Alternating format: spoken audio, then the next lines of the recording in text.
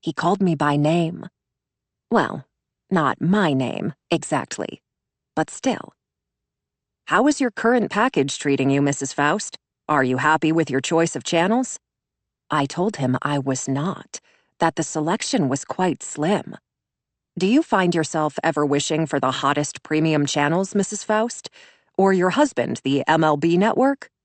I told him I did, that I wished for that all of the time, that I longed to watch movies on HBO or Showtime. "They're not part of our current package, are they, sir?"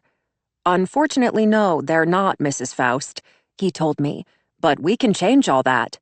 We can change it right now over the phone. This is a great time to upgrade, Mrs. Faust." His offer was hard to refuse. I couldn't say no. I set the phone back into its cradle. I left my casserole where it was. I ran my hands over the countertop. I opened and closed drawers, fiddled with the knobs of the gas range. I turned the dial, bypassed the ignition valve. It didn't take long for the smell of gas to reach my nose. I moved to the living room, laid my fingers on photographs, sat on the sofa, played the piano.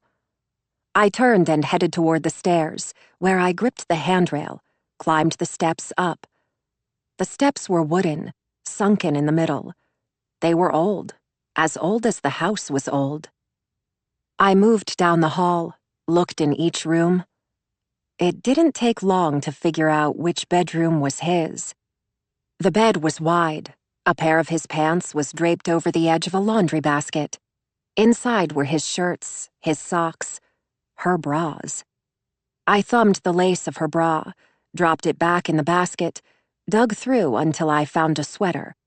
It was brown wool, a cardigan, ugly and worn, but warm. I slipped my arms into it, ran my fingers along the ribbed trim, touched the buttons. I sank my hands into the big apron pockets, did a little spin. I went to Sadie's dresser, where her jewelry hung from a stand. I draped a necklace over my neck, slipped a bracelet over my wrist. I slid open a drawer, found makeup there. I watched Dawn in the attached mirror as I patted my nose with her powder puff, as I swept her blush across my cheeks. "Don't you look lovely, Mrs. Faust?" I said to my reflection, though I'd always been so much prettier than Sadie. But even so, if I wanted to, I could do my hair like hers. I could dress like her, pass myself off as Mrs. Faust, persuade others to believe that I was Will's wife, his chosen one, if I wanted to. I went to the bed, grabbed a hold of the top sheet and pulled it back. The sheets were soft, gray, the kind with a high thread count, no doubt expensive. I ran my hands over the sheets. I fingered the hem. I sat on the edge of the bed. I couldn't help myself. I had to get inside. I slipped my feet under the sheets, moved down beneath the covers. I lay on my side, closed my eyes a while, pretended Will was beside me in bed. I was gone before he came back. He never knew I was there. I was there at the pier when he came. The day was dingy, gray. The clouds sank from the sky. They fell to street level, like smog. Everyone and everything was blurred because of it. Everyone was gray. There were people outside just for the hell of it, as if they liked this, the dreary cold. They stood staring at the ocean, watching a dot at sea that may or may not have been the ferry. It moved in, getting closer, leaving small boats behind. They rolled back and forth in the ship's wake. The wind cut through me like a knife. I stood with my ticket in hand, holed up behind the ticket booth, waiting for Will to come. I spotted him as he made his way down the street for the dock. His smile was electric. My heart beat hard. But he wasn't smiling at me. He was smiling at the hoi polloi, making small talk with the commoners. I waited behind the ticket booth, watched him take his place at the end of the line. I waited, then fell in line behind him, a handful of people between us. I draped a hood over my head. With sunglasses, I hid my eyes. The ferry was the last of us to arrive. We paraded across the bridge, prisoners on a death march. There were holes in the bridge, one of those you see straight through to the churning water below. I saw seaweed. I smelled fish. Will went up the steps to the upper deck. I sat where I could watch him without being seen. I couldn't take my eyes off him. I watched as he stood at the stern of the ship, as he gripped the guardrail, as he stared at the shoreline as it slipped from view. The water beneath us was briny and brown. Ducks circled the boat. I watched the whole time. Will stood like a ship's figurehead, Poseidon, god of the sea, keeping watch over the ocean. My eyes orbited his body, traced the shape of his silhouette. They circled his wind-blown hair, rounded his broad shoulder, slipped down an arm, counted each fingertip. They followed the seam of his jeans from his thighs to his feet, dropped beneath the soles of his shoes, went up the other side, the same way they came down. Feet to thighs, to fingers. I ran my hands through his hair, remembered what it felt like when his hair got tangled up in the webs of my hands. 20 minutes or so, it went on this way. The shore came closer. Buildings got larger. All the while, they were there, blocks on the horizon. But all of a sudden, they were big and gray, like everything else that day. When the ferry docked, I followed Will from the boat and across a pier. Somewhere on the other side of it, we hopped a bus. I dug in my bag, happy to see I had a Metra card. I climbed aboard. I found a seat behind him. The bus clomped along, shuttling us across town. It wasn't long before we arrived. Another college campus. More buildings covered in brick. I fell back into my usual routine, following Will as he walked, mirroring him, keeping 20 paces behind all the time. I watched as he made his way to a building. I climbed the steps 30 seconds after he did. I followed him to a classroom, stood in the hallway, and listened to him speak. His voice, it was easy on the ears, like a babbling brook, the exhilarating rush of a waterfall. It excited and subdued me all at the same time, made me weak in the knees. Will got all fired up, aroused, talking about population density, about people living in overcrowded conditions, drinking dirty water. I pressed my back to the wall and listened, not to his words, those meant nothing to me, but to the sound of his voice. There, in the hallway, I closed my eyes, made believe every word out of his mouth was a secret message meant just for me. When people came tumbling out, they were loud, raucous. I stepped in when the room was empty. He stood at the front of the room. A wave of relief washed over him when he saw me. He was happy to see me. He was smiling, this full-out smile that he tried to hide but couldn't. The corners of his lips turned up on their own. "I can't believe it," he said, coming to me, scooping me up into his arms. "I can't believe you're here. What are you doing here?" he asked. I told him, "I came to see you. I missed you." He asked, "How did you know where to find me?" I said with a wink, "I followed you here. I think you have a stalker, Professor Faust." Sadie. I jog home from the coffee shop. The temperatures have dropped even more than before. The rain has turned to sleet, striking me in the eyes so that I stare only at the concrete as I run. It comes down heavy and thick, sticking to my clothing. Before long, this sleet will be snow. As I approach our house, I hear the sound of a car engine idling nearby, up the hill ahead of me. I lift my eyes in time to see a Crown Victoria parked at the end of the Nilssons' drive. The engine is running. Exhaust fumes drifting past the red taillights and into the cold air. There's a man standing beside the Nilssons' mailbox. On a day such as this, no one should be outside. I slow down my pace, put a hand to my brow to repel the sleet. My view of the man is obstructed because of the weather and the distance. But it doesn't matter. I know who it is. I've watched this same scene before. There, not 50 yards from where I stand, is Officer Berg. He hovers behind the rear of his Crown Victoria with an item in hand. He looks around to be sure no one's watching before forcing it into the Nilssons' mailbox. I manage to slip behind a tree just in time. Officer Berg has done this before, the same day he interrogated Will and me in our home. I watched after he left, as he drove to the Nilssons' mailbox and left something there that day too. It's the circumspection that piques my interest the most.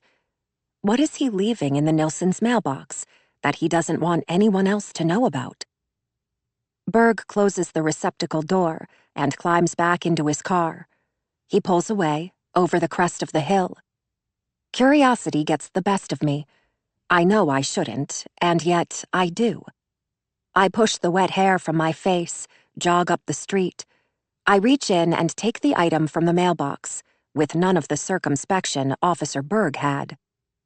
Nearby, under the canopy of a tree, I see that it's an unmarked envelope, sealed shut, with a sheaf of paper packed inside. I hold the envelope up to the negligible light. I can't be certain, but I'm quite sure it's a wad of cash. The rev of a car engine in the distance startles me. I thrust the envelope back in the mailbox and walk quickly home. It's mid-morning, but for as dreary as it is outside, it might as well be the middle of the night. I hurry inside my home, closing and locking the door behind myself. The dogs come running to greet me, and I'm grateful for their company. I turn away from the window. In the foyer, I trip over something. It's a toy, one of Tate's toys, which, upon closer inspection, is a doll. I think nothing of it, the fact that it's a doll. We're not into gender-specific toys in our home. If Tate wants to play with a doll over Transformers, so be it. But it's the placement of it that upsets me, lying in the middle of the foyer so that someone might trip. I kick it aside, taking my anxiety out on the poor doll. I call Will, but he's in the middle of a lecture. When he finally gets a chance to call me back, I tell him about the coroner report, about the boning knife. But Will already knows, because he read about it once he reached the mainland this morning. It's horrible, he says, and together we chew over how tragic and unthinkable the whole thing is. Are we safe here? I ask Will, and when he hesitates, because how can either of us know if we're safe, I say decisively, I think that we should leave. Before he can argue, I say, Imogen would come with us, of course. What I don't say is that on our turf, we'd have the upper hand. I'd feel a sense of control over Imogen that I don't feel now. Leave and go where? Will asks. But it seems so obvious to me, the way that our fresh start isn't so fresh after all. Our stay in Maine has been stormy, to say the least. If anything, our lives have gotten worse since being here. Home, I tell him, but he only asks, where is home anymore, Sadie? And at those words, my heart aches. Our Chicago condo, the one where Will and I spent our entire married lives until now, is gone, sold to a couple of millennials. My job at the hospital is gone too, no doubt replaced with some young recent med school grad. Otto can never return to his public school, nor Tate to his, not because of anything he did, but because he's guilty by association. They'd both need to go to some private school, and on Will's salary alone, assuming he could even get his old job back, that would never work. When I say nothing, Will says, let's talk about this when I get home. And I say, okay. I end the call and make my way into the kitchen to start the tea kettle. As I cross into the kitchen, I see our knives, and am stricken with a morbid curiosity to see for myself what a boning knife is, what one looks like, to hold it in my hand. Will has a set of knives he keeps in a wooden block on the counter, just out of reach of Tate's inquisitive hands. I go to the block. I don't know what a boning knife is, but an internet search tells me I'm looking for an arched blade with a very sharp point, 5 to 9 inches long. I yank on the handles of the knives, pulling them out in turn to examine their blades. It doesn't take long to see that there's no knife matching the description in the block. Furthermore, I see that one space on the wooden block is empty. This set of 21 knives only contains 20. One knife is gone. My imagination gets the best of me. I try to stay calm, sensible, remembering again about Occam's razor. Maybe some other knife belongs here. Maybe Will doesn't own a boning knife. Maybe the missing knife is in the sink, though I look and it's not. Maybe Will lost that knife long ago, or it got placed in the cutlery drawer by mistake. I pull open the drawer, rifle through Alice's modest collection of knives, steak and dinner knives mostly, a paring knife, one with a serrated edge. But it's not there. I think of Imogen in our bedroom at night. You hear stories about children murdering their parents in the middle of the night. It happens. It's not that far-fetched.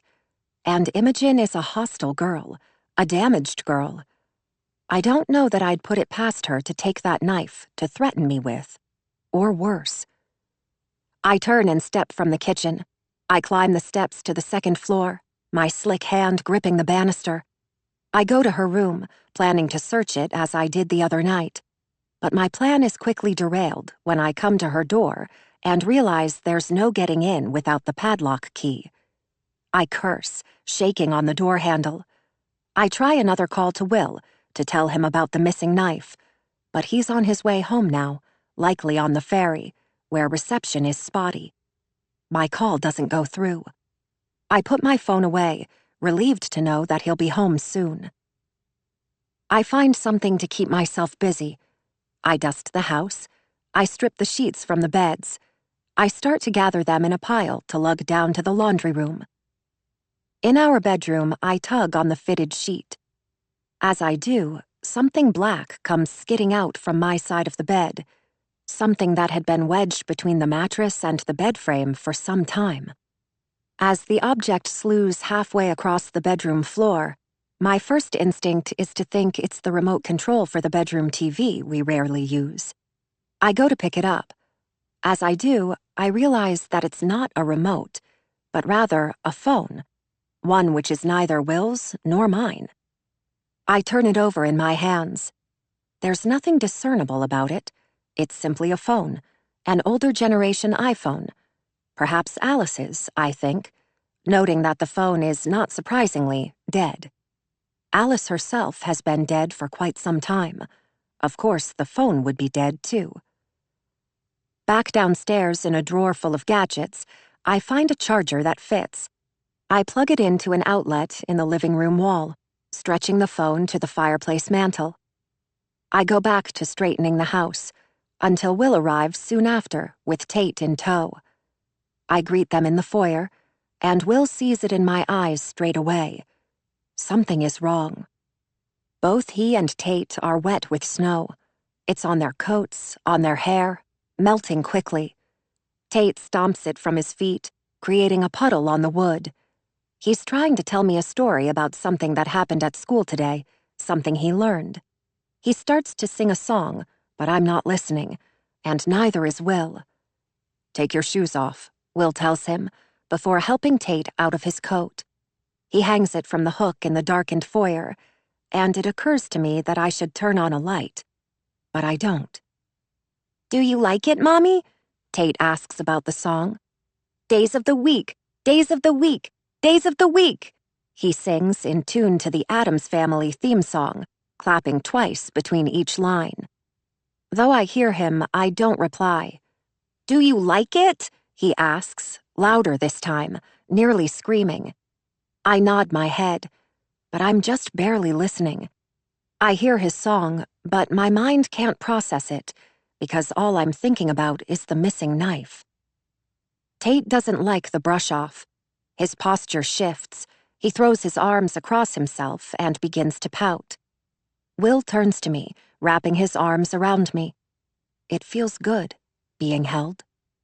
I've looked into home security systems, he tells me, returning to the conversation we started on the phone earlier today about whether or not we're safe here.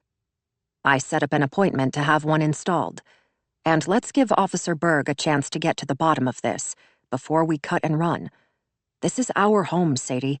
Whether we like it or not, for now, this is our home. We have to make do. I pull back from his embrace. He's trying to be reassuring, but I don't feel reassured.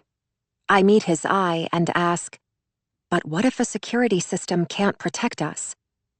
His look is quizzical. What do you mean? He asks. What if there's a threat inside our home? You mean as if someone got past the security system?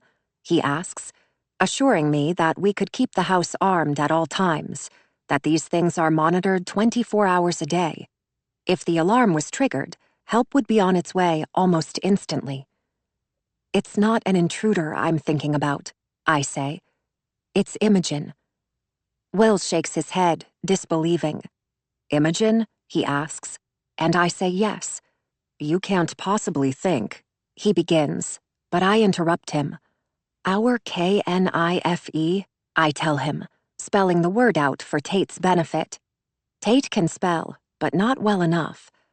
Our boning, K-N-I-F-E, isn't here.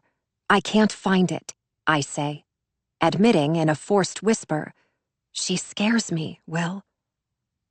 I think about her in our bedroom the other night, watching us sleep. The strange exchange we had in the hallway. The photograph of her dead mother that she carries around on her phone. These are abnormal behaviors. And then there's the padlock on her bedroom door. There's something in there she doesn't want us to find, I say, finally admitting to him that I was in there the other day, before the lock was installed. I tell him about the picture I found, with the man's face scratched off, the Dear John note, the condoms. She's been sleeping with someone, I tell him, a married man, I think, based on the content of the note. Will doesn't say much to this. He's more disappointed that I would violate her privacy by snooping through her room. What he does say, however, is that there's nothing criminal about sleeping with a married man. She's 16, Will reminds me. 16-year-olds do stupid things all the time. You know why she put that lock on the door? Will asks, saying before I can reply. She's a teenager, Sadie, that's why. She doesn't want people coming into her room. How would you feel if she went snooping through your stuff? He asks. It wouldn't matter, I tell him. I have nothing to hide. But Imogen is an angry girl with a short fuse, Will. I argue. She worries me. Try putting yourself in her shoes, Sadie.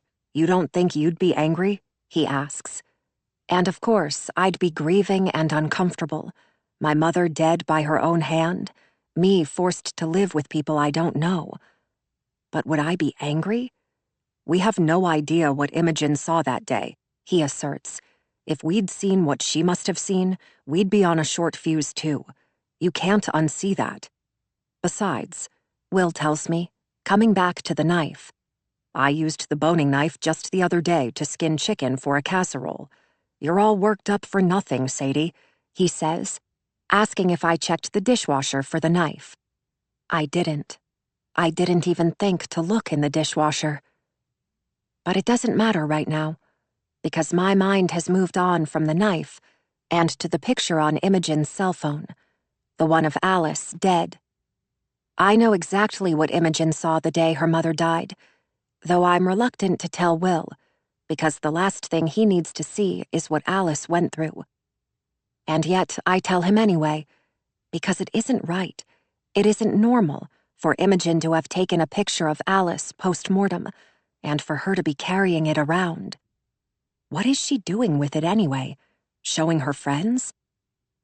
I look away from Will. I confess to him that I do know what Imogen saw. Imogen took a picture that day, before the coroner took Alice away. She showed it to me, I say. Will grows suddenly silent for a moment. He swallows hard. She took a picture? He asks after some time. I nod. What did she look like? He asks, meaning Alice. I'm generally nondescript. Well, she was DEAD, I tell him, treading lightly. But she looked peaceful. I lie. I don't tell him about claw marks, the severed tongue. I don't tell him about the state of the attic, the toppled storage boxes, the broken lamp, the pitch-pulled telescope. But I recreate them in my mind, imagining Alice's thrashing body knocking into these things, toppling them, as her oxygen supply was siphoned off. As I dredge up the images of them, something gets under my skin, because I picture the boxes and the lamp overturned, and yet the step stool, the one Alice used to raise herself up to the height of the noose, stood upright. I remember that now. How could the very thing that Alice would have needed to kick away to go through with the suicide not be overturned? Even more, the stool was out of reach of Alice's body, which makes me think someone else yanked it from beneath her feet. In which case, was it even a suicide? Or was it murder? I turn white. A hand goes to my mouth. What's wrong? Will asks. Everything all right? I shake my head, tell him no, I don't think so. I just realized something, I say, and he asks with urgency, what? The picture of Alice, on Imogen's phone, I say. What about it? He asks. The police hadn't come yet when Imogen took the picture. It was only Imogen, I say, wondering how much time lapsed in between her arriving home and calling the police. Was it enough time for Imogen to stage a suicide? Imogen is tall, but she's not heavily built. I can't imagine she'd have had the strength to haul Alice to the 3rd floor, even if Alice was drugged and unconscious, unable to fight back. To hoist her up and into the noose? Not alone. Someone would have had to help her. I consider the friends she smokes with while waiting for the ferry to arrive, clad in all black, rebellious and oppositional, full of self-loathing. Would they have helped? In the picture, Will, the step stool we found in the attic, the one Alice would have had to use to do what she did, everything else was knocked over, but the stool remained upright, and it was too far away for Alice to reach. If she'd been alone, the stool would have been knocked over, and it would have been much closer to her feet. He shakes his head. What are you getting at? He asks, and I see a change come over him. His posture shifts. Ruts form between his eyes. He frowns at me. He knows what I'm suggesting.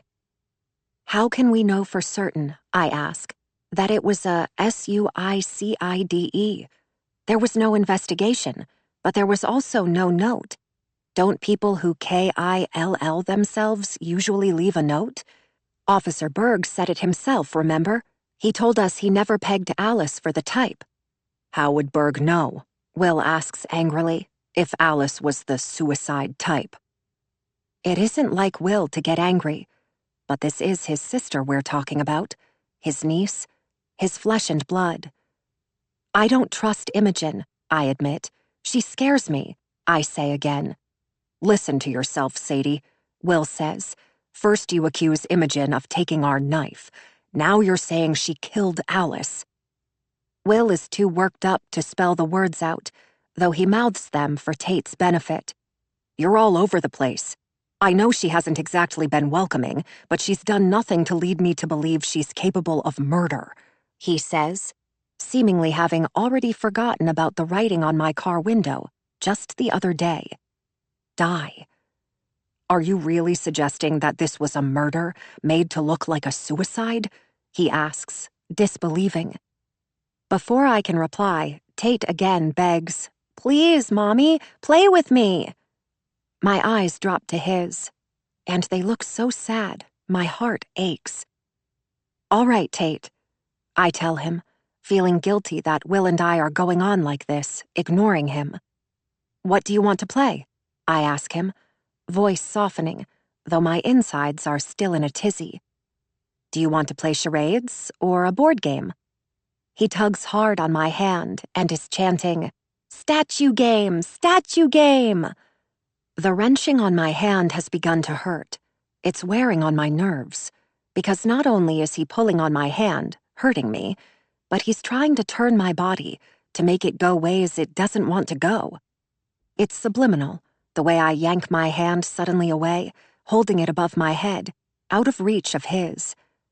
I don't mean to do it, but there's an immediacy to it, so much so that Tate flinches, like he's been slapped. "Please, Mommy," Tate begs, eyes suddenly sad as he stands before me and leaps for my hand. I try to be patient, I really do, but my mind is whirling in a dozen different directions, and I don't know what Tate means by this statue game. He's begun to cry. Not a real cry, but crocodile tears, which wear on me even more. That's when I catch sight of the doll I kicked aside over an hour ago. Her limp body is pressed against the wall. "Put your toys away and then we'll play," I tell him. And he asks, "What toys?" "Your doll, Tate," I say, losing patience. "Right there," I tell him, motioning to the floppy doll with her frizzy hair and marble-like eyes. She lies on her side, dress torn along a seam, one shoe missing. Tate's look is leery. "It's not mine," he says, as if this is something I should know. But of course it's his. It's not like any of the rest of us still play with toys. And my first thought is that Tate is embarrassed for having been caught playing with a doll. "Put it away," I say. And Tate comes back with a quintessential childish reply. "You put your doll away," he says, hands on hips, tongue thrust out at me. It startles me. It's not like Tate to act this way. Tate is my good boy, the kind and obedient one. I wonder what's gotten into him. But before I can answer, Will does so for me. "Tate," he says, voice stern. "Do as your mother says and put your toy away. Right now," he says, "or your mother won't play with you." Having no choice, Tate picks the doll up by a single leg and carries her upside down to his bedroom. Through the floors, I hear the thump of her plastic head hitting the hardwood. When he returns, Tate chants, "Statue game, statue game," over and over again, until I'm forced to admit that I don't know what this statue game is, that I've never played it before, that I've never heard of it. It's then that he snaps and calls me a liar. "Mommy is a liar," is what he screams, taking my breath away. He says, "Yes, you do," as his crocodile tears turn to real tears. "You do know what it is, you liar." I should reprimand him, I know, but I'm speechless and stunned. For the next few seconds, I can't find the words to speak as Tate scampers from the room, bare feet sliding on the wooden floors. Before I can catch my breath, he's gone. In the next room, I hear his body drop to the ground. He's thrown himself down somewhere, as limp as the doll. I do nothing. Will steps closer, his hand brushing the hair from my eyes. I close my eyes and lean into his touch. "Maybe a warm bath would help you relax," he suggests. And it's only then that I remember I haven't showered today, that instead I'm wet through from the run in the rain. My clothes, my hair, have yet to completely dry. There's a smell to me. It's not a good one. "Take your time," Will tells me. "Tate and I will be fine. I'll take care of this," he says. And I feel grateful for that Will clean up this mess I've made with Tate. By the time I return from my bath, everything will be as good as new. On the way upstairs, I call back to Tate that we'll play something just as soon as I'm through. "Okay, buddy?" I ask, leaning over the banister where I see him, body thrown across the arm of the sofa, tears seeping into the marigold fabric. If he hears me, he makes no reply. Beneath my feet, the steps creak. Upstairs in the hall, I find the sheets stripped from the beds, just where I left them. I'll replace them later, put them back on the beds just as dirty as they were when I took them off. The darkness of the outside world seeps into the home, making it hard to believe it's not the middle of the night. I flip a light in the hallway on, but then just as quickly turn it off, on the off chance that someone is standing in the street, staring through the windows at Will, Tate, and me. Mouse. Not long after they brought Bert the guinea pig home, he started getting fat, so fat that he could barely move. He spent his days laid out, flat on his big belly like a parachute. Her father and fake mom told Mouse she was feeding him too many carrots. That was why he was getting fat. But Mouse couldn't help herself. Bert loved those carrots. He made a squealing sound every time Mouse brought him some.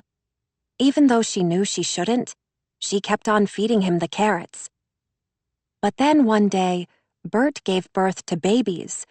That was how Mouse knew that Bert wasn't a boy after all, but that he was a girl, because she knew enough to know that boys don't have babies. Those babies must have already been inside Bert when they got her from the pet store.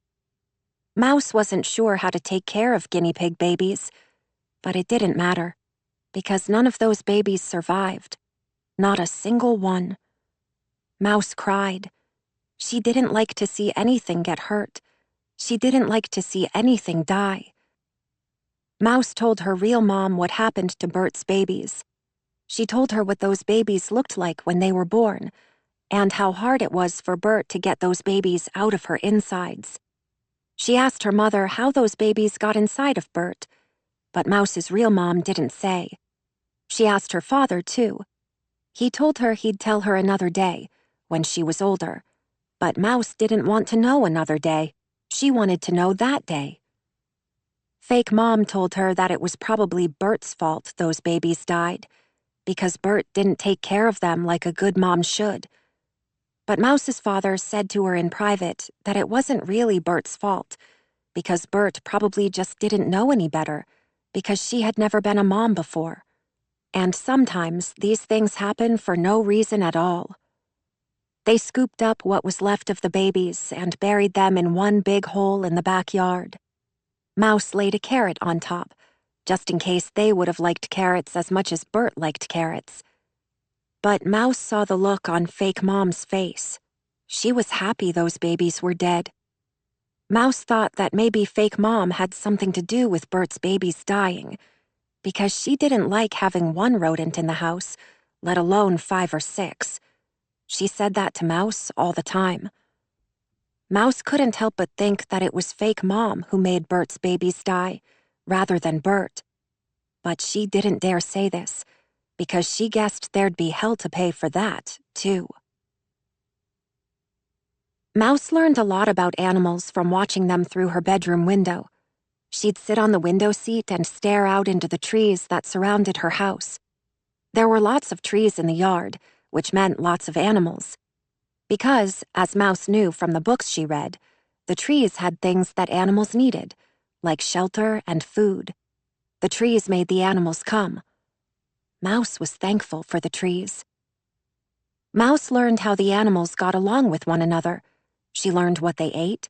She learned that they all had a way of protecting themselves from the mean animals who wanted to hurt them. The rabbits, for example, ran real fast. They also had a way of snaking around the yard, never going in a straight line, which made it hard for the neighbor's cat to catch up with them. Mouse played that out in her bedroom sometimes.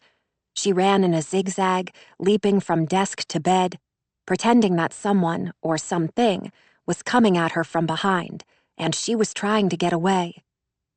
Other animals, Mouse saw, used camouflage. They blended right into their surroundings. Brown squirrels on brown trees, white rabbits in white snow. Mouse tried that, too. She dressed in her red and pink striped shirt, lay on her rag rug, which was also red and striped. There, she made believe she was invisible on account of her camouflage, that if someone came into the room, they'd step right on her because they couldn't see her lying here. Other animals played dead or fought back. Still others came out only at night so they wouldn't be seen. Mouse never saw those animals. She was asleep when they came out. But in the morning, Mouse would see their tracks across the snow or dirt. That's how she'd know they'd been there. Mouse tried that, too. She tried to be nocturnal. She left her bedroom and tiptoed around her house when she thought her father and fake mom were asleep. Her father and fake mom slept in her father's room on the first floor. Mouse didn't like how fake mom slept in her father's bed, because that was her father's bed, not fake mom's. Fake mom should get her own bed, in her own bedroom, in her own house. That's what Mouse thought. But the night Mouse was nocturnal, fake mom was not asleep in her father's bed. That's how she knew that fake mom didn't always sleep, that sometimes she was nocturnal too. Because sometimes she stood at the kitchen counter, with not one light on, talking to herself, though never anything sensible, but just a bunch of poppycock. Mouse said nothing at all when she found fake mom awake like that, but quietly turned and tiptoed back the way she came from, and went to sleep. Of all the animals, Mouse liked the birds the best, because there were so many different kinds of birds. Mouse liked that they mainly all got along, all except for the hawk, who tried to eat the rest of them, which she didn't think was nice. But Mouse also thought that was kind of how people are, how they mainly get along, except for a few who try to hurt everyone else. Mouse decided that she didn't like the hawk, because the hawk was ruthless and sneaky and mean. It didn't care what it ate, even if it was baby birds. Especially, sometimes, if it was baby birds, because they didn't have it in them to fight back. They were an easy target. The hawk had good eyesight, too. Even when you didn't think it was watching, it was, like it had eyes on the back of its head. In time, Mouse came to think of fake mom a little bit like that hawk, because she started picking on Mouse more and more when her father went to his other office or when he was talking on the phone behind the closed door. Fake mom knew that Mouse was like one of those baby birds who couldn't defend herself in the same way a mom or dad bird could. It wasn't as if fake mom tried to eat Mouse like the hawks tried to eat the baby birds. This was different, more subtle, bumping Mouse with her elbow when she passed by, stealing the last of the Salerno butter cookies from Mouse's plate, saying at every chance she could how much she hated mice, how mice are dirty little rodents. Mouse and her father spent a lot of time together before fake mom arrived. He taught her how to play catch, how to throw a curveball, how to slide into second base with a pop-up slide. They watched old black and white movies together. They played games, Monopoly, and card games, and chess. They even had their very own made-up game that didn't have a name, just one of those things they came up with on a rainy afternoon. They'd stand in the living room, spin in circles until they were both dizzy. When they stopped, they froze in place, holding whatever silly position they landed in. The first one to move was the loser, which was usually Mouse's father, because he moved on purpose so that Mouse could win, same as he did with Monopoly and chess. Mouse and her father liked to go camping. When the weather was nice, they'd load their tent and supplies into the back of her father's car and drive into the woods. There, Mouse would help her father pitch the tent and gather sticks for a campfire. They'd roast marshmallows over the fire. Mouse liked it best when they were crispy and brown on the outside, but mushy and white inside. But fake mom didn't like for Mouse and her father to go camping, because when they did, they were gone all night. Fake mom didn't like to be left alone. She wanted Mouse's father home with her. When she saw Mouse and her father in the garage, gathering up the tent and the sleeping bags, she'd press in close to him in that way that made Mouse uncomfortable. She'd lay her hand on Mouse's dad's chest and nuzzle her nose into his neck like she was smelling it. Fake Mom would hug and kiss him and tell Mouse's father how lonely she was when he was away, how she got scared at night when she was the only one home. Mouse's father would put the tent away, tell Mouse, another time. But Mouse was a smart girl. She knew that another time really meant never. Sadie. I step into an exam room to find Officer Berg waiting for me. He isn't sitting on the exam table when I come in, as other patients would do. Instead, he ambles around the room, tinkering with things. He lifts the lids off the sundry jars, steps on the foot pedal of the stainless steel garbage. As I watch, he helps himself to a pair of latex gloves, and I say, "Those aren't free, you know." Officer Berg stuffs the gloves back into the cardboard box, saying, "You caught me," as he goes on to explain how his grandson likes to make balloons with them. "You're not feeling well, officer?" I ask, as I close the door behind myself and reach for his file, only to find the plastic box where we leave them empty. My question is rhetorical, it seems. It comes to me quite quickly then that Officer Berg is feeling fine, that he doesn't have an appointment, but that he's here to speak with me. This isn't an exam, but rather an interrogation. "I thought we could finish our conversation," he says. He looks more tired today than he did before, the last time I saw him, when he was already tired. His skin is raw from the winter weather, wind-blown and red. I think that it's from all the time spent outdoors, watching the ferry come and go. There have been more police than usual around the island, detectives from the mainland trying to step on Officer Berg's toes. I wonder what he thinks of that. The last time there was a murder on the island, it was 1985. It was gory and ghastly, and still unsolved. Crimes against property are frequent, crimes against persons, rare. Officer Berg doesn't want to end up with another cold case when the investigation is through. He needs to find someone to pin this murder on. "Which conversation is that?" I ask, as I set myself down on the swivel stool. It's a decision I regret at once, because Officer Berg stands 2 feet above me now. I'm forced to look up to him like a child. He says, "The one we began in your car the other day." And I feel a glimmer of hope for the first time in days, because I now have the evidence on my phone to prove I didn't argue with Morgan Baines the day Mr. Nilsson says I did. I was here at the clinic that day. I say to Officer Berg, "I told you already, I didn't know Morgan. We never spoke. Isn't it possible that Mr. Nilsson is mistaken? He is getting on in years," I remind him. "Of course it's possible, Dr. Faust," he begins, but I stop him there.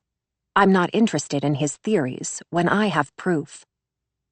"You told me that the incident between Morgan and me happened on December 1st, a Friday," I say, as I retrieve my cell phone from the pocket of my smock. I open the Photos app and swipe across each image until I find the one I'm looking for. "The thing is that on December 1st, I say when I find it, I was here at the clinic, working all day. I couldn't have been with Morgan, because I can't be in 2 places at one time, can I?" I ask, my words rightfully smug. I hand him my phone so he can see for himself what I'm talking about. The photograph of the clinic's dry erase calendar where Emma has written my name, scheduling me for a 9-hour shift on Friday, December 1st. Officer Berg looks it over. There's this moment of hesitation before the realization sets in. He gives in. He nods. He drops to the edge of the exam table, eyes locked on the photograph. He rubs at the deep trenches of his forehead, mouth tugging down at the corners into a frown. I would feel sorry for him if he wasn't trying to pin Morgan's murder on me. "You've looked into her husband, of course," I say. And only then do his eyes rise back up to mine. "And his ex-wife?" What makes you say that? He asks. Either he's a good liar, or he seriously hasn't considered that Jeffrey Baines killed his wife. I don't know which I find more disconcerting.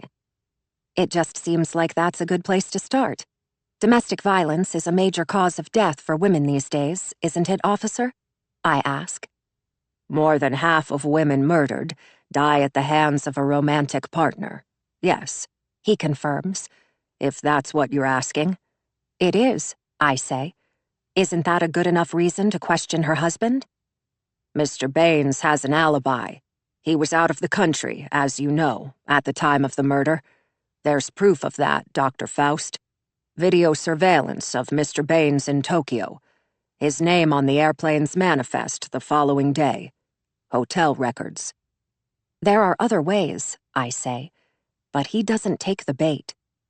He says instead that in cases of domestic violence, quite often men fight with their fists, while women are the first to reach for a weapon.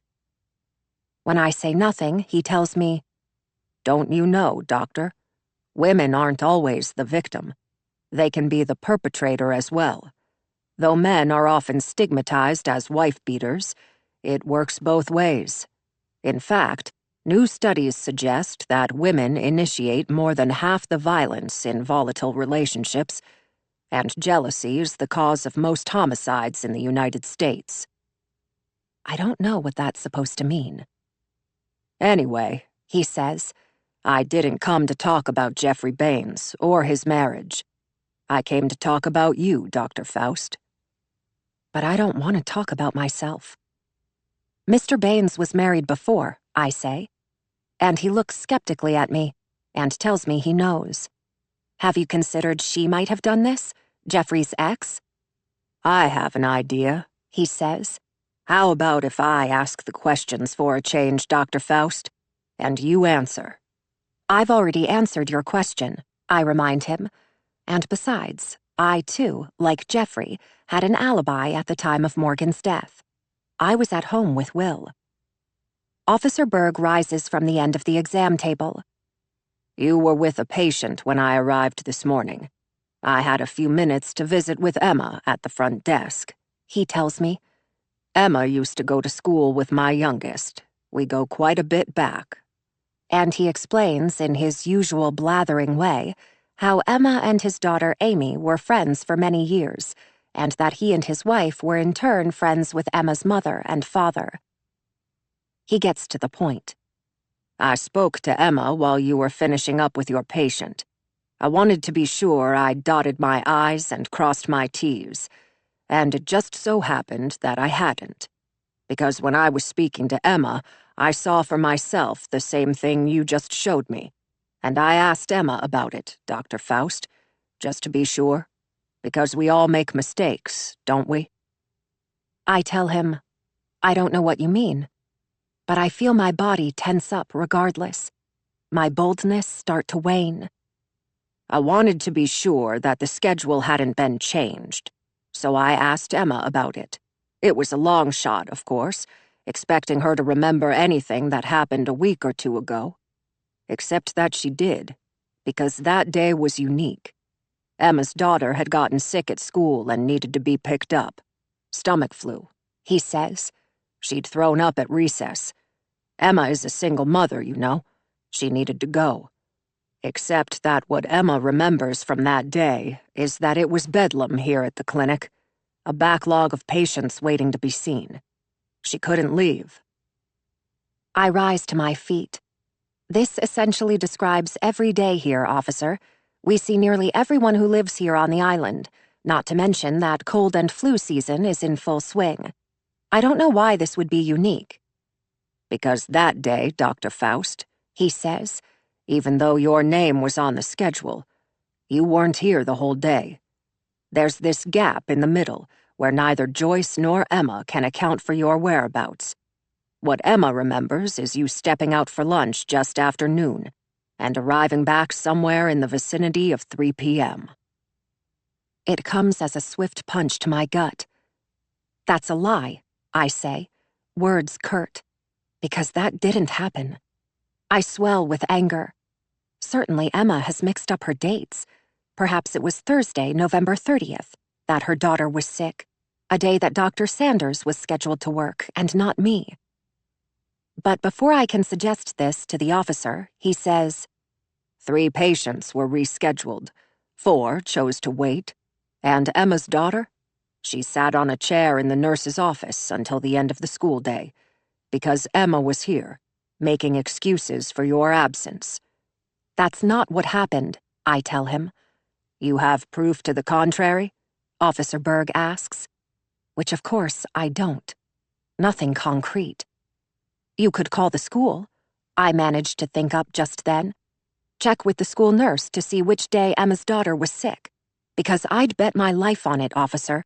It wasn't December 1st. The look he gives me is leery. He says nothing. I'm a good doctor, is all I can think in that moment to say. I've saved many lives, officer, more than you know. And I think of all those people who would no longer be alive if it wasn't for me. Those with gunshot wounds to vital organs, in diabetic comas and respiratory distress. I say it again. I'm a good doctor. Your work ethic isn't what concerns me, Doctor, he says. What I'm trying to get at is that on the afternoon of the 1st, between the hours of 12 and 3, your whereabouts are unaccounted for. You have no alibi. Now, I'm not saying you had anything to do with Morgan's murder, or that you are somehow an unfit physician. What I'm saying is that there seems to be some ill will between you and Mrs. Baines, some sort of hostility that needs explaining, as do your lies. It's the cover-up, Dr. Faust. That's often worse than the crime. So why don't you just tell me? Just go on and tell me what happened that afternoon between you and Mrs. Baines, he says. I cross my arms against my chest. There's nothing to say. Let me let you in on a little secret, he says in response to my silence. This is a small island, and stories spread quick. Lots of loose lips. I don't know what that has to do with anything, he says. Let's just say that yours wouldn't be the first husband who ever had eyes for Mrs. Baines. And then he offers a flinty stare, waiting for some response, for me to become indignant. I won't give in. I swallow hard. I force my hands behind me. They've begun to shake. Will and I are happily married, madly in love, I say, forcing my eyes on his. Will and I were madly in love, once. It's a half-truth, not a lie. The lie comes next. Will has never had eyes for any woman but me. Officer Berg smiles, but it's a tight-lipped smile, a smile that says he knows better than to believe this. Well, he says, careful with his words. Mr. Faust is a very lucky man. You're both lucky. Happy marriages these days are a rare bird. He raises his left hand to show me the bare ring finger.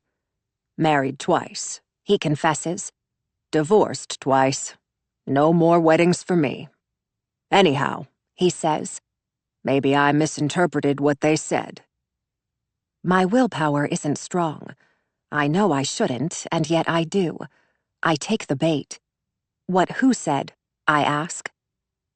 He tells me, the mothers at the school pickup line. They stand in clusters outside the gate, waiting for their kids to be released. They like to talk, to gossip, as I'm sure you know. For most, it's the only adult conversation they have all day, until their husbands come home from work.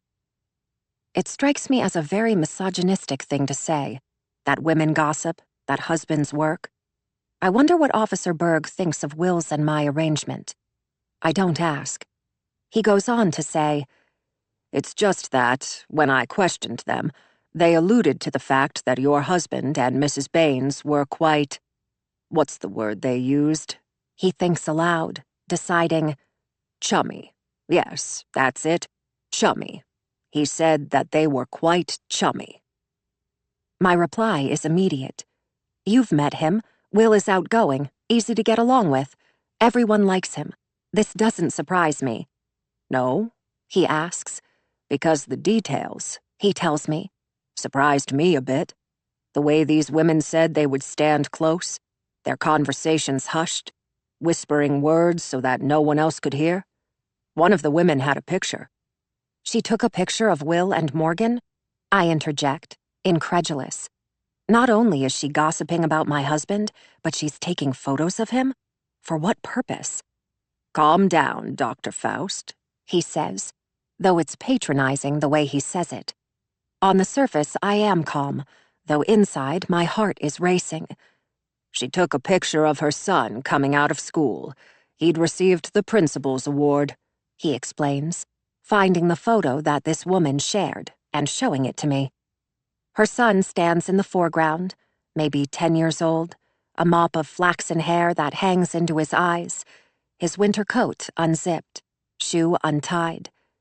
In his hands, he holds a certificate that reads Principal's Award, a big deal in elementary school, though it shouldn't be.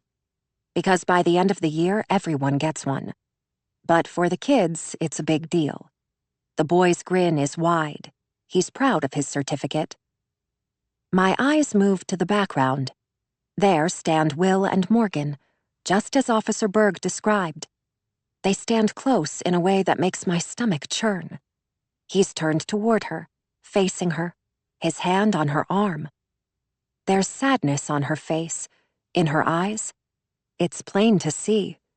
His torso is bent at the waist so that he slopes into her by 20 or 30 degrees. His face is only inches from hers. His lips are parted, eyes locked on hers. He's speaking to her, telling her something. What was Will telling her when this picture was taken? What was he saying that he had to be standing so close to say it? Looks a little suspect, if you ask me, Officer Berg says, snatching the photograph from me. I didn't ask. I think aloud, getting angry, unable to stop the words that come next. I saw you. I remember just then. I saw you put something into the Nilssons' mailbox, officer. Twice. It was money, I say. An indictment. Officer Berg remains composed. How did you know it was money? I was curious, I tell him. I watched you.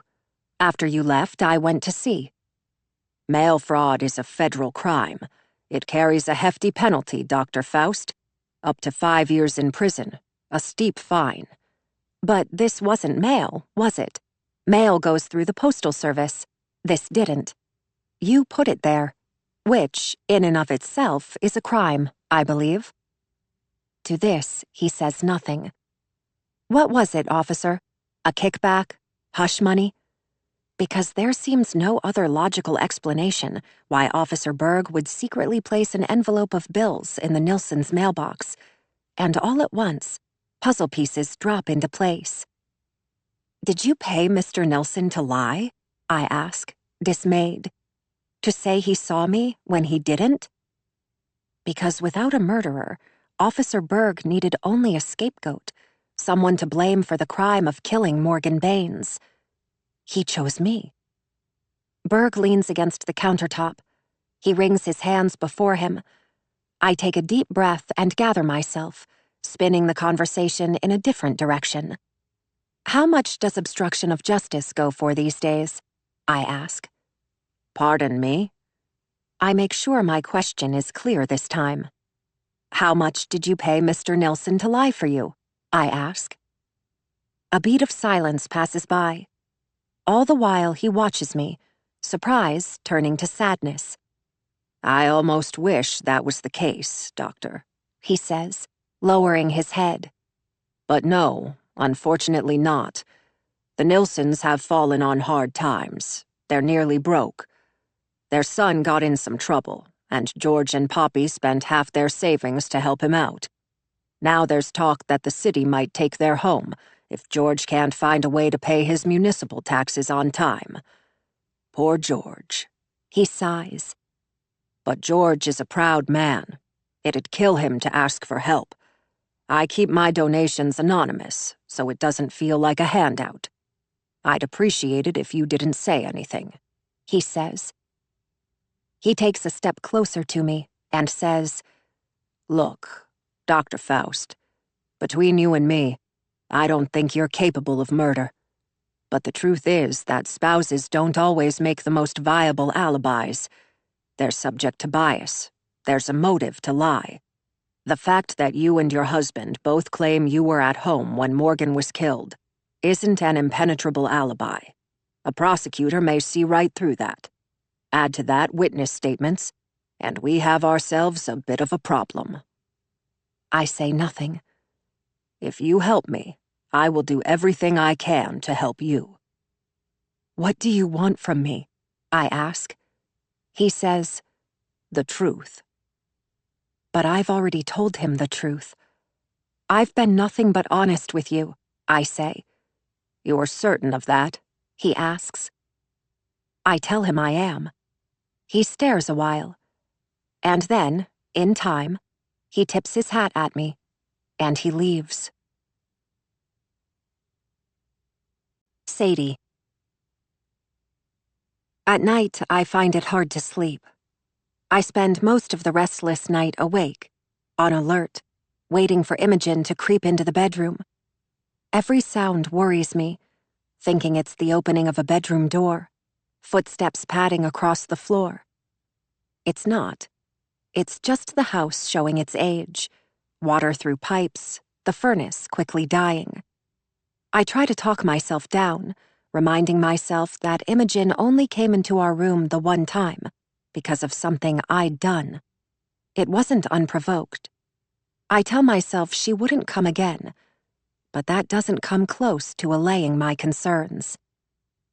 I'm also thinking about the photograph Officer Berg showed to me. I wonder if, in the photograph, Will was consoling Morgan because she was already sad, or if Will had said or done something to make her sad. What power would my husband have over this woman to make her sad? In time, morning comes. Will goes to start breakfast. I wait upstairs as Imogen, just down the hall, gets ready for school.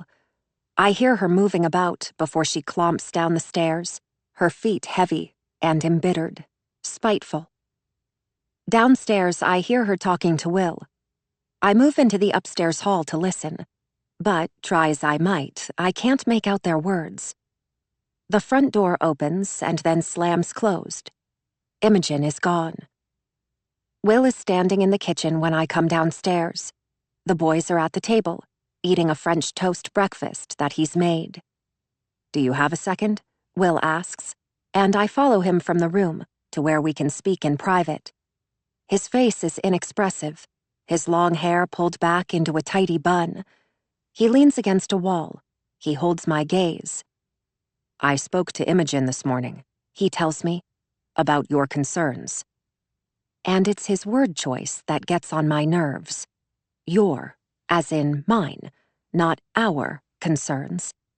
I hope he didn't approach the conversation with Imogen that same way, because then she'd hate me more than she already does. I asked her about the photograph you said you saw on her phone. I wanted to see it. He chooses his words carefully. That's not lost on me. You said you saw. And? I ask, sensing his hesitation. He drops his gaze. Imogen has done something, I think. Did she show you the picture of Alice? I ask, hoping that Will, too, saw the same thing I saw. The step stool standing vertical, far out of reach of Alice's dangling feet. The half of the night I wasn't kept awake thinking about Will and Morgan, I was thinking about this. How a woman could spring 5 feet from a stool and land with her head in a noose. I looked at her phone, Will says. I looked through all the pictures, 3,000 of them. There was nothing there like what you described, Sadie, he says. My blood pressure spikes. I feel hot all of a sudden, and angry. She deleted it, I say, rather matter-of-factly, because of course she did. It was there, Will. Did you check the recently deleted folder? I ask him, and he tells me he did check the deleted folder. It wasn't there either. Then she permanently deleted it, I say. Did you ask her about it, Will? I did, Sadie. I asked her what happened to the photograph. She said there never was a photograph. She couldn't believe you'd make something like this up. She was upset. She thinks you don't like her. At first, I say nothing. I can only stare, struck dumb by his statement. I search Will's eyes. Does he, too, think I made this up? Tate calls to Will from the kitchen. He's hungry for more French toast. Will goes to the kitchen. I follow along. She's lying, you know. Otto at the table gives me a look as I say it. Will dishes another slice of French toast onto Tate's plate. He says nothing. His lack of a reply hits a raw nerve, because if he doesn't believe Imogen lied, then he's suggesting I did. Look, he says, let me think on this a little while, figure out what to do. I'll see if there's a way to recover deleted photos. Will hands me my pills, and I swallow them with a swig of coffee. He's dressed in a Henley and cargo pants, because he teaches today, his work bag packed and waiting by the door for him to go. He's reading a new book these days. It's there, jutting out from his work bag on the floor. A hardcover with a dust jacket, the spine of which is orange. I wonder if Aaron's photograph is inside this book, too. Tate stares sideways at me from the table. Though I've tried to apologize, he's still mad at me for what happened the other day with the doll and his game. I decide to pick up a new Lego kit for him today. Legos make everything better. Otto and I go. He's quieter than usual in the car. I see in his eyes that something is wrong. He knows more than he lets on, about the tension in Will's and my marriage, about Imogen. Of course he does. He's a 14-year-old boy. He isn't stupid. Is everything okay? I ask. Anything you want to talk about? His reply is short.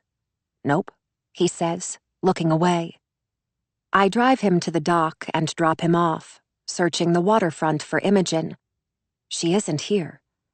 The ferry comes and the ferry goes. When Otto is gone, I step from my car and go to the ticket window. I purchase a ticket for the next ferry to the mainland. I get back in my car and wait. When the ferry arrives, not 30 minutes later, I drive onto the vehicle deck and put the car in park. I turn it off and leave my car there, walking up the steps to the upper deck of the ferry. I sit on a bench and stare at the ocean as we go. It's only 8 o'clock. I have nearly the whole day in front of me. Will, off to work, won't know how I've spent my time. As the ferry makes its way across the bay, a sense of relief washes over me. Our island shrinks in size and becomes just one of many islands off the coast of Maine. As the mainland draws near, a city swells before me, with buildings and people and noise. For now, I push my thoughts of Imogen aside. The police are looking for a scapegoat only. Officer Berg is trying to pin this murder on me. In order to clear my own name, I need to find out who killed Morgan. I use my commute time wisely, searching my phone for information on Jeffrey Baines's ex, Courtney, who lives somewhere on the other side of the Atlantic. I don't know this for a fact, but it's easy enough to assume. She doesn't live on the island with us. And I watched the other day, after the memorial service, as she and her red Jeep boarded the ferry and disappeared out to sea. I type Courtney Baines into the web browser. Finding her is almost too easy because I come to find out she's the superintendent of the local school district. Her name pops up nearly everywhere. It's all very professional, nothing personal. Superintendent Baines approving salary increases for teachers and staff. Superintendent Baines expressing concern over a string of recent school violence. I find an address of the administrative building and type it into my map app. It's an 8-minute drive from the ferry terminal. I'll arrive by 8:36 a.m. The ferry steers into the terminal and docks. I jog down the steps from the upper deck and to my car. I start the car, and when given the go-ahead, I pull from the ferry. I head out onto the street and follow my directions toward the school district's administrative building. The city is nothing compared to Chicago. The population is less than 100,000. Not one building surpasses 15 stories tall. But it's a city nonetheless. Located in the heart of downtown, the administrative building shows its age. I drive into the lot, search for a place to park. I don't know what I'm doing here. I don't know what I'm going to say to Superintendent Baines when we meet. I make a plan quickly as I weave through the parking lot. I'm a concerned parent. My child is being bullied. It's not so hard to believe. I step through the first row of cars. As I do, I spot Courtney Baines's Jeep, the same red Jeep I watched pull from the Methodist church. I go to it, look around to be sure that I'm alone, before reaching a hand up to tug on the car's handle. It's locked, of course. No one with any common sense would leave their car unlocked. I cup my hands around my eyes and peer inside, seeing nothing unusual. I make my way into the administrative building. Once inside, a secretary greets me. "Good morning," she says, and "What can we do for you?" Speaking in the first-person plural, though there is no we here. She's the only one in the room. When I tell her I'd like to speak to the superintendent, she asks, "Do you have an appointment, ma'am?" I don't, of course, and so I say, "This will only take a second." She looks at me, asks, "So you don't have an appointment then?" I tell her no. "I'm sorry, but the superintendent's schedule is completely booked today. If you'd like to make an appointment for tomorrow, we can get you in." She glances at the computer screen, tells me when the superintendent will be free. But I don't want to see the superintendent tomorrow. I'm here now. I want to speak with her today. "I can't do it tomorrow," I tell this secretary, making up some sob story about my sick mother and how she'll be going in for chemotherapy tomorrow. "If I could just speak with her for 3 minutes, tops," I say. Not sure what I think I'll accomplish in 3 minutes, or what I think I'll accomplish at all. I just want to speak with the woman, to get a sense of the kind of person she is. Is she the kind of woman who could kill another? That's what I want to know. Would 3 minutes tell me this? It doesn't matter. She shakes her head empathetically, says again how sorry she is, but the superintendent's schedule is completely booked for the day. "I can take your phone number," she suggests. She reaches for paper and a pen to jot my information down. But before I can give it to her, a woman's voice, one that's surly and astute, comes through an intercom, beckoning the secretary. I know this voice. These days I hear it nearly every time I close my eyes. I'm not sorry for what I did. The secretary pushes her chair back and stands. Before she goes, she tells me she'll be right back. She leaves, and I'm alone. My first thought is to go, to just leave. There's no chance I'm getting past the secretary without resorting to desperate measures. Times aren't desperate, not yet. I make my way toward the door. On the wall behind me is a coat hanger, a cast-iron frame with matching pegs. A black and white houndstooth coat hangs from it. I recognize the coat. It belongs to Courtney Baines.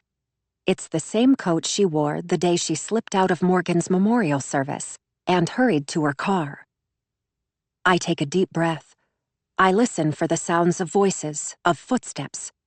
It's quiet, and so I go to the coat. Without thinking, I run my fingers along the wool. I sink my hands into the pockets. Immediately, my hand clasps down on something. Courtney Baines's keys. I stare at the keys in my hand. 5 silver keys on a leather keychain. A door opens behind me. It's immediate and swift. There was never the warning of footsteps. I spin around with the keys still in my hand. I don't have time to put them back. "I'm sorry to keep you waiting," the secretary says as she drops back down into her seat.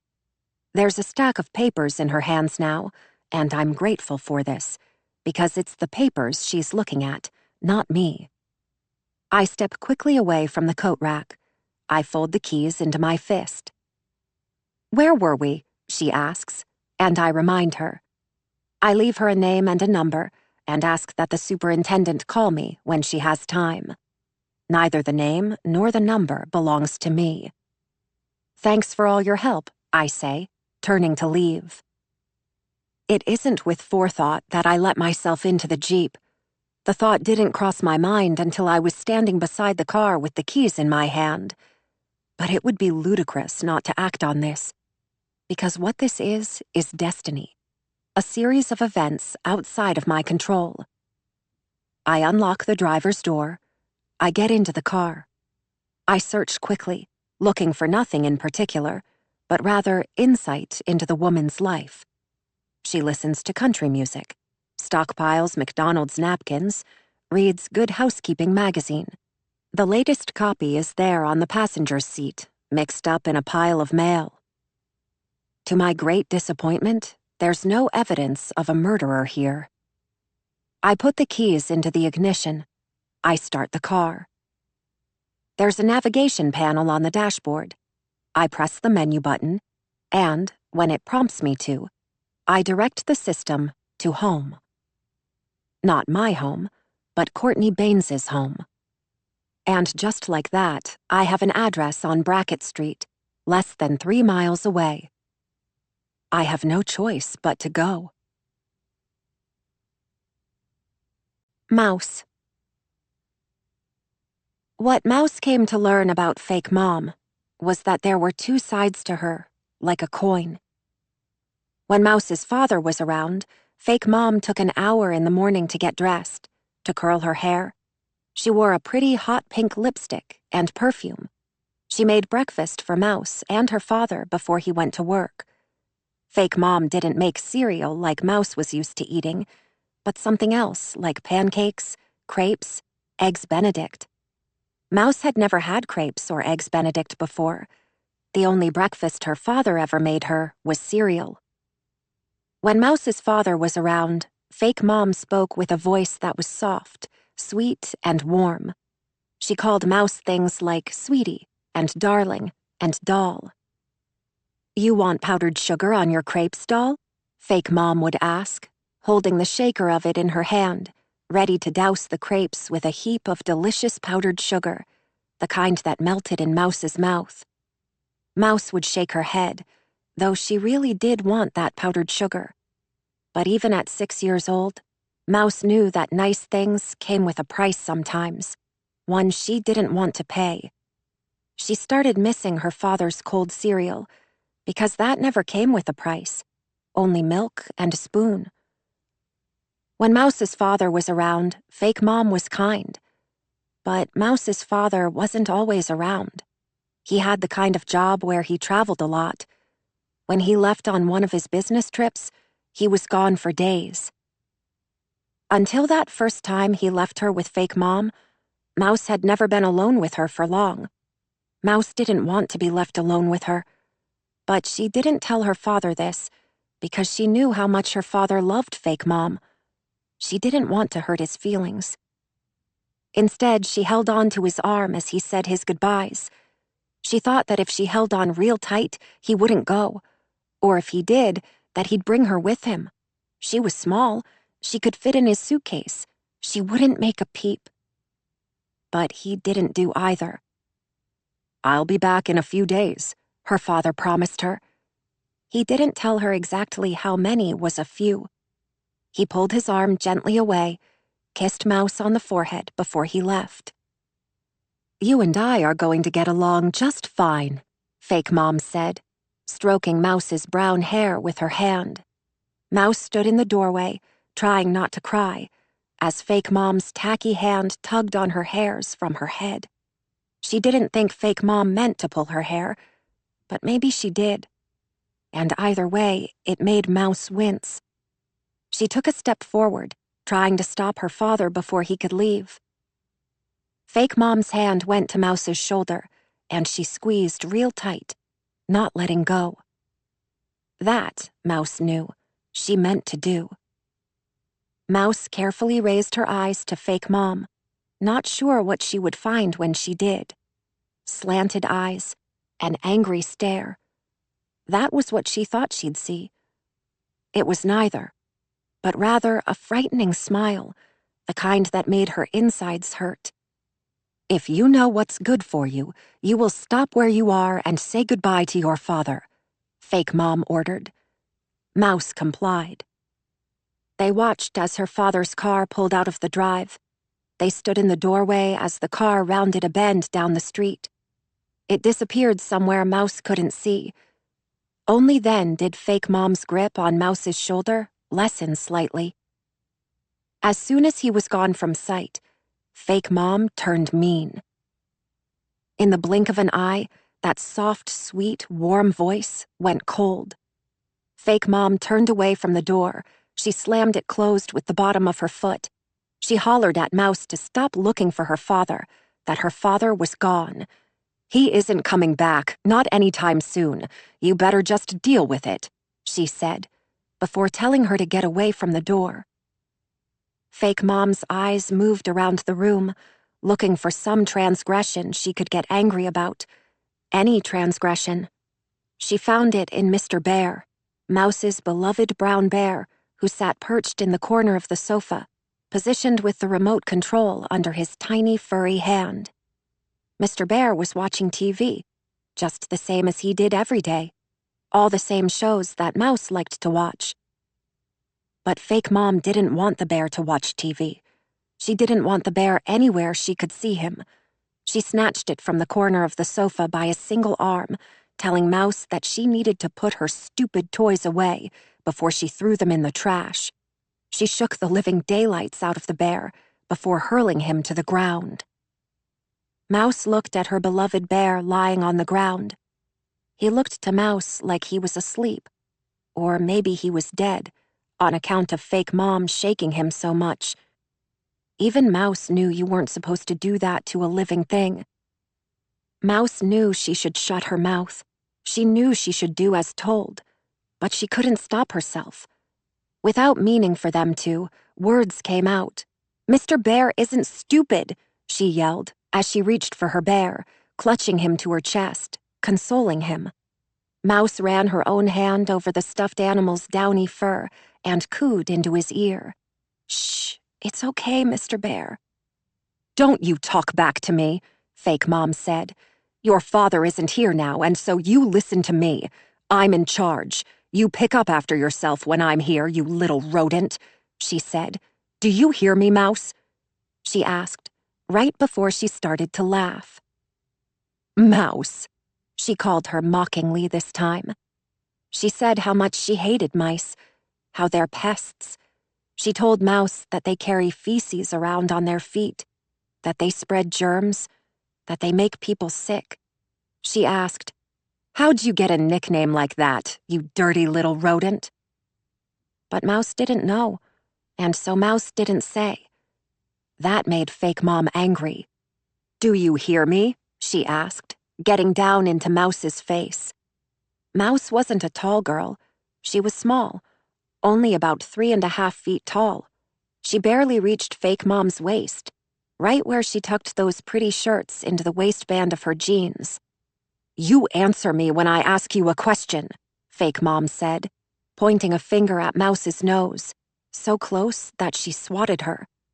Whether she meant to hit her or not, Mouse didn't know. Or maybe it was one of those things that happens accidentally on purpose. But it didn't matter, because either way, it hurt. It hurt her nose, and it hurt her feelings.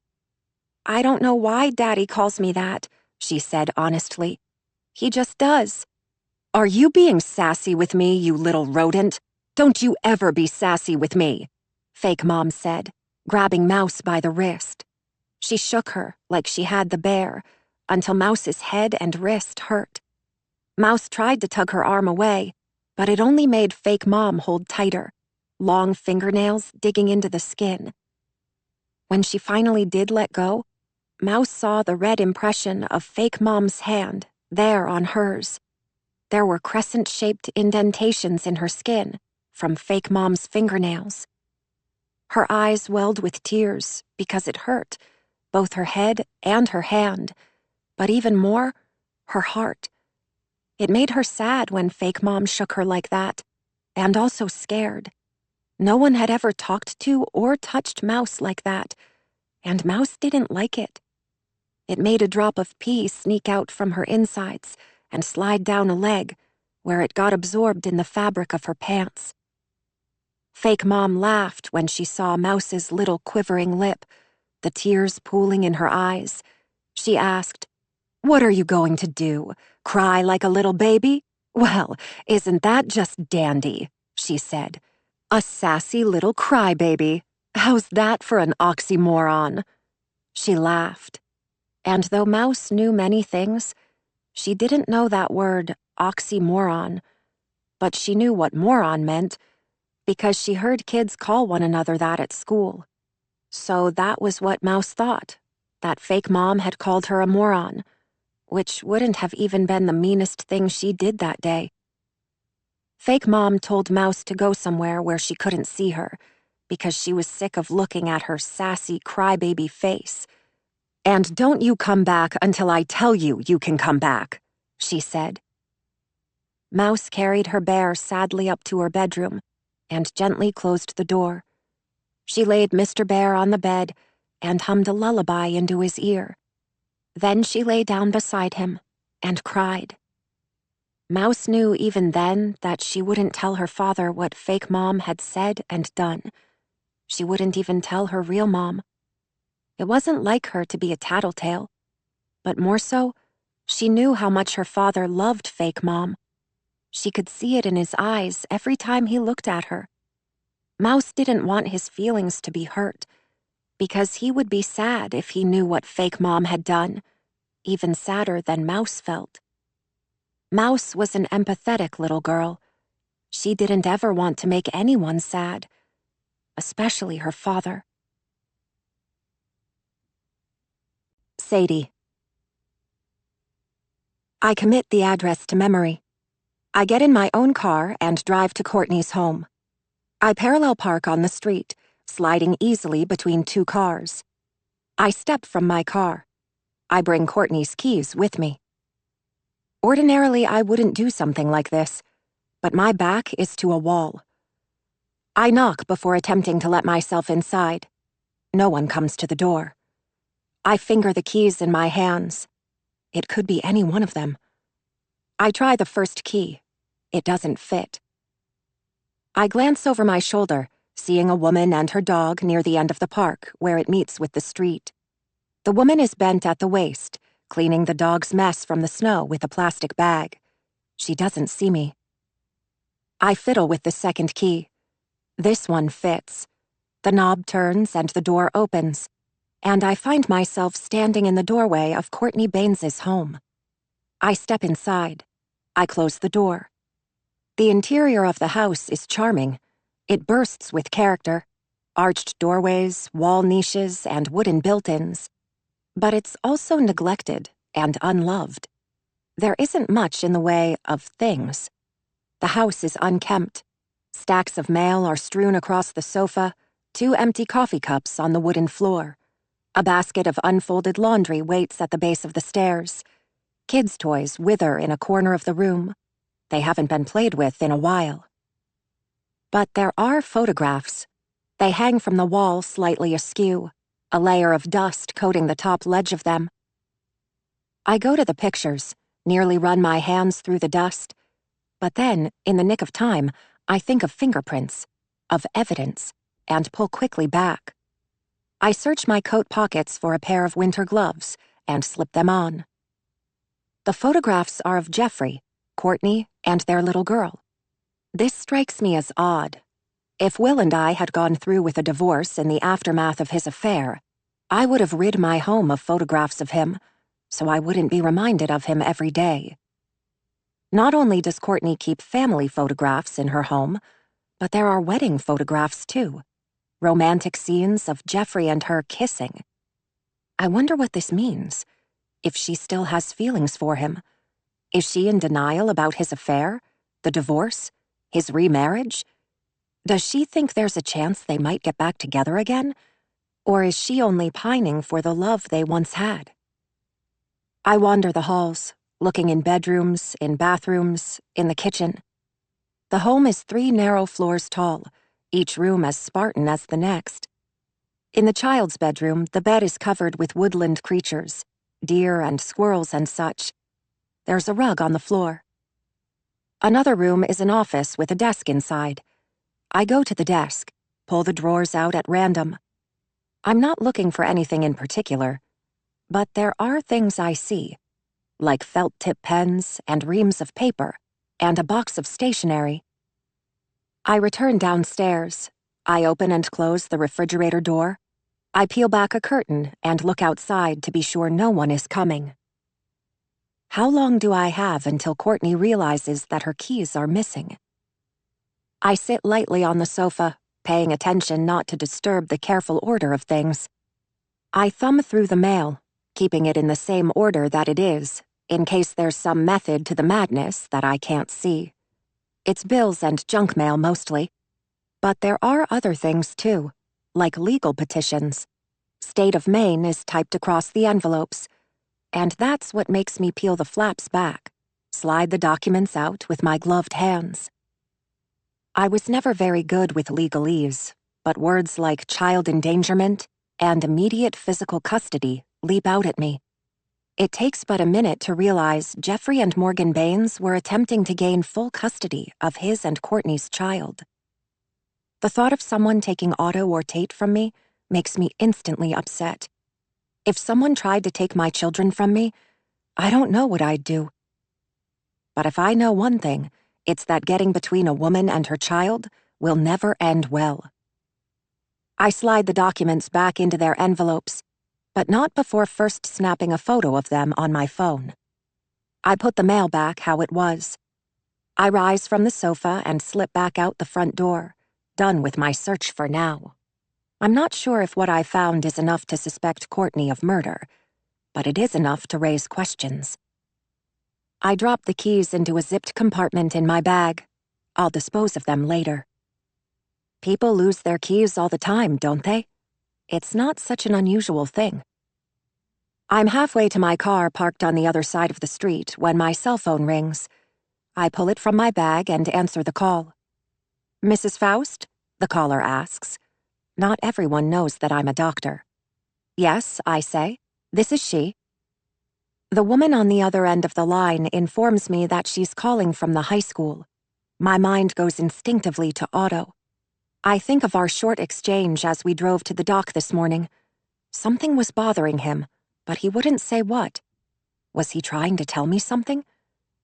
"I tried calling your husband first," the woman tells me, "but I got his voicemail."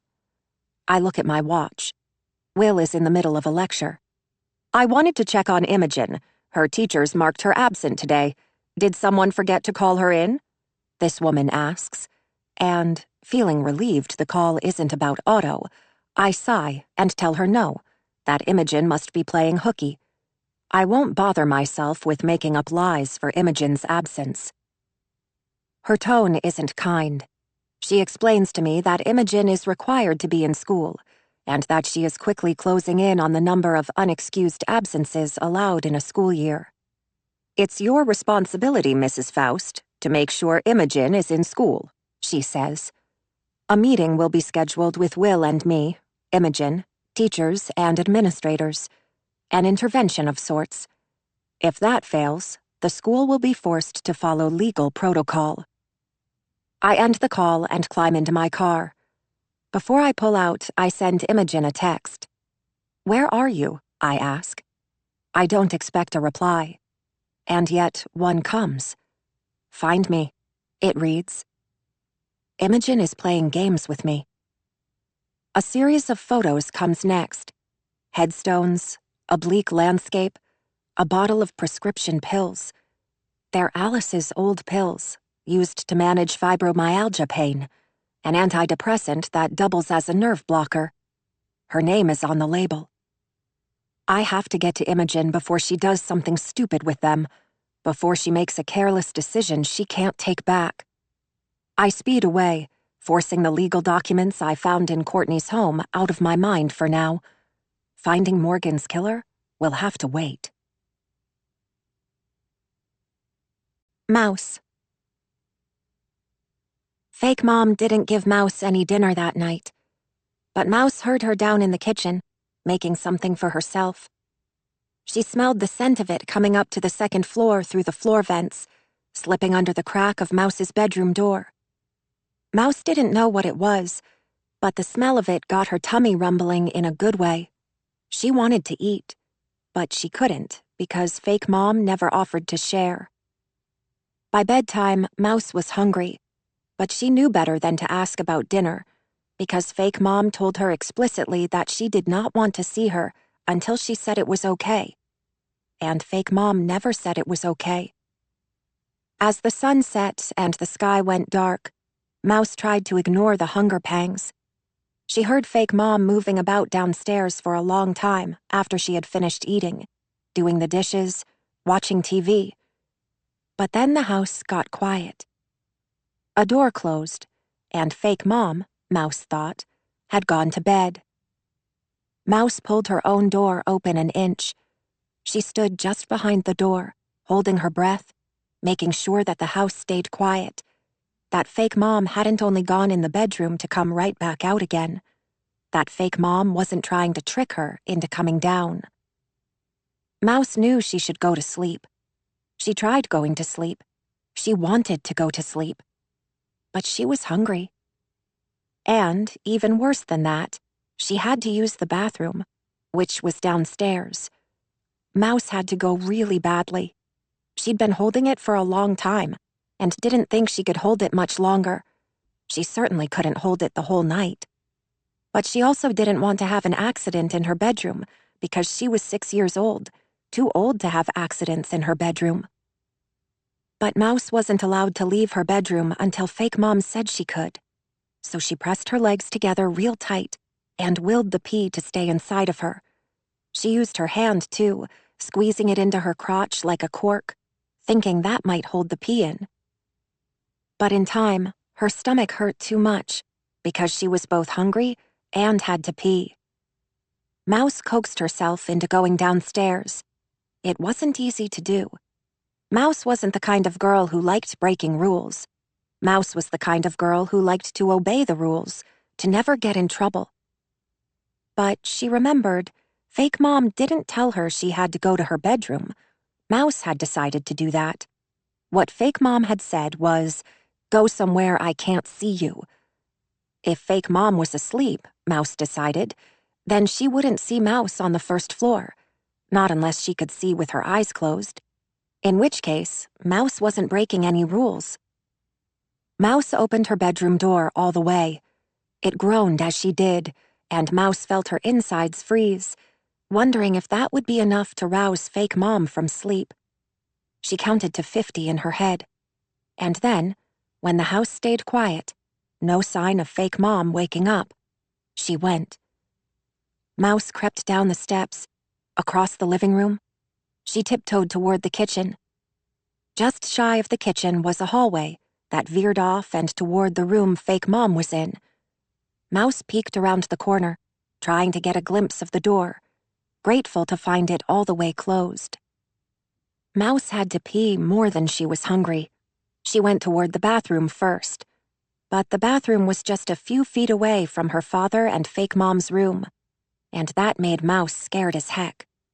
She skated her socks to that bathroom door, trying hard not to lift her feet from the floor. The house was darkish, not entirely dark, but Mouse had to feel the walls with her fingertips so as not to run into anything. Mouse wasn't afraid of the dark. She was the kind of kid who wasn't afraid of much of anything because she had always felt safe in her home. Or at least she had, before Fake Mom arrived. Now she no longer felt safe, though the darkness was the least of her concerns. Mouse made it to the bathroom. Inside, she gently closed the door. She left the light switch off so that it was pitch black in the bathroom. There was no window there, no scant amount of moonlight sneaking in through glass, no nightlight. Mouse felt her way to the toilet. By the grace of God, the lid was already up. She didn't have to risk making noise by lifting it. Mouse pulled her pants down to her knees. She set herself so slowly on the toilet seat that it made her thighs burn. Mouse tried to control her urine, to let it seep out slowly and inaudibly. But she'd been holding it for so long, she couldn't control the way it came out. And so, instead, once the floodgates were open, the urine came rushing out of her in a way that was turbulent and loud. Mouse was sure everyone on the whole block might have heard it, but especially fake Mom, who was right across the hall in her father's bed. Mouse's heart started to race. Her hands got all sweaty. Her knees trembled, so that when she was done on the toilet and pulling her pants back up to her bony hips, it made it hard to stand. Her own legs wobbled like the desk legs when she tried to climb over it to avoid the hot lava spewing into her bedroom. They shook beneath her, threatening to break. With her bladder emptied and her pants pulled up, Mouse stood there in the bathroom for a long while, with the lights turned off. She didn't bother washing her hands. But she wanted to make sure the sound of her pee hadn't woken fake Mom before she left the bathroom. Because if fake Mom was in the hall, then she would see Mouse. Mouse counted to 300 in her head. Then she counted another 300. Only then did she leave. But Mouse didn't flush the toilet, for fear of the noise it would make. She left everything inside the toilet bowl where it was, urine, toilet paper, and all. She opened the bathroom door. She skated back out into the hallway, grateful to find the bedroom door on the other side of the hall, still closed tight. In the kitchen, Mouse helped herself to a few Salerno butter cookies from the cabinet and a glass of milk from the fridge. She rinsed her glass and set it in the dish rack to dry. She gathered her cookie crumbs in her hand and threw them in the trash. Because fake Mom had also said, "You pick up after yourself when I'm here, you little rodent." And Mouse wanted to do as she was told. She did it all in silence. Mouse climbed the steps. But on the way up, her nose began to tickle. Poor Mouse had tried so hard to be quiet, to not make any noise, but a sneeze is a reflex, one of those things that happens all on its own, like breathing and rainbows and full moons. Once it began, there was no stopping it, though Mouse tried. Oh, how Mouse tried. There, on the stairs, she cupped her hands around her nose. She pinched the bridge of her nose. She pushed her tongue all the way up to the roof of her mouth and held her breath and begged God to make it stop. Anything she could think of to stop that sneeze from coming.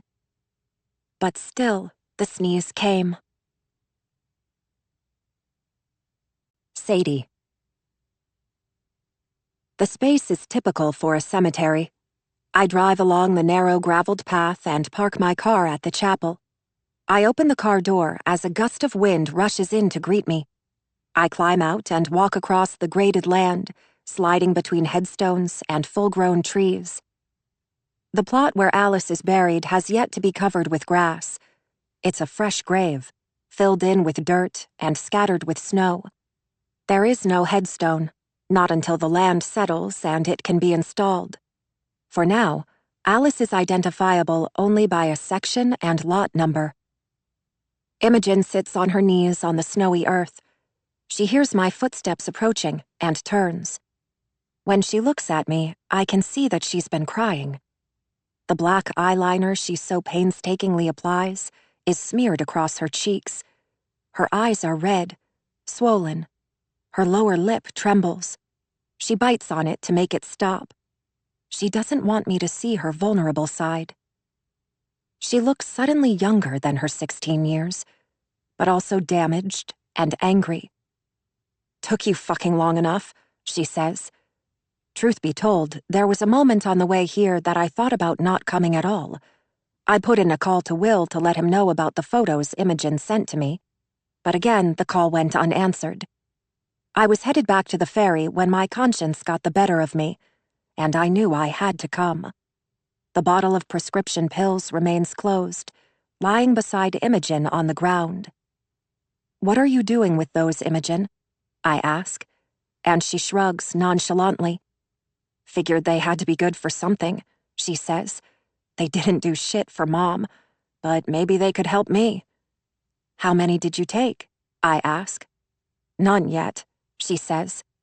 But I'm not sure I believe it. I move cautiously toward her, lean down and snatch the pills from the ground. I open the cap and look inside. There are pills still there, but how many there were to begin with, I don't know. It's 30 degrees out at best. The wind blows through me. I raise my hood up over my head, plunge my hands into my pockets. You'll catch your death out here, Imogen, I say. A poor word choice, given the circumstance. Imogen doesn't wear a coat. She doesn't wear a hat or gloves. Her nose is a brilliant red. Snot drips from the tip of it, running down to her upper lip, where, as I watch, she licks it away with a tongue, reminding me that she is a child. Her cheeks are frosty patches of pink. I couldn't be so lucky, she says. You don't mean that, I say. But she does. She believes she would be better off dead. The school called, I tell her. They said you're truant again. She rolls her eyes. No shit. What are you doing here, Imogen? I ask, though the answer is mostly clear. You were supposed to be at school. She shrugs and says, I didn't feel like going. Besides, you're not my mom. You can't tell me what to do. She wipes at her eyes with a shirt sleeve. Her jeans are black and torn, her shirt a red and black button-up, unbuttoned, over a black t-shirt. She says to me, You told Will about the picture. You shouldn't have told him. She presses up from the ground and rises to her feet. It strikes me again just how tall Imogen is, tall enough to look down on me. Why not? I ask, and she tells me, He's not my fucking father. Besides, that was for your eyes only. I didn't know it was a secret, I say. I take a step backward, regaining my personal space. You didn't ask me not to tell him. If you had, I wouldn't have mentioned it. I lie. She rolls her eyes. She knows I'm lying. There's a moment of silence. Imogen is quiet, brooding. I wonder what exactly she's brought me here to do. I keep my defenses up. I don't trust her. Did you ever know your father? I ask. I take another step back, bumping into the trunk of a tree. She glares at me. I was just thinking how tall you are. Your mother wasn't very tall, was she? Will isn't particularly tall. Your height must come from your father's side. I'm babbling now. I can hear it as well as she. She claims not to know him, and yet she admits to knowing his name, the name of his wife, that he has 3 kids. She's seen his house. She describes it for me. She knows that he has an optometry practice, that he wears glasses, that his oldest, Elizabeth, who's 15, is just 7 months younger than she is. Imogen is smart enough to know what this means. He told my mom he wasn't ready to be a dad. But clearly he was. He just didn't want to be Imogen's dad. I see it in her expression. The dismissal still stings. Thing is, she says, if my mom wasn't so fucking lonely all the time, she might have wanted to live. If he'd have loved her back, maybe she would have stuck around a while longer. She was so tired of putting on a happy face all the fucking time, miserable on the inside, but happy out. Nobody believed she was in pain, even her doctors. They didn't believe her. There was no way for her to prove that she hurt, nothing to make her feel better. All those fucking naysayers, they're the ones who killed her. Fibromyalgia, I tell her. It's a terribly frustrating thing. I wish I would have known your mother. I might have been able to help. Bullshit, she says. Nobody could help. I would have tried. I would have done anything I could to help. Her laugh is a cackle. You're not as smart as you want everyone to think. You and me have a little something in common, she says, changing tack. Oh yeah? I ask, disbelieving. What's that? I can't think of one thing Imogen and I would ever have in common. She comes closer. You and me, she says, pointing between us. We're both fucked up. I swallow against a lump in my throat. She takes a step closer, points her finger at me, stabs me in the chest with it. The bark of the tree presses against my back, and I can't move. Her voice is loud now, losing control. You think you can come in here and take her place? Sleep in her bed? Wear her fucking clothes? You are not her! You will never be her! She screams. Imogen, I whisper. I never... I start to say as her head drops into her hands. Imogen begins to sob, her entire body surging like ocean waves. I would never try to take your mother's place, I say in a muted tone. The air around us is bitter and bleak. I brace myself as a gust of wind comes rushing past and through me. I watch as Imogen's dyed black hair swirls around her, her skin raw and red, instead of its usual pale white. I go to reach a hand out to her, to pat her arm, to console her. She draws swiftly away from the touch. She drops her arms. She raises her eyes. She screams at me then, the suddenness of her statement, the emptiness of her eyes, startling me. I pull back. She couldn't do it. She wanted to, but she just couldn't get herself to do it. She froze up. She looked at me. She was crying. She begged me. Help me, Imogen. She seethes, saliva coming from her mouth, building in the corners of her lips. She leaves it there. I shake my head, confused. What is she saying? She wanted you to help with her pain? I ask. She wanted you to make the pain go away? She shakes her head. She laughs. You're an idiot, she says. She composes herself then. She wipes at the spit, stands upright, looks at me defiantly, more like the Imogen I know now, no longer in pieces. No, she continues, undaunted. She didn't want me to help her live. She wanted me to help her die. My breath leaves me. I think of the step stool, out of reach of Alice's feet. What did you do, Imogen? I force out. You have no idea, she says, her tone chilling. You have no fucking clue what it was like to hear her cry in the middle of the night. Pain so bad at times that she couldn't help but scream.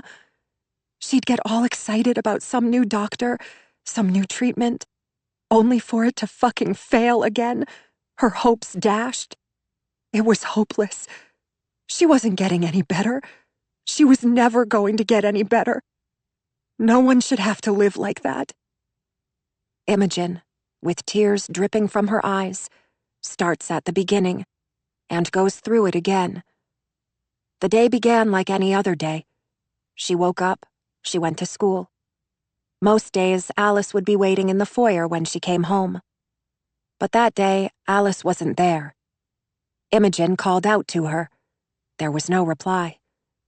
She started searching the house when a light in the attic lured her to the third floor. There, she found her mother standing on the step stool, the noose around her neck. She'd been that way for hours. Alice's knees were shaking in fear, in exhaustion, as she tried in vain to will herself from the stool. She'd left a note. It was lying on the floor. Imogen has it memorized. You know as well as I do how hard this is for me, the note read. It's nothing you did. It doesn't mean I don't love you. But I can't keep living this double life. Not a Dear John note, but Alice's suicide note, which Imogen picked up and slipped into the pocket of her sweatshirt that day. Imogen at first tried to talk her down from the stool, to convince her to stay and live. But Alice was decided. She just couldn't take the plunge. Help me, Imogen, she begged. Imogen looks straight at me, says, I yanked that fucking stool from beneath her feet. It wasn't easy, but I closed my eyes and I yanked for dear life, and I ran, I ran faster than I have in my life. I ran to my bedroom. I hid beneath the fucking pillow. And I screamed my head off so I didn't have to hear her die. I catch my breath. It was not suicide. Not exactly. But also not as malevolent as I once believed. It was assisted dying, like those doctors who slip a lethal dose of sleeping pills to a terminal patient to let them die of their own accord. I've never been that kind of doctor. My job is to help patients live, not to help them die. I stare at Imogen, open-mouthed, thinking, what kind of person could do that? What kind of person could grab a hold of the step stool and pull, knowing full well what the outcome would be? It would take a certain kind of person to do what Imogen has done, to act on impulse and not think of what comes next. She just as easily could have called for help in that moment that she pulled. She just as easily could have cut down her mother's noose. Before me, she cries. She convulses. I can't stand to think what she's been through, what she's seen. No 16-year-old should ever be put in such a position. Shame on Alice, I think. But also, shame on Imogen. You did the only thing you knew to do, I lie, saying it only to console her, because I think she needs to be consoled. I reach hesitantly for her, and for a split second, she lets me. Only a second. But as I wrap my arms gingerly around her, scared and just barely touching, it strikes me that I'm holding a murderer, even if the reasons for it were justified in her mind. But she is repentant and grieving now. For the first time, Imogen displays an emotion other than anger. I've never seen her like this before. But then, true to form, as if she can hear the thoughts in my mind, she stands suddenly upright. She swats at her tears with a sleeve. Her eyes are vacant, her face deadpan. She gives me a sudden shove in the shoulder. There's nothing gentle about it. It's rough, hostile. The spot where her fingertips press violently into the thoracic outlet, that tender place between the collarbone and ribs, stings. I fall a step back, tripping over a rock behind me, as she says, "Get your fucking hands off me, or I'll do to you what I did to her." The rock is large enough that I lose my balance completely and fall to my seat on the wet, snowy earth. I stifle a gasp. I stare up at her, standing over me, unspeaking. There's nothing to say. She finds a fallen stick on the ground. She grabs for it, coming at me quickly, like she might hit me again. I flinch, throw my hands inadvertently to my head to protect it. This time, she steps down. Instead of hitting me, Imogen screams so loudly that I feel the earth beneath me shake. "Leave!" The single word drawn out. I find my feet. As I walk quickly away, terrified to turn my back to her, though I do, I hear her call me a freak for good measure, as if the death threat wasn't enough. Sadie. I drive home that night, pulling onto our street, heading up the hill.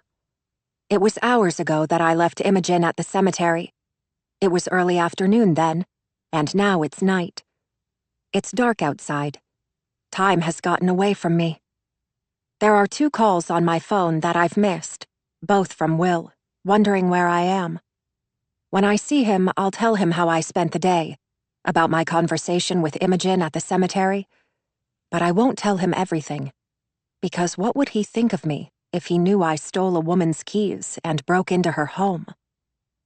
As I drive past the vacant house next door to ours, my eyes go to it. It's dark, as it should be. The lights won't turn on for a while still. Snow accumulates on the drive, while others have been shoveled clean. It's so obvious no one lives there now. I'm overcome with a sudden urge to see for myself what's inside that home. It's not that I think anyone is there now, but my mind can't get past one thing. If someone had come to the island to murder Morgan late at night, there would have been no ferry back to the mainland. he or she would have had to spend the night here with us. And what better place to stay than a vacant home, where no one would know? It's not a murderer I'm looking for as I leave my car in my own driveway and sneak across the snow-covered lawn.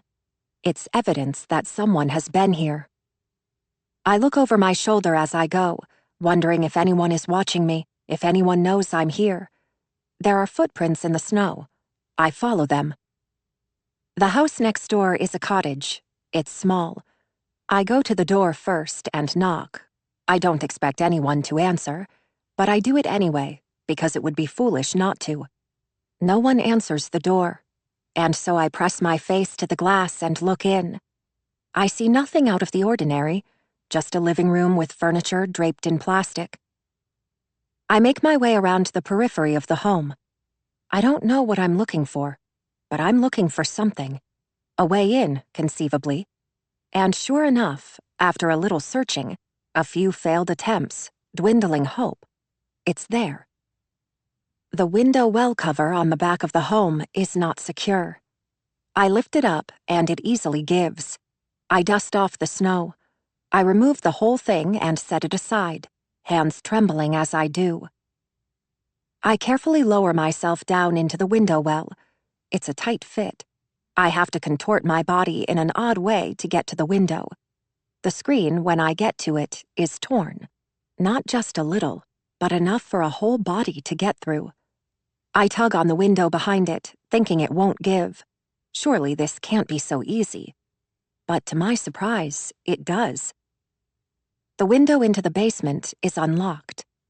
What kind of homeowner doesn't secure their home before leaving for the winter? I press my body through the window, feet first. I climb awkwardly into the dark basement. My head passes through a cobweb as my feet land on concrete. The cobweb sticks to my hair, though it's the least of my concerns. There are so many more things to fear than this.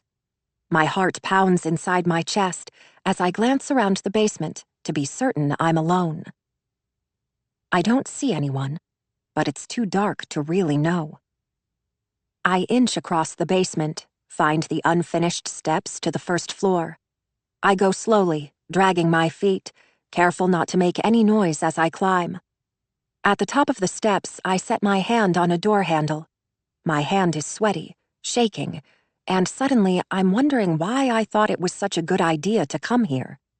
But I've come this far. I can't go back. I have to know. I turn the knob, press the door open, and step onto the first floor. I'm terrified. I don't know who's here, if anyone is here. I can't call out for fear that someone might hear me, but as I creep around the first floor of the home, the reality is hard to ignore. I see no one, but there are signs of life everywhere. It's dark outside and in. I have to use the flashlight on my phone to see. I discover an indentation in the plastic that covers a living room chair, as if someone sat down there. A piano seat is pulled out, sheet music on the rack. There are crumbs on the coffee table. The cottage is a single-story home. I make my way down the dark, narrow hall, tiptoeing so I don't make a sound.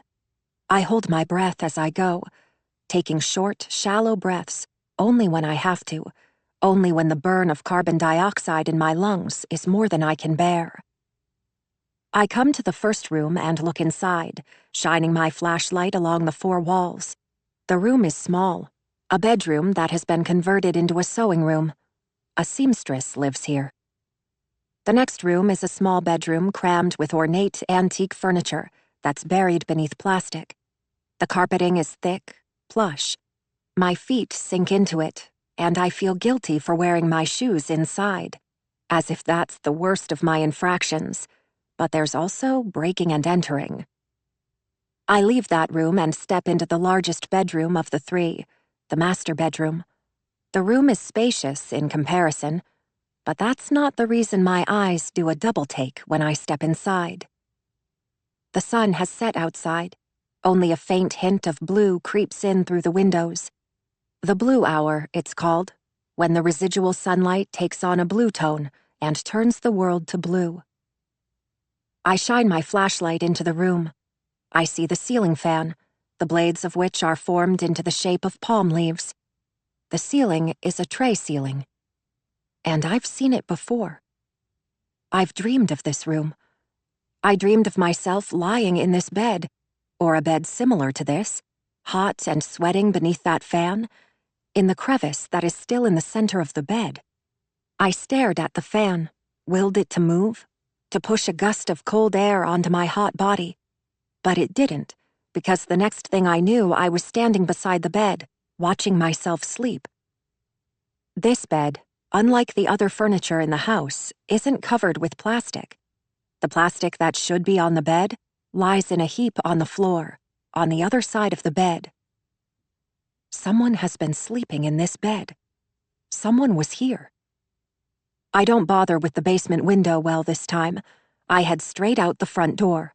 I close it behind myself, the light in the living room flicking on as I leave.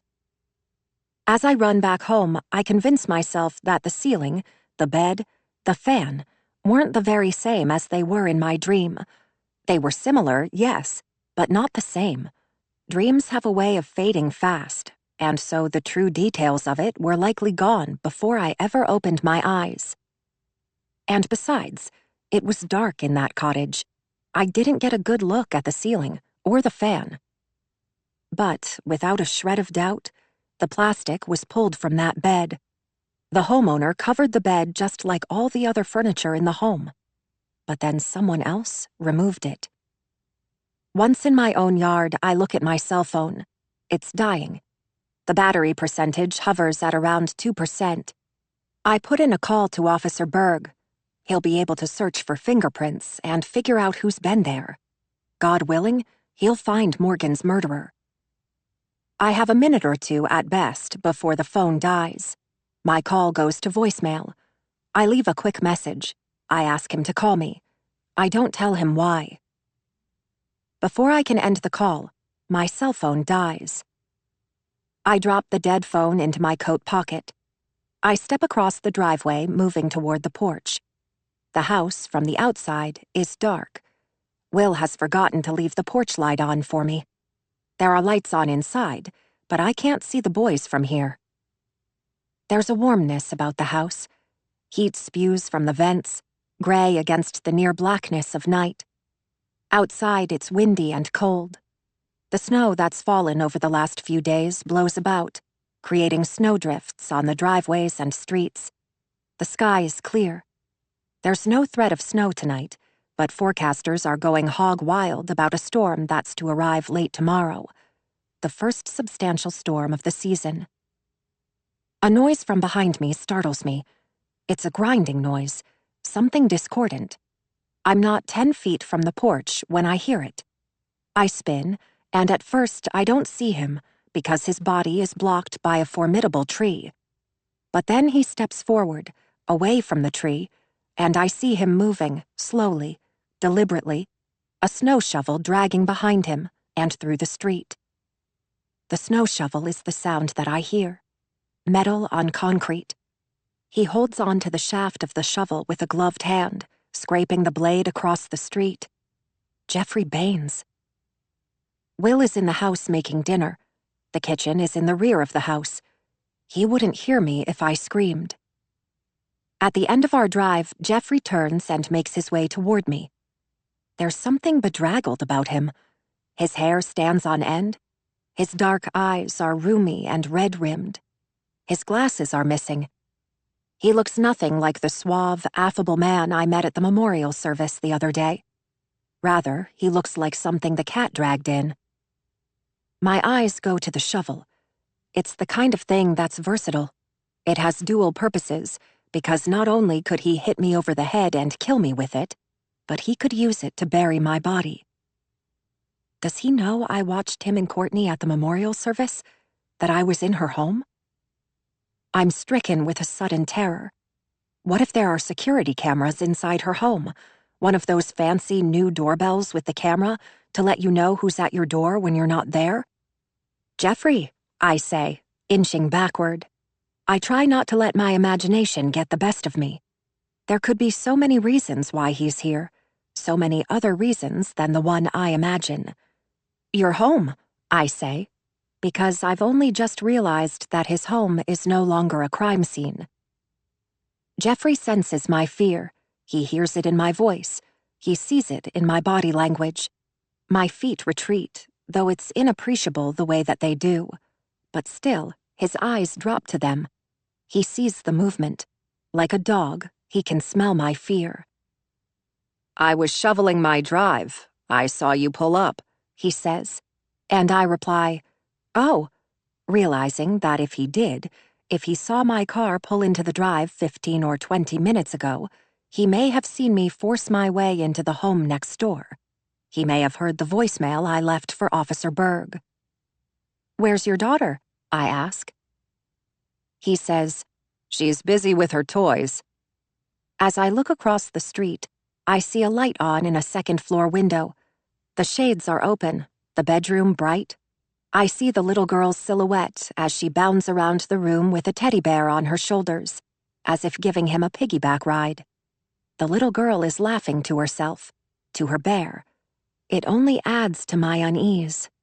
I think of what Jeffrey confessed, about how she and Morgan weren't close. Is she glad her stepmother is dead? Is she glad to have her father back all to herself? "I told her I'd be just a minute.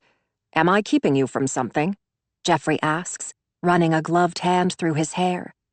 He wears gloves, but no hat. I wonder why. If he's bundled up to shovel snow, he wears no hat. Do the gloves serve another purpose than keeping his hands warm? "Will," I tell him, inching backward, "is inside. The boys. I haven't been home all day," is what I say, though it's a pathetic excuse. And I know as I say it that I should have said something more tangible than that, more concrete, more decisive. "Dinner is ready." But my reply is wishy-washy at best, and it's Jeffrey instead who is decisive as he says, "Your husband isn't home." "Of course he's home," I say. But as I turn back to the house, I take in the darkness of our home, the lack of movement, the sudden realization that Will's car isn't in the drive. How did I not realize when I pulled in and parked that Will's car wasn't here? I wasn't paying attention when I got home. I was too caught up in other things to notice. I sink my hand into my pocket. I'll call Will, find out where he is. I'll beg him to come home. But the non-responsive black screen reminds me, my cell phone is dead.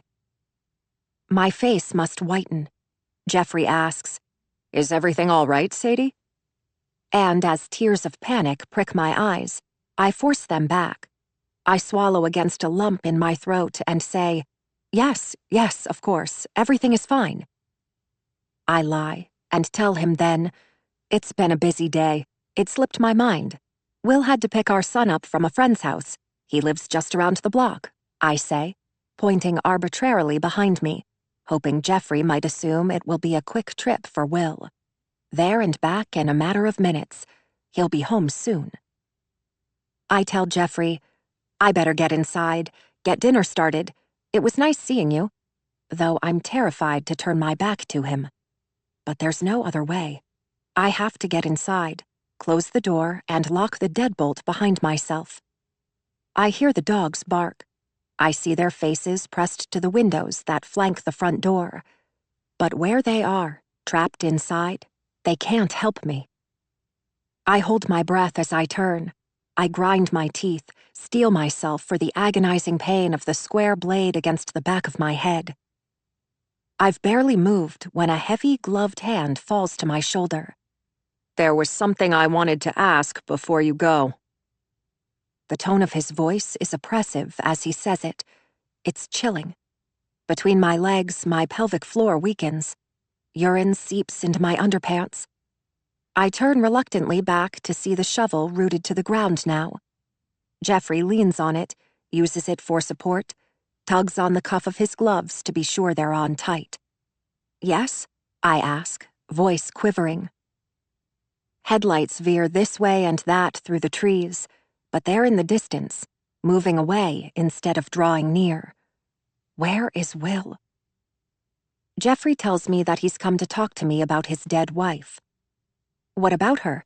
I ask, feeling the way my vocal cords vibrate inside of me. But as he starts to speak of Morgan, a change becomes him. His stance shifts. He gets choked up speaking about Morgan. It's subtle, a film that covers his eyes, rather than tears that run from his nose and across his cheeks. His eyes glisten in the moonlight, in the glow off the snow. There was something wrong with Morgan, he tells me. Something had her upset, scared even. She wouldn't say what. Did she tell you? It seems so obvious, so transparent. I shouldn't have to be the one to put the idea in his head. But maybe the idea is already there, and he's only being cunning, sly as a fox. I think he or his ex-wife had something to do with it. The proof is in her house, in her own confession. But how can I admit to eavesdropping on their conversation in the church sanctuary, to breaking into the other woman's house and going through her things? I shake my head. Morgan told me nothing. I don't tell him that I didn't know Morgan well enough for her to tell me why she was upset. I don't tell him that I didn't know Morgan at all. It's easy to see that communication wasn't Jeffrey and Morgan's strong suit, because if it was, one would think he'd already know that Morgan and I weren't friends. I ask, what makes you think she was scared?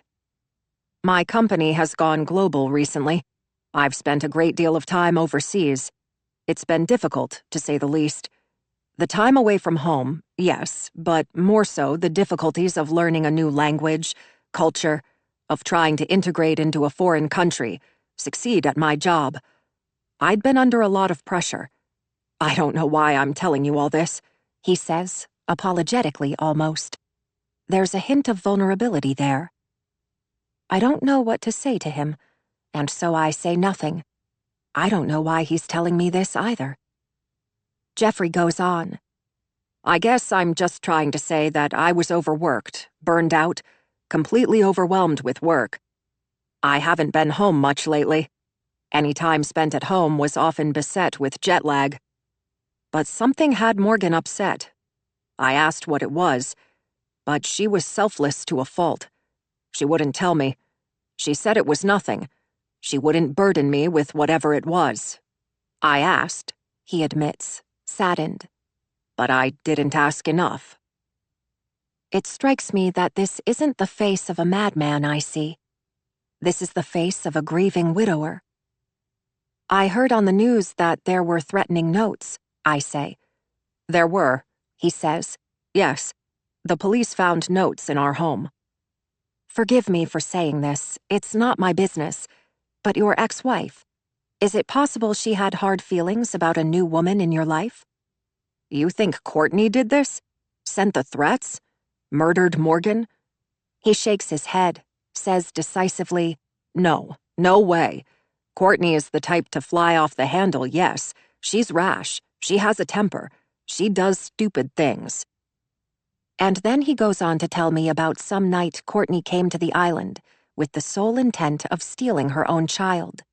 She almost got away with it, because she had keys to the home Jeffrey and Morgan shared, since it was once her own home. After everyone was asleep, she let herself in, went to their daughter's bedroom, roused the little girl from sleep. It was Morgan who caught them as they were making their way back outside. Courtney had plane tickets in her possession. She'd somehow already gotten a passport for their girl. She planned to leave the country with their daughter. Morgan wanted to fight for full custody. She didn't think Courtney was fit to parent. The day at the memorial service comes back to me. My temper got the best of me. I was angry. You can't blame me for trying to take back what's mine. I'm not sorry she's dead. Were these words double-edged? Maybe not a confession to murder, but rather a reference to the night she tried to steal her own child. Taking a child away from her mother, I say, letting my voice trail off. What that is, taking a child from her mother, is motive to kill. Except I don't say it like that. Instead, I say, if anyone ever got between me and my children, I'd be beside myself. Jeffrey is resolute. Courtney isn't a murderer, he says, and the threats Morgan received were... But he stops there, unable to put into words what exactly the threats were. What did the note say? I ask hesitantly. I'm not sure I want to know. There were 3 notes, Jeffrey tells me. He doesn't know for certain when they arrived, but he has his assumptions on one. He had watched Morgan make her way to the mailbox one afternoon. It was a Saturday, a month or so ago. He was home. He watched out the window as Morgan went down the drive. I had a habit of staring at her when she didn't know I was watching, he confesses. It's because of how beautiful she was. It was easy to do. Morgan, he tells me, smiling nostalgically at the memory of his wife, was easy on the eyes. Everyone thought so. And I remember what Officer Berg said about the men in town having eyes for her, about Will having eyes for her. Yes, I reply. She was lovely, changing the way I think of him, because I can see in his eyes just how much he loved Morgan. That day, Jeffrey says that he watched as she bent at the waist, as she stretched a hand into the box to retrieve the mail, as she made the long walk back up the driveway, thumbing through the mail as she went. Halfway up the drive, Morgan came to a standstill. Her hand went to her mouth. By the time she made it inside, she was as white as a ghost. She brushed past Jeffrey in the doorway, shaking as she did so. He asked what was wrong, what she found in the mail that made her so upset. Morgan said only bills, that the insurance company hadn't covered a recent doctor appointment. The balance left for them to pay was highway robbery. It should have been covered, she snapped, marching up the stairs with the mail in her hand. Where are you going? He called up the stairs after her. To call the insurance company, she said. But she went into the bedroom and closed the door. Everything about Morgan changed that day. The changes were subtle. Another person might not have noticed. There was a sudden propensity toward closing the curtains as soon as the sky turned dark. A restlessness about his wife that hadn't been there before. The notes that the police found were all different, slipped in between the box spring and the mattress that Jeffrey and Morgan slept on. She'd intentionally hidden them from him. I ask what they said, and he tells me, "You know nothing. Tell anyone and die. I'm watching you." A chill runs up my spine. My eyes go to the windows of homes on the street. Is someone watching us? Did Morgan and your ex-wife get along? I ask, though even I can see these threats make no sense coming from an aggrieved ex-wife. These threats have nothing to do with a woman trying to reclaim the rights to her child. These threats have nothing to do with a husband hoping for a life insurance payout in the wake of his wife's death. These threats are something else. All this time, I've been wrong. I'm telling you, Jeffrey says, becoming agitated now. Gone is the man who stood smiling at his wife's memorial service. He's come undone. Jeffrey is unwavering now as he states emphatically, Courtney had nothing to do with this. Someone else was threatening my wife. Someone else wanted her dead. I see this now. Sadie. I used the last of the milk on the mac and cheese, Will tells me when he gets home, stepping into the house only minutes after me. Tate is with him. He skips merrily through the front door, tells Will to count to 20, and then come find him. He dashes off to hide as Will unpacks a handful of items from a grocery sack on the counter. Will winks at me, admits, I told him we'd play hide and seek if he went with me without a fuss. Will can turn any errand into an adventure. In the crock-pot cooks Will's famous macaroni and cheese. The table is set for 5, as if Will bullishly believes Imogen will be home. He carries the gallon of milk he's just brought home to the table and fills the empty glasses in turn. Where's Otto? I ask, and Will tells me, upstairs. He didn't go with you and Tate? Will shakes his head no. It was only a quick trip for milk, he says. Will turns to me, seeing me perhaps only then for the first time since he's arrived home. What's the matter, Sadie? He asks, setting the milk on the edge of the table and coming to me. You're shaking like a leaf. He wraps his arms around me, and I want to tell him about the discoveries of the day. I want to get it all off my chest. But for whatever reason, instead I say, it's nothing, blaming low blood sugar for the reason I shake. I'll tell him later, when Tate isn't just in the next room, waiting for Will to find him. I didn't have time for lunch. You can't keep doing this to yourself, Sadie, Will tenderly reprimands. Will reaches into the pantry and finds a cookie for me to eat.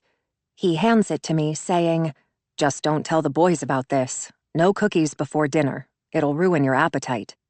He smiles as he says it, and, even after everything we've been through, I can't help but smile back. Because he's still there. The Will I fell in love with. I stare at him a while. My husband is handsome. His long hair is pulled back, and all I can see is that chiseled jawline, the sharp angles of his cheeks, and those beguiling eyes. But then I remember suddenly what Officer Berg said about Will having eyes for Morgan, and I wonder if it's true. My own smile slips from my face, and I feel regret begin to brew inside. I can be cold, I know. Glacial, even. I've been told this before. I often think that I was the one to push Will into the arms of another woman. If only I had been more affectionate, more sensitive, more vulnerable, more happy. But in my life, all I've known is an inherent sadness. When I was 12, my father complained about how moody I could be. High as a kite one day, sad the next. He blamed the imminence of my teenage years. I experimented with my clothing as kids that age tend to do. I was desperate to figure out who I was. He said there were days I screamed at him to stop calling me Sadie because I hated the name Sadie. I wanted to change my name, be someone else, anyone other than me. There were times I was snarky, times I was kind, times I was outgoing, times I was shy. I could be the bully just as easily as be bullied. Perhaps it was only teenage rebellion, the need for self-discovery, the surge of hormones. But my then therapist didn't think so. She diagnosed me with bipolar disorder. I was on mood stabilizers, antidepressants, antipsychotics. None of it helped. The tipping point came later, after I'd met and married Will, after I'd started my family and my career. Tate calls out from another room, "Come find me, Daddy!" And Will excuses himself, kissing me slowly before he leaves. I don't pull away. I let him this time. He cradles my face in his hands. As his soft lips brush over mine, I feel something I haven't felt in a long time. I want Will to keep kissing me. But Tate calls for him again, and Will leaves. I head upstairs to change. Alone in the bedroom, I wonder if it's possible to dream about a place you've never been. I take my question to the internet. The answer isn't so easy to find about places, but it is about faces. The internet claims that all the faces we ever see in our dreams are faces we've seen in real life. It's been over an hour, but Officer Berg still hasn't called me back. I change into a pair of pajamas. I drop my clothes into the laundry basket. The basket itself overflows, and I think that after everything Will does for us, the least I can do is a single load of laundry. I'm too tired to do it now, but first thing tomorrow, before work, I'll throw in a load. We eat dinner together. As expected, Imogen is a no-show. I pick at my food, hardly able to eat. "Penny for your thoughts?" Will says, toward the end of dinner. And only then do I realize I spent the entirety of our meal staring off into space. I apologize to him and blame fatigue. Will does the dishes. Tate disappears to watch TV. Otto plods out of the room and up the stairs. I hear his bedroom door close from this distance, and only then, when I'm certain they're both out of earshot, do I tell Will what Imogen said to me in the cemetery. I don't hesitate because if I do, I might just lose the nerve. I'm not sure how Will is going to respond. I saw Imogen today, I begin. I fill him in on the details. How the school called, how I found her alone at the cemetery, how there were pills with her. I don't dance around the words. She was angry, but unreserved. We got to talking. She told me, Will, that she yanked that stool out from Alice's feet the day she died. I tell him. If it wasn't for Imogen, Alice might still be alive. I feel like a snitch as I say it, but it's my duty, my responsibility to tell Will. Imogen is a disturbed child. She needs help. Will needs to know what she has done so that we can get her the help she deserves. Will goes stiff at first. He's at the sink with his back toward me, but his posture turns suddenly vertical. A dish slips from his wet hands, falls to the sink. It doesn't break, but the sound of a dinner plate hitting the sink is loud. I jump because of it. Will curses. In the moments of silence that follow, I offer, I'm sorry, Will. I'm so sorry, as I reach out to touch his shoulder. He turns off the water and comes to face me, drying his hands on a towel. His eyebrows are lowered, his face flat. She's messing with you, he says, incontrovertibly. The denial is clear as day. How do you know? I ask. Though I know that what Imogen told me is true. I was there. I heard her. She wouldn't do that, he says, meaning that Imogen wouldn't help her mother die. But the truth of the matter, I think, is that Will doesn't want to believe she would. How can you be sure? I ask, reminding him that we barely know this girl, that she's been a part of our life for only a few long weeks now. We have no idea who Imogen is. There's this animosity between you and her, he says, as if this is something petty, something trivial, and not a matter of life and death. Can't you see she's doing it intentionally because it gets a rise out of you? He asks. And it's true that Imogen doesn't behave this way toward Will and the boys. But that doesn't change things. There's another side to Imogen that Will can't see. My mind goes back to our conversation this morning about the photograph on Imogen's phone. Were you able to recover the photos? I ask, thinking that if he found the photo, there will be proof. He'll be able to see it the way that I do. He shakes his head, tells me no. If there was a photograph, it's gone, he says. His carefully chosen words come as a punch to the gut. If there was a photograph. Unlike me, Will isn't sure there ever was. You don't believe me? I ask, feeling bruised. He doesn't answer right away. He thinks before he speaks. In time, he says, expression thoughtful, arms folded across his chest. You don't like Imogen, Sadie.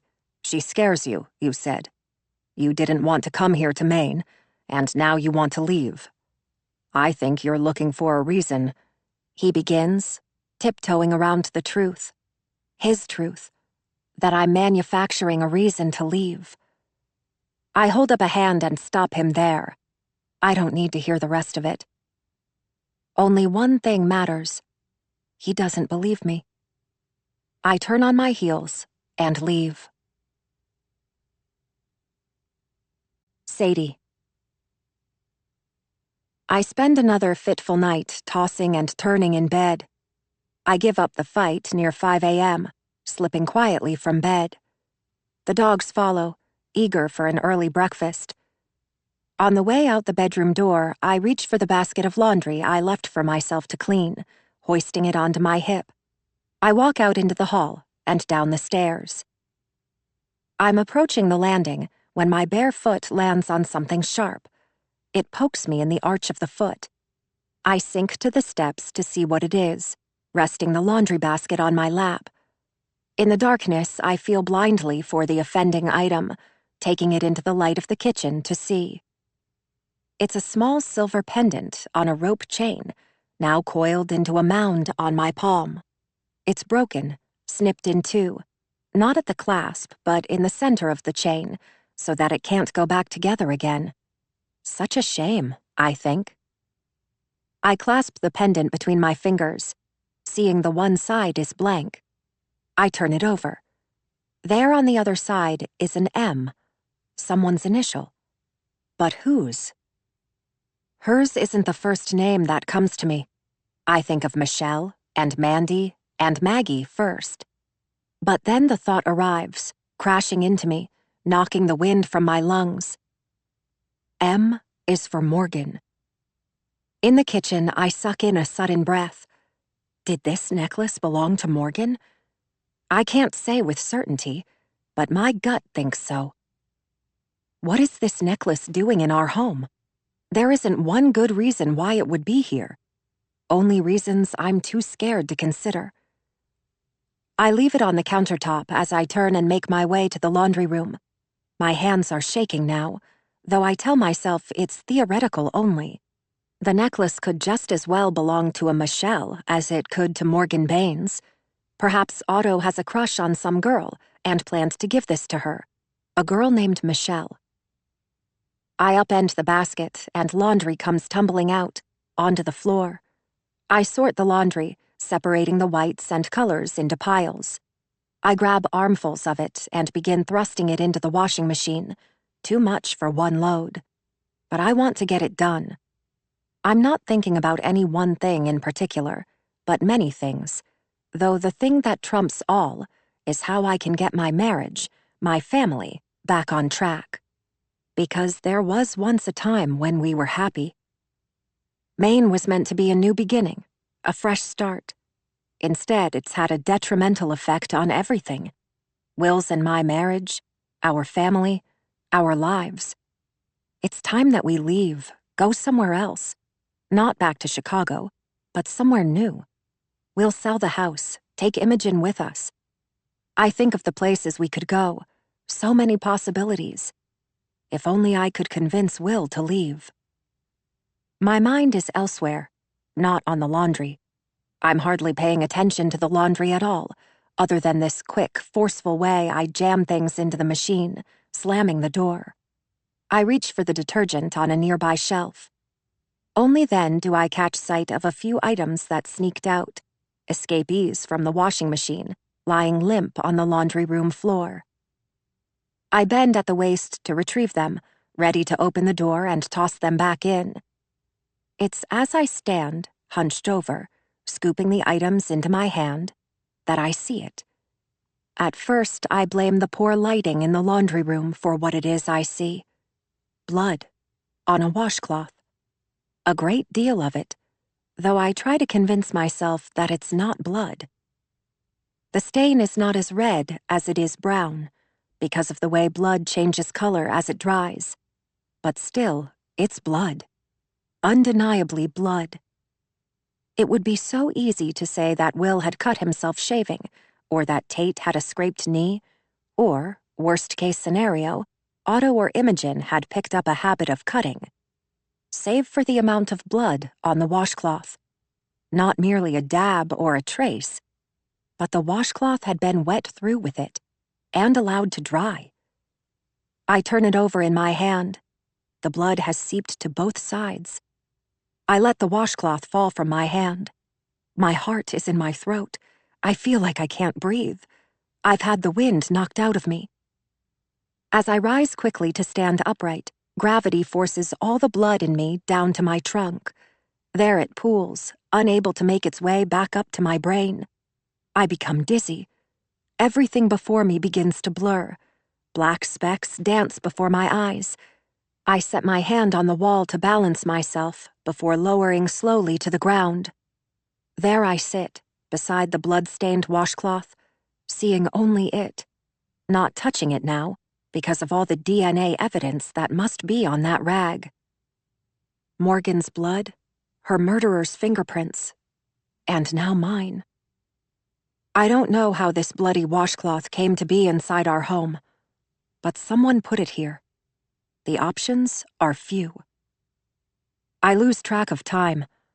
I sit on the laundry room floor long enough that I hear the sound of footsteps galloping around the house. Light, quick footsteps that belong to Tate, followed by heavier ones. Will. I should be in the shower by now. I should be getting ready for work. Will calls out quietly for me, having noticed that I wasn't in bed. Sadie? Coming, I call breathlessly back, wanting to show Will the washcloth, but unable to when Tate is there in the kitchen with him. I hear Tate's voice asking for French toast. The washcloth will have to wait. I hide it for now in the laundry room, laying it flat beneath the washing machine, where no one will find it. It's stiff with blood and easily slides under. I rise from the floor reluctantly and creep back into the kitchen, overcome with the urge to vomit. There is a killer living in my home with me. Where have you been? Will asks at seeing me, and all I can tell him is, laundry. It comes out in one forced breath, and then again, the black specks appear, dancing before my eyes. Why? He asks, and I tell him there was so much. You didn't need to do that. I would have done it, he says, reaching into the refrigerator for the milk and eggs. I know he would have done the laundry eventually. He always does. I was trying to help, I say. You don't look good, he tells me, as my hand holds tightly to the crown molding of the door so that I don't fall. I want so much to tell him about the blood-soaked washcloth that someone left in the laundry basket, but I don't because of Tate. I hear Tate beside him ask, "What's wrong with Mommy?" I don't feel good. Stomach flu, I force out. Will comes to me, presses a hand to my forehead. I'm not running a fever, but I feel hot and clammy nonetheless. I need to go lie down, I say, clutching my stomach as I leave. On the way upstairs, the bile inside me begins to rise, and I find myself rushing to the bathroom. Mouse. Mouse froze. She waited for the sound of the bedroom door to open on the first floor, for fake Mom to come for her. Mouse was scared, though it wasn't Mouse's fault she'd made noise. It's not like a person can stop themselves from sneezing. Her legs shook in fear. Her teeth began to chatter, though Mouse wasn't cold. How long she waited there on the stairs, Mouse didn't know. She counted to nearly 300 in her head, except she lost count twice and had to start all over again. When fake Mom didn't come, Mouse thought maybe she hadn't heard her. Maybe fake Mom had slept right through that sneeze. She didn't know how that was possible. The sneeze had been loud. But Mouse thanked her lucky stars if she had. She continued on to her bedroom and climbed into bed. There, in her bed, she talked to her real mom, same as she always did. She told her what fake Mom had done, how she had hurt Mouse and Mr. Bear. She told her real mom how she was scared and how she wanted her father to come home. She said it in her head. Mouse's father always told her that she could talk to her real mom whenever she wanted to. He told her that wherever she was, her mom was listening. And so Mouse did. She talked to her all the time. Though sometimes Mouse took it a step further than that and imagined what her real mom said back. Sometimes she imagined her real mom was in the very same room as her, and they were having a conversation, like the kind of conversations Mouse had with her father, the kind where he talked back. But that was only pretend, because there was no way to know what her mother said back, but it made Mouse feel less alone. For a while, Mouse felt satisfied, knowing her stomach had food, though 3 butter cookies was hardly the same thing as dinner. Mouse knew those cookies wouldn't hold her off for long, but for now, at least, she was content. For now, she could sleep. Sadie. How are you feeling? Will leans over me and asks. Not good, I tell him, still tasting vomit in my mouth. He tells me to sleep in, that he'll call me in sick to work, and drive the boys to school. He sits on the edge of the bed, stroking my hair, and I want to tell him about the washcloth, but I can't say anything to Will when the kids are just down the hall getting ready for school. Through our open door, I see them move in and out of the bedrooms, the bathroom. But then a moment comes when they're all in their bedrooms, out of earshot, and I think that I'll come right out and say it. Will, I say, the words on my lips, but then, just like that, Tate comes scampering into the bedroom, asking Will to help him find his favorite socks. Will grabs him by the hand, catches him before he has a chance to jump on the bed. What? Will asks, turning toward me. I shake my head, tell him, never mind. You sure? He asks. Yes, I say. Together, Will and Tate go to leave, to head to Tate's bedroom in search of the missing socks. Will glances over his shoulder as he leaves, tells me to sleep as long as I can. He pulls the door closed behind himself. I'll tell Will later. I hear Will, Otto, Tate, and Imogen moving about in the house.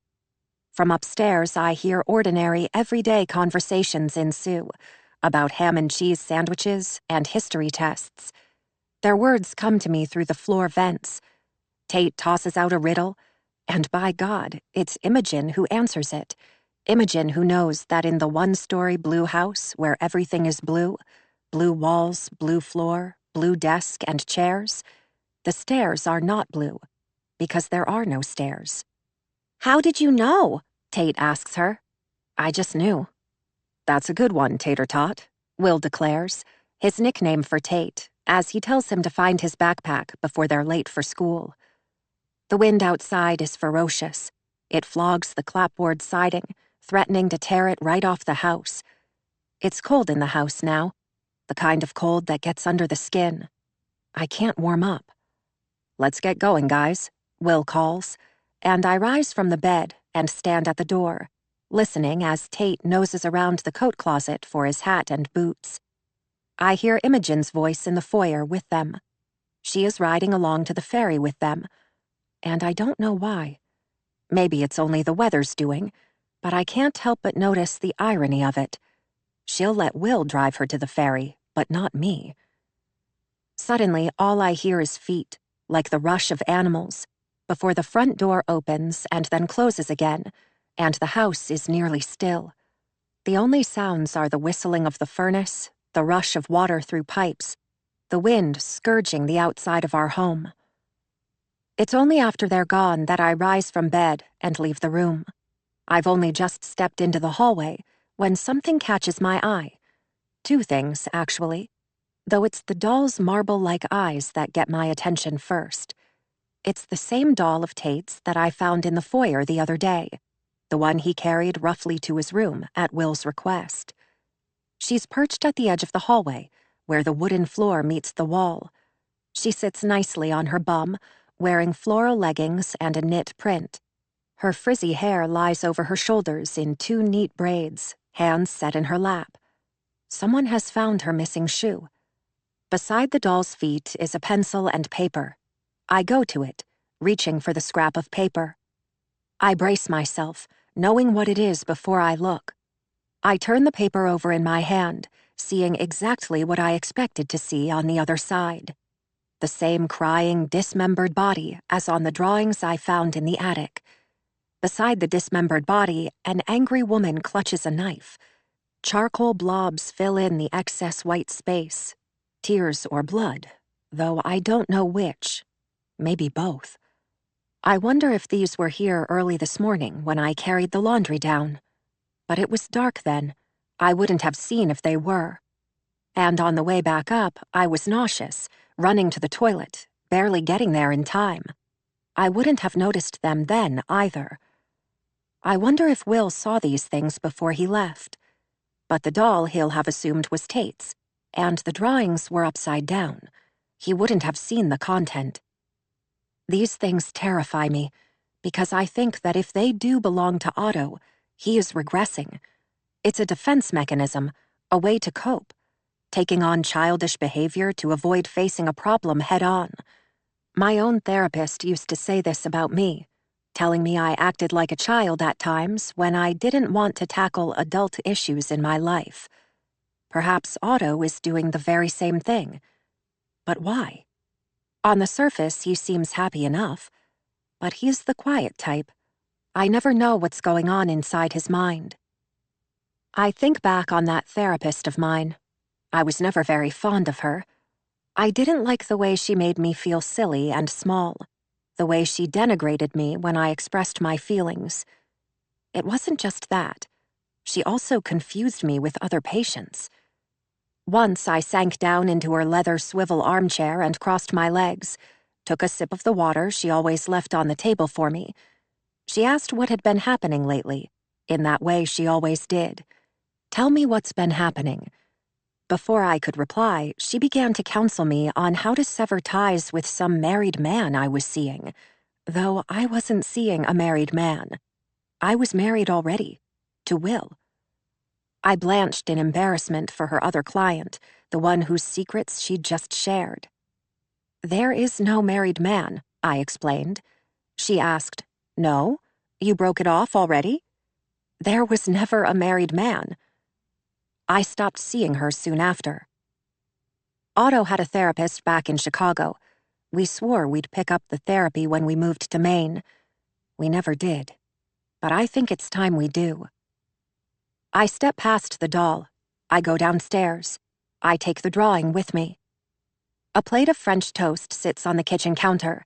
That and a pot of coffee, keeping hot on the coffee maker's warming plate. I help myself to the coffee, but I can't bring myself to eat a thing. As I lift the mug to my lips, my hands tremble, casting waves across the coffee. Beside the plate of French toast is a note. Feel better, it reads, with Will's signature closing, the ever-present XO. He set my pills out for me. I leave them where they are, not wanting to take them until I've gotten some food inside of me. Out the kitchen window, I see the dogs. Will must have let them outside before he left, which is fine. They're snow dogs, huskies, in their element in weather like this. It'd be nearly impossible to get them back in before they're ready to come. In the backyard, the wind beats through the naked trees, making their limbs bend.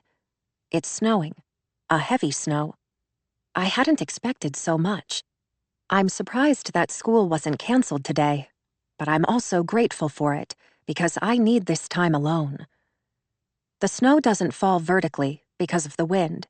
It falls sideways instead, with abandon, forging snowdrifts across the yard.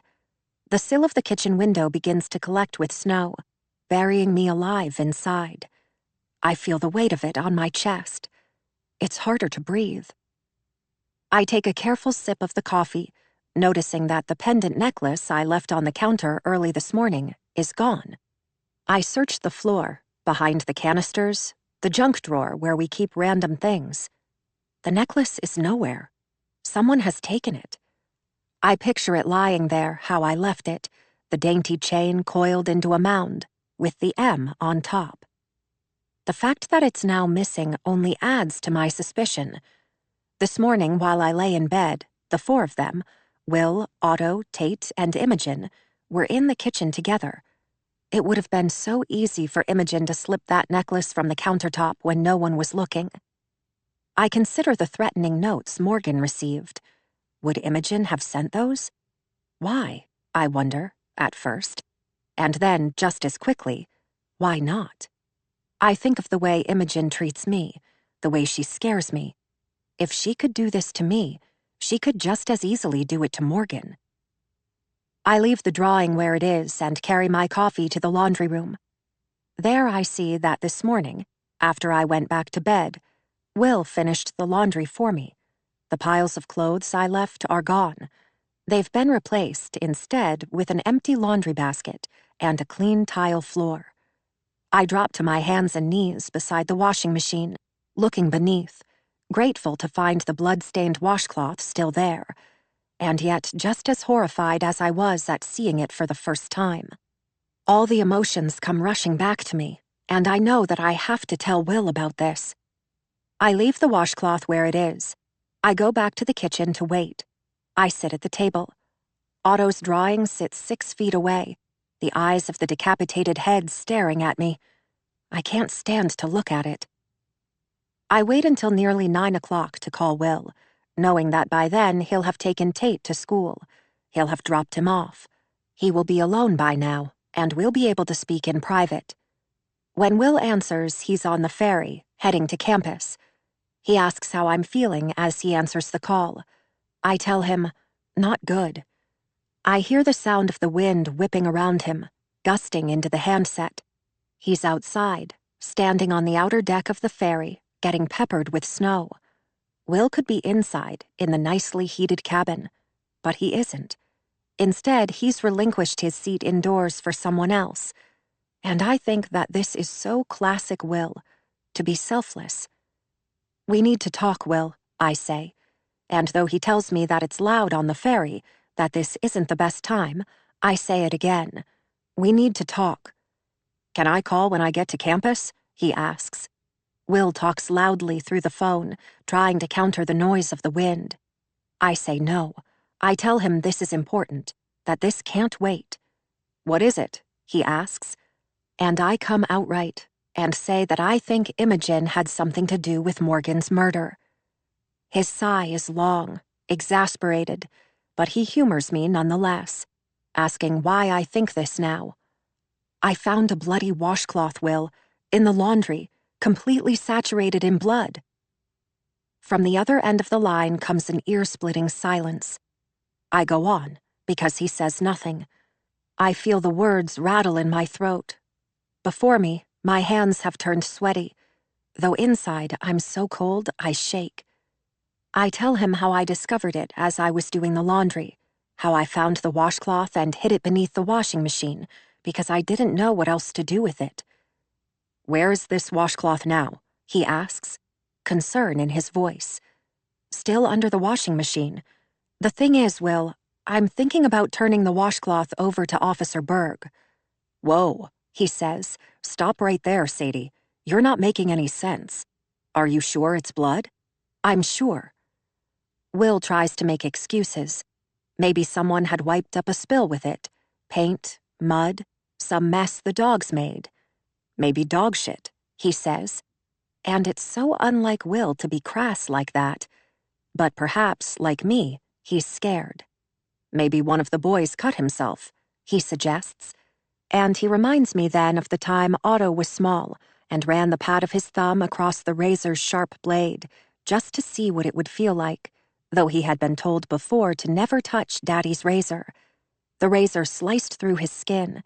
There was a surge of blood that Otto tried to hide from us. He didn't want to get in trouble. We found blood-stained tissues packed in the garbage can, an infection festering days later on his thumb. This isn't the same thing as playing with razors, I tell Will. This is far different than that. The washcloth, Will, was wet through with blood. Not a few drops of blood, but it was literally soaked. Imogen killed her, I say decisively. She killed her and wiped herself clean with that washcloth. It isn't fair what you're doing to her, Sadie, he says, voice loud. And I don't know if he's yelling at me or yelling over the wind, but he's most definitely yelling. This is a witch hunt, he says. Morgan's necklace was here too, I go on. I found it on the stairs. I stepped on it. I set it on the kitchen counter and now it's gone. Imogen took it to hide the evidence. Sadie, he says, I know you don't like her. I know she hasn't taken kindly to you, but you can't keep blaming her for every little thing that goes wrong. His choice of words strikes me as strange. Every little thing. Murder is not an inconsequential thing. If not Imogen, then someone in this house killed her, I tell Will. That's a given, because how else can you explain her necklace on our floor, the bloody washcloth in the laundry? If not her, then who? I ask. And at first the question is rhetorical. At first I ask it only to make him see that of course it was Imogen, because no one else in the house is capable of murder. If she did it once, yanking that stool from beneath her mother's feet, she could do it again. But then, in the silence that follows, my eyes come to land on Otto's angry drawing with the decapitated head and the blobs of blood, the fact that he's regressed to playing with dolls. And I think of the way my 14-year-old son carried a knife to school. I draw in a sudden breath, wondering if Imogen isn't the only one in this house who is capable of murder. I don't mean for the thought to leave my head, and yet it does. Could it have been Otto? I think aloud, wishing as soon as the words are out that I could take them back, put them back in my head where they belong. You can't be serious, Will says, and I don't want to be serious. I don't want to believe for a second that Otto could do this. But it isn't outside the realm of possibility, because the same argument rings true. If he did it once, he could do it again. But what about Otto's history of violence, I ask? Not a history of violence, Will insists. Otto never hurt anyone, remember? But how do you know he wouldn't have, if he hadn't been caught first? If that student hadn't turned him in, how do you know he wouldn't have hurt his classmates, Will? We can't know what he would have done, but I'd like to believe our son isn't a killer, Will says. Wouldn't you? Will is right. Otto never hurt any of those kids back at his old high school. But the intent was there. The motive, a weapon. He very intentionally took a knife to school. There's no telling what he might have done if his plan hadn't been thwarted in time. How can you be so sure? Because I want to believe only the best about our son, because I won't let myself think Otto could take another life, he says. And I'm overcome with the strangest combination of fear and guilt that I don't know which prevails. Am I more scared that Otto has murdered a woman? Or do I feel more guilty for allowing myself to think this? This is my son I'm speaking of. Is my son capable of murder? Don't you know that, Sadie? Do you really believe Otto could do this? He asks. And it's my silence that gets the best of him. My unknowingness. My silent admission that, yes, I do think maybe Otto could have done this. Will breathes out loudly, feathers ruffled. His words are clipped. What Otto did, Sadie, Will says, words razor sharp, is a far cry from murder. He's 14, for God's sake. He's a kid. He acted in self-defense. He stood up for himself the only way he knew how. You're being irrational, Sadie. But what if I'm not? I ask. Will's response is immediate. But you are, he says. What Otto did was stand up for himself when no one else would. He stops there, but I know he wants to say more. He wants to tell me that Otto took matters into his own hands. Because of me. Because even though Otto told me about the harassment, I didn't intervene. Because I wasn't listening. There was a hotline at the school, a bullying hotline. I could have called and left an anonymous complaint. I could have called a teacher or the school principal and made a not-so-anonymous complaint. But instead, I did nothing. I ignored him, even if unintentionally. Will has yet to call me out on this, and yet I see it there in the unspoken words. Silently, he's castigating me. He thinks it's my fault Otto took that knife to school, because I didn't offer a more reasonable alternative, a more appropriate alternative for our 14-year-old son. Otto isn't a murderer. He would never have hurt those kids, I don't think. He's a troubled boy, a scared boy. There's a difference. I'm scared, Will, I admit. And he says, voice softening, I know you are, Sadie. We both are. I have to turn the washcloth in to the police, I tell him, voice cracking, on the verge of tears.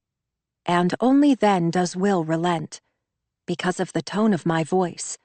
He knows as well as I that I've become discomposed. It isn't right for us to keep it. All right then, he says. As soon as I get to campus, I'll cancel my classes. Give me an hour, Sadie, and then I'll be home. Don't do anything with the washcloth until then, he pleads, before his voice takes on a different tone, a softer tone, and he says, "We'll go see Officer Berg together. Just wait until I get home, and we'll speak to Officer Berg together." I end the call and move into the living room to wait. I drop down onto the marigold sofa. I stretch my legs before me, thinking that if I close my eyes, I will sleep. The weight of worry and fatigue come bearing down on me, and suddenly I'm tired. My eyes sink shut. Before I can fall asleep, they bolt open again. The sound of the front door startles me. It shifts in its casing, getting jostled around. It's only the wind blowing against it, agitating the door, I tell myself. But then comes the sound of a key jiggling in the lock. It's only been a few minutes since Will and I hung up the phone, no more than 10 or 15. He would have scarcely reached the mainland by now, much less waited for passengers to disembark and then board the boat. He wouldn't have had time to make the 20-minute commute back across the bay, or drive home from the ferry dock. It's not Will. Someone else is here. I inch myself away from the door, searching for a place to hide.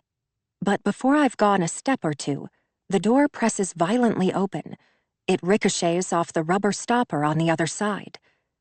There, standing in the foyer, is Otto. His backpack is slung across a shoulder. His hair is covered with snow. It's white with it. His cheeks are rosy and red from the cold outside. The tip of his nose is also red. Everything else is pallid. Otto slams the door shut. "Otto," I breathe out mid-stride, pressing my hand to my chest. "What are you doing here?" I ask, and he says, "I'm sick." He does look peaked to me, yes, but I'm not certain he looks sick. "The school didn't call," I tell him, because this is the way it's supposed to happen. The school nurse is supposed to call and tell me my son is sick, and then I go to the school and pick him up. But this isn't what happened. "The nurse just sent you home?" I ask, feeling cross at her for allowing a child to walk off campus in the middle of the school day, but also scared, because the look on Otto's face is alarming. He shouldn't be here. Why is he here? His reply is offhand. He takes a step into the room. "I didn't ask," he says. "I just left." "I see," I say, feeling my feet inch backward. "What's that supposed to mean?" he asks. "I told you I was sick. You don't believe me?" It isn't like Otto to be antagonistic with me. Otto stares at me with his jaw clenched, chin forward. He runs his fingers through his hair, then jams them into the pockets of his jeans. "What doesn't feel good?" I ask, a lump forming in the pit of my stomach. Otto moves another step closer and says, "My throat," though his voice isn't raspy. He doesn't clutch a hand to his throat as one does when it hurts. But it's conceivable, of course. His throat could hurt. He could be telling the truth. Strep throat is going around, as is the flu. "Your father is on his way home," I force out, though I don't know why. "No, he's not," he says, his voice chillingly composed. "Dad's at work." "He canceled his classes," I say, shambling backward. "He's coming home. He should be here soon." "Why?" Otto asks, as in my subtle retreat, I bump softly into the fireplace mantel. I lie, telling Otto that Will also didn't feel well. He was turning around just as soon as his ferry reached the mainland. I glance at the clock and say, "Any minute he should be home." "No, he won't," Otto says again. It's irrefutable the way that he says it. I suck in a breath, release it slowly. "What do you mean?" I ask. "Ferries are delayed because of the storm," he tells me, thrusting that hair of his back again with a hand. "How did you get home?" I ask. "Mine was the last to leave." "Oh," I say, thinking of Otto and me trapped together in this house until ferry traffic resumes. How long will that take? I wonder why Will hasn't called to tell me about the ferries, though my phone is in the other room. I wouldn't have heard it if he did. A gust of wind rattles the house just then, making the whole thing shake. As it does, the lamp on the end table flickers. I hold my breath, waiting for the room to go dark. There's a meager amount of light coming through the windows, but as they fill with snow, it gets harder to see. The world outside turns a charcoal gray. The dogs bark. "Do you want me to look at your throat?" I ask Otto. When he doesn't reply, I retrieve my penlight from my bag in the foyer and go to him. Standing beside Otto, I see how he's surpassed me in height, nearly overnight. He looks down on me now. He isn't heavily built. Rather, he's lanky. He smells of teenage boy, all those hormones they secrete in their sweat during puberty. But he's handsome, the spitting image of Will, just younger and thinner. I reach up and press my fingers to his lymph nodes. They're enlarged. He might be sick. "Open up," I tell him, and though he hesitates, he complies. Otto opens his mouth. It's lazy at best, just barely enough for me to see inside. I shine my penlight in, seeing a red, irritated throat. I press the back of my hand to his forehead, feeling for a fever. As I do, I feel a sudden rush of nostalgia, bringing me back to a 4- or 5-year-old Otto, sick as a dog with the flu. Instead of a hand, it used to be my lips, a far more accurate measure of temperature to me. One quick kiss, and I could tell if my boys were febrile or not. That, and the way they'd lie limp and helpless in my arms, wanting to be coddled. Those days are gone. All at once, Otto's strong hand latches down on my wrist, and I jerk immediately back. His grasp is strong. I can't free myself from his hold. The penlight drops from my hand, batteries skidding across the floor. "What are you doing, Otto? Let go of me!" I cry out, trying desperately to wiggle free from his grasp. "You're hurting me," I tell him. His grip is tight. I look up to find his eyes watching me. They're more brown than blue today, more sad than mad. Otto speaks, his words nothing more than a whisper. "I'll never forgive you," he says, and I stop fighting. "For what, Otto?" I breathe, still thinking about the washcloth and the necklace, as again the lights in the home flicker, and I hold my breath, waiting for them to go out. My eyes move to a lamp, wishing I had something to protect myself with. The lamp has a beautiful glazed ceramic base, sturdy, solid enough to do damage, but not so heavy that I can't pick it up. But it's 6 feet away now, out of reach, and I don't know that I'd have it in me anyway, to clutch the lamp by the neck and bash the heavy end into my own son's head. Even in self-defense, I don't know that I could. Otto's Adam's apple bobs in his throat. "You know," he says, fighting back the urge to cry. I shake my head and say, "I don't know," though I realize in the next moment that I do. He'll never forgive me for not standing up for him that day in the principal's office, for not complying with his lie. "For lying," he hollers, composure waning, "about the knife." "I never lied," I tell him. What I want to say is that he's the one who lied, but it doesn't seem a smart time to lay blame. Instead, "If only you'd have come to me. I could have helped you, Otto. We could have talked it through. We could have come up with a solution." "I did," he interjects, voice quivering. "I did come to you. You're the only one I told." And I try not to imagine Otto opening up to me about what was happening at school, and me giving him the brush off. I struggle to remember it, as I have every day and night since it happened. What was I doing when Otto told me about the bullying? What was I so busy doing that I couldn't pay attention when he confessed to me that kids at school called him heinous names, that they shoved him into lockers, plunged his head into dirty toilet bowls? "Otto," I say under my breath, full of shame for not being there when Otto needed me most. "If I wasn't listening, if I wasn't paying attention, I'm so sorry," I tell him. And I start to tell him how I was completely inundated with work in those days, tired and overwhelmed. But that's little consolation to a 14-year-old boy who needed his mother.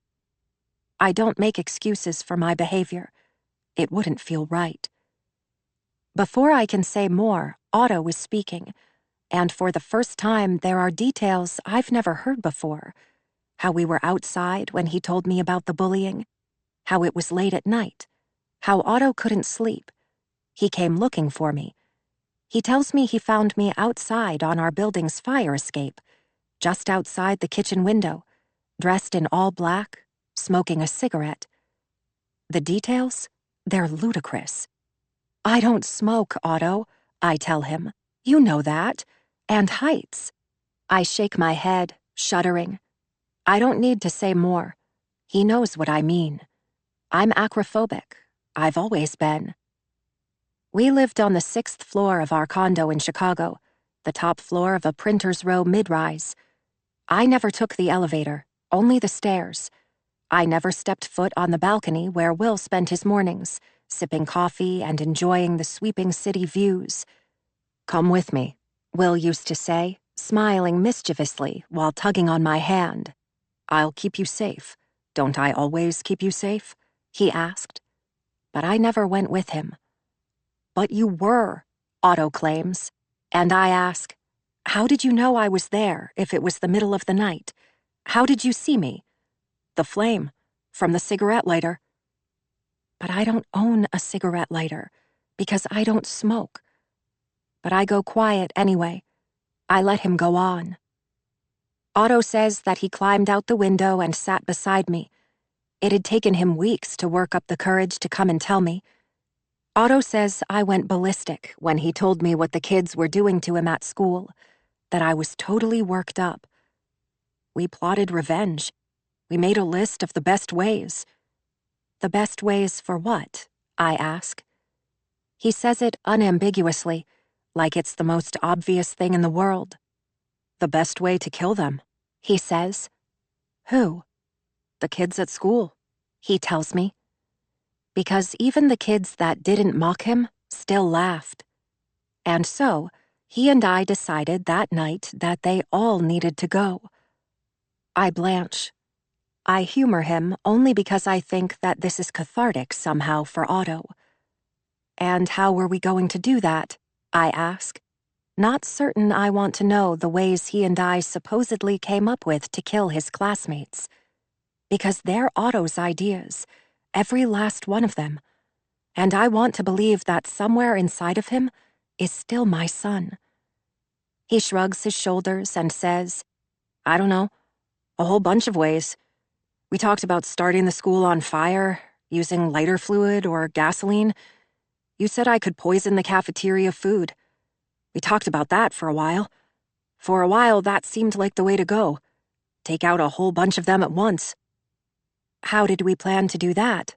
I ask, as he grows lax and his hand loosens its grip on my wrist. I try to pull free, but just like that, he re-engages, clinging tighter to me. His answer is so sure. Botox, he says with another shrug. You said you could get it. Botox. Botulinum toxin, which we stocked at the hospital because it treats migraines, symptoms of Parkinson's disease, and a host of other conditions. But it can be fatal, too. It's one of the deadliest substances in the world. Or stabbing them all, he says, telling me how we'd decided that was the best way, because he didn't have to wait for poison, and a knife was easier to hide in his backpack than bottles of lighter fluid. He could do it right away, the very next day. We went inside, Otto reminds me. Remember, Mom? We climbed back in the window and went to look over all the knives, to see which would be best. You decided, he tells me, explaining how I chose the chef knife because of its size. According to Otto, I then took out Will's whetstone and sharpened the knife. I said something canny about how a sharp knife is safer than a dull one, before smiling at him. Then I slipped it in his backpack in the soft laptop sleeve, behind all of his other belongings. As I zipped the backpack closed, I winked at him. "You don't have to worry about getting an organ," Otto says that I said. "Any old artery will do." My stomach roils at the thought of it. My free hand rises to my mouth as bile inches up my esophagus. I want to scream. No, that he's wrong, that I never said such a thing, that he's making this all up. But before I can reply, Otto is telling me that before he went to bed that night, I said to him, "Don't let anyone laugh at you. You shut them up if they do." That night, Otto slept better than he had in a long time. But the next morning, he had second thoughts about it. He was suddenly scared. But I wasn't there to talk it through. I'd gone into work for the day. He called me. That, I remember, a voicemail on my phone that I didn't discover until later that night. "Mom," he'd said, "it's me. I really need to talk to you." But by the time I heard the voicemail, it was done. Otto had taken that knife to school. By the grace of God, no one was hurt. Listening to Otto speak, I realize one gut-wrenching truth. He doesn't think that he's made this story up. He believes it. In his mind, I am the one who packed the knife in his backpack. I am the one who lied. I can't help myself. I reach up with my one free hand and trace his jawline. His body stiffens, but he doesn't react. He lets me touch him. There is hair there, only a small patch of it that will one day grow to a beard. How did the little boy who once lacerated his thumb on the blade of Will's razor grow old enough to shave? His hair hangs in his eyes. I brush it back, seeing that his eyes lack all the hostility they usually have, but are instead drowning in pain. "If I hurt you in any way," I whisper, "I'm sorry. I would never do anything to intentionally hurt you." Only then does he acquiesce. He lets go of my wrist, and I step quickly back. "Why don't you go lie down in your room?" I suggest. "I'll bring you toast." "I'm not hungry," Otto grunts. "How about juice, then?" He ignores me. I watch, grateful that he turns and lumbers up the stairs to his bedroom, backpack still clinging to his back. I go to the first-floor study and close the door. I hurry to the computer on the desk and open the browser. I go to look up the website to the ferry company to search for news on delays. I'm anxious for Will to be home. I want to tell him about my conversation with Otto. I want to go to the police. I don't want to wait anymore to do these things. If it wasn't for the weather, I'd leave. Tell Otto I'm running out on an errand and not come back until Will is here. As I begin to type in the browser, a history of past internet searches greets me. My breath leaves me, because Aaron Sabine's name is in the search history. Someone has been looking up Will's former fiancé. Will, I assume, feeling nostalgic on the 20-year anniversary of her death. I have no self-control. I click on the link. Images greet me. An article, too. A report from 20 years ago on Aaron's death. There are photographs included in the article. One is of a car being excavated from an icy pond. Emergency crews hover solemnly in the background, while a wrecker truck lugs the car from the water. I read through the article. It's just as Will told me. Aaron lost control of her car in a wicked winter storm, like the one we're having today. She drowned. The second image is of Aaron with her family. There are 4 of them: a mother, a father, Aaron, and a younger sister who looks to me somewhere in between Otto's and Tate's ages. 10, maybe 11. The photograph is professional looking. The family is in a street between an avenue of trees. The mother sits on a garish yellow chair that's been placed there for purposes of this photograph. Her family stands around her, the girls leaning into their mother indulgently.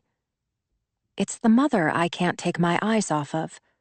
There's something about her that nags at me. A round woman with shoulder-length brunette hair. Something strikes a chord, but I don't know what. something that hovers just out of the periphery of my mind. Who is she? The dogs begin to howl just then. I hear it all the way from here.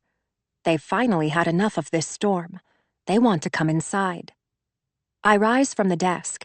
I let myself out of the study, padding quickly to the kitchen, where I yank open the back door. I step outside, onto the deck, hissing to the dogs to come. But they don't come. I move across the yard. The dogs are both frozen like statues in the corner. They've caught something, a rabbit or a squirrel. I have to stop them before they eat the poor thing. And in my mind's eye, I see the white snow riddled with animal blood. The yard is covered in snowdrifts. They rise a foot high in some spots, the grass barely flecked with snow in others. The wind tries hard to push me down as I trek through the yard, making my way out to the dogs. The property is large, and they're far away, pawing at something. I clap my hands and call to them again, but still they don't come. The snow blows sideways. It gusts up the leg of my pajama pants and into the neckline of my shirt. My feet, covered in slippers alone, ache from the bitter cold. I didn't think to put shoes on before I came outside. It's hard to see much of anything. The trees, the houses, the horizon disappear in the snow. I find it hard to open my eyes. I think of the kids still in school. How will they get home? Halfway to the dogs, I think about turning around. I don't know that I have it in me to make it all the way there. I clap again. I call to them. They don't come. If Will was here, they would come. I force myself to go on. It hurts to breathe. The air is so cold it burns my throat and lungs. The dogs bark again, and I run the last 20 feet to them. They look sheepishly at me as I come, and I expect to find a half-eaten cadaver lying between their feet. I reach out, grabbing a hold of one of the girls' collars and pulling, saying, "Come on, let's go," not caring if there's a maimed squirrel there, but just needing to be back inside. But she just stands there, whining at me, refusing to come. She's much too big for me to lug all the way home. I try, but as I do, I stagger from the weight of her, losing balance. I fall forward to my hands and knees, where there, before me, between the dog's paws, something sparkles in the snow. It's not a rabbit. It's not a squirrel. It's much too small to be a rabbit or a squirrel. And then there's the shape of it, long and slender and sharp. My heart races, my fingers tingle. The black specks return, dancing before my eyes. I feel like I could be sick. And then suddenly I am. On my hands and knees, I retch into the snow. My diaphragm contracts, but it's a dry heave only. I've had nothing to eat but a few sips of coffee. My stomach is empty. There's nothing there to come back up. One of the dogs nudges me with her nose. I latch onto her, steadying myself, seeing plainly that the object between the dog's feet is a knife. The missing boning knife. The blood on it is what's piqued the dog's interest. The blade of the knife is approximately 6 inches long, same as the one that killed Morgan Baines. Beside the knife sits a hole that the dogs have carved into the earth. The dogs dug up this knife. This knife was buried in our backyard. All this time, they've been digging into the backyard to unearth this knife. I glance quickly back to the house. Though in reality I see nothing, just barely the softened periphery of the house itself. I imagine Otto standing at the kitchen window, watching me. I can't go home. I leave the dogs where they are. I leave the knife where it is. I don't touch it. I limp across the yard. My feet tingle from the cold, losing feeling. It makes it hard for them to move. I lumber around the side of the house, missing my footing because of my frozen feet. I fall into the snowdrifts and then force myself back up. It's a 1/4-mile hike to the bottom of our hill. That's where the town and the public safety building are located, where I'll find Officer Berg. Will said to wait, but I can no longer wait. There's no telling what time Will be home, or what may happen to me by the time he is. The street is barren and bleak. It's saturated in white. There's no one here but me. I shamble down the hill, nose oozing with snot. I wipe it away with a sleeve. I'm wearing only pajamas, not a coat or a hat, not gloves. The pajamas do nothing to keep me warm, to protect me. My teeth chatter. I can barely keep my eyes open because of the wind. The snow blows from all ways simultaneously, constantly airborne, swirling in circles like the vortex of a tornado. My fingers freeze. They're blotchy and red. I can't feel my face. Off in the distance, the blade of a shovel scrapes a sidewalk. There's the littlest bit of hope that comes with it. There is someone else on this island besides Otto and me. I go on only because I have no choice but to go on. Mouse. In the middle of the night, Mouse heard a noise she knew well. It was the squeak of the stairs, which had no reason to be squeaking, since Mouse was already in her bed. As Mouse knew, there was one bedroom on the second floor of the old house. At night, after she was in bed, there was no reason for anyone to be upstairs but her. But someone was coming up the stairs. Fake Mom was coming upstairs, and the stairs themselves were calling out a warning for Mouse, telling her to run, telling her to hide. But Mouse didn't have a chance to run or hide, because it happened too fast, and she was disoriented from sleep. Mouse barely had time to open her eyes before the bedroom door pressed open, and there Fake Mom stood, backlit by the hallway light. Bert, in her cage on the bedroom floor, emitted a piercing screech. She rushed under her translucent dome for safety. There she held still like a statue, mistakenly believing no one would see her on the other side of the opaque plastic, so long as she didn't move. In her bed, Mouse tried to hold real still too. But Fake Mom saw her there, just as she saw Bert. Fake Mom flicked the bedroom light on. The brightness of it overpowered Mouse's tired, dilated eyes, so that at first she couldn't see, but she could hear. Fake Mom spoke, her voice composed in a way that startled Mouse even more than if it wasn't. Her steps were slow and deliberate as she let herself into the room, when Mouse wished she would come running in, screaming, and then leave, because then it would be over and through. "What did I tell you about picking up after yourself, Mouse?" Fake Mom asked, coming closer to the bed, stepping past Bert and her cage. She grabbed Mouse's bedspread by the edge and tugged, revealing Mouse in her unicorn pajamas beneath, the ones she put on without anyone having to tell her to put them on. Beside Mouse, in the bed, was Mr. Bear. "Did you think that picking up after yourself didn't mean flushing a toilet or wiping up after you piss all over the seat? The same seat that I have to sit on?"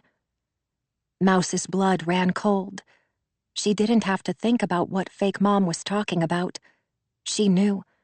And she knew there was no point in explaining, though she tried anyway. Her voice trembled as she spoke. She told Fake Mom what happened, how she tried to be quiet, how she didn't want to wake Fake Mom up, how she didn't mean to pee on the seat, how she didn't flush the toilet because she knew it would be loud. But Mouse was nervous when she spoke. She was scared. Her little voice shook so that her words came out unintelligibly. Fake Mom didn't like mumbling. She barked at Mouse, "Speak up!" Then she rolled her eyes and said that Mouse wasn't nearly as smart as her father thought she was. Mouse tried to explain again, to speak louder, to enunciate her words. But it didn't matter, because Fake Mom didn't want an explanation, whether an audible or inaudible one. The question she'd asked, Mouse realized too late, was rhetorical, the kind of question that doesn't want an answer at all. "Do you know what happens when dogs have accidents inside the house?" Fake Mom asked Mouse. Mouse didn't know for sure what happened. She'd never had a dog before. But what she thought was that someone cleaned the mess up, and that was that. It was done. Because that was the way it happened with Bert. Bert was forever pooping and peeing in Mouse's lap, and it was never a big deal. Mouse wiped it up, washed her hands, and went back to playing with Bert. But fake Mom wouldn't have asked the question if it was as easy as that. Mouse told her that she didn't know. "I'll show you what happens," fake Mom said, as she grabbed Mouse by the arm and pulled her from bed. Mouse didn't want to go where fake Mom wanted her to go, but she didn't object, because she knew it would hurt less if she just went with fake Mom than allowing herself to be pulled from bed and dragged down the squeaky stairs. So that was what she did. Except that fake Mom walked faster than Mouse could walk, and so she tripped. When she did, she fell all the way to the floor. It made fake Mom angry. It made her scream, "Get up!" Mouse did. They made their way down the steps. The house was mostly dark, but there was a hint of the night sky coming in through the windows. Fake Mom brought Mouse into the living room. She brought her to the center of the room, turned her in a specific direction. There, in the corner of the room, was the empty dog crate, door open as it never was. "I used to have a dog once," fake Mom said. "A Springer Spaniel. I named him Max, mostly because I couldn't think of a better name. He was a good dog, a dumb dog, but a good dog. We took walks together. Sometimes when we'd watch TV, he'd sit by my side. But then Max went and made an accident in the corner of my house when I wasn't home. And that made Max bad," she said. She went on. "See, we can't have animals urinating and defecating inside our homes, where they're not supposed to go. It's dirty, Mouse. Do you understand that? The best way to teach a dog is by crate training, because the dog doesn't want to have to sit with its own piss and shit for days. And so it learns to hold it. Same as you can," fake Mom said, as she grabbed Mouse by the arm and yanked her the rest of the way across the living room for that open dog crate. Mouse fought back, but Mouse was a child, only 6 years old. She weighed less than half of what fake Mom weighed, and she had nearly no strength at all. Mouse had had no dinner, only 3 Salerno butter cookies. She'd just been woken from sleep. It was the middle of the night, and she was tired. She wiggled and writhed, but that was the best she could do, and so she was easily manhandled by fake Mom. She was forced into the dog crate, which was not even as tall as she was when she sat down. She couldn't even sit all the way up inside the cage, and so her head rubbed against the hard metal bars of the cage. Her neck kinked. She couldn't lie down, couldn't stretch out her legs. She had to keep them pulled into her so that they went numb. Mouse was crying. She was begging to be let out, promising to be good, to never pee on the toilet seat again. But fake Mom wasn't listening, because fake Mom was making her way back upstairs.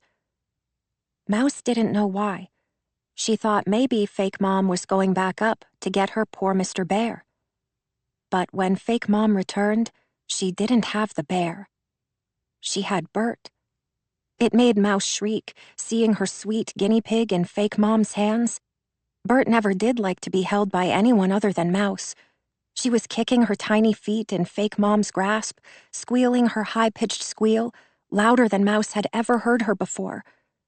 It wasn't the same squeal she made for carrots. It was a different kind of squeal, a terrified kind of squeal. Mouse's heart was beating 1,000,000 miles a minute. She beat on the bars of that dog crate, but couldn't get out. She tried forcing the door open, but it wouldn't budge, because there was some sort of padlock on that door. "Did you know, Mouse, that a dull knife is more dangerous than a sharp one?" she asked, holding one of her knives up in the air to examine the blade in the moonlight. "How many times?" she asked, not waiting for an answer to the question she'd already asked. "Do I have to tell you that I don't want one rodent in this house, let alone 2? Mouse closed her eyes and pressed her hands to her ears so that she couldn't see or hear what came next. It wasn't a week before Mouse's father had another work trip. He stood in the doorway saying his goodbyes as fake Mom stood beside Mouse. "I'll only be gone for a few days. I'll be back before you can miss me," her father said as he stared into Mouse's sad eyes, promising her that when he got home, they'd pick out a new guinea pig for her, one to replace Bert. Her father was of the opinion that Bert had merely run away, that she was getting her kicks somewhere in the voids of the house, where they couldn't find her. Mouse didn't want a new guinea pig. Not then, not ever. And only Mouse and fake Mom knew the reason why. Beside her, fake Mom squeezed Mouse's shoulder. She stroked her mousy brown hair and said, "We're going to get along just fine, aren't we, Mouse? Now say goodbye to your father so that he can go on his trip." Mouse tearfully said goodbye. She and fake Mom stood beside each other, watching as her father's car pulled from the drive and disappeared around the bend. And then, fake Mom kicked the front door closed and turned on Mouse. Sadie. The public safety building is a small brick building in the center of town. I'm grateful to find the door unlocked, a warm yellow light glowing from the inside. A woman sits behind the desk, pecking away on a keyboard as I let myself in. She startles, clutching her bosom, when the door bursts open and I appear. On a day such as this, she hadn't expected anyone to be outside. I trip over the door's threshold on the way in. I didn't see the 1-inch rise. I fall to my hands and knees just inside the doorway, not having it in me to catch myself in time.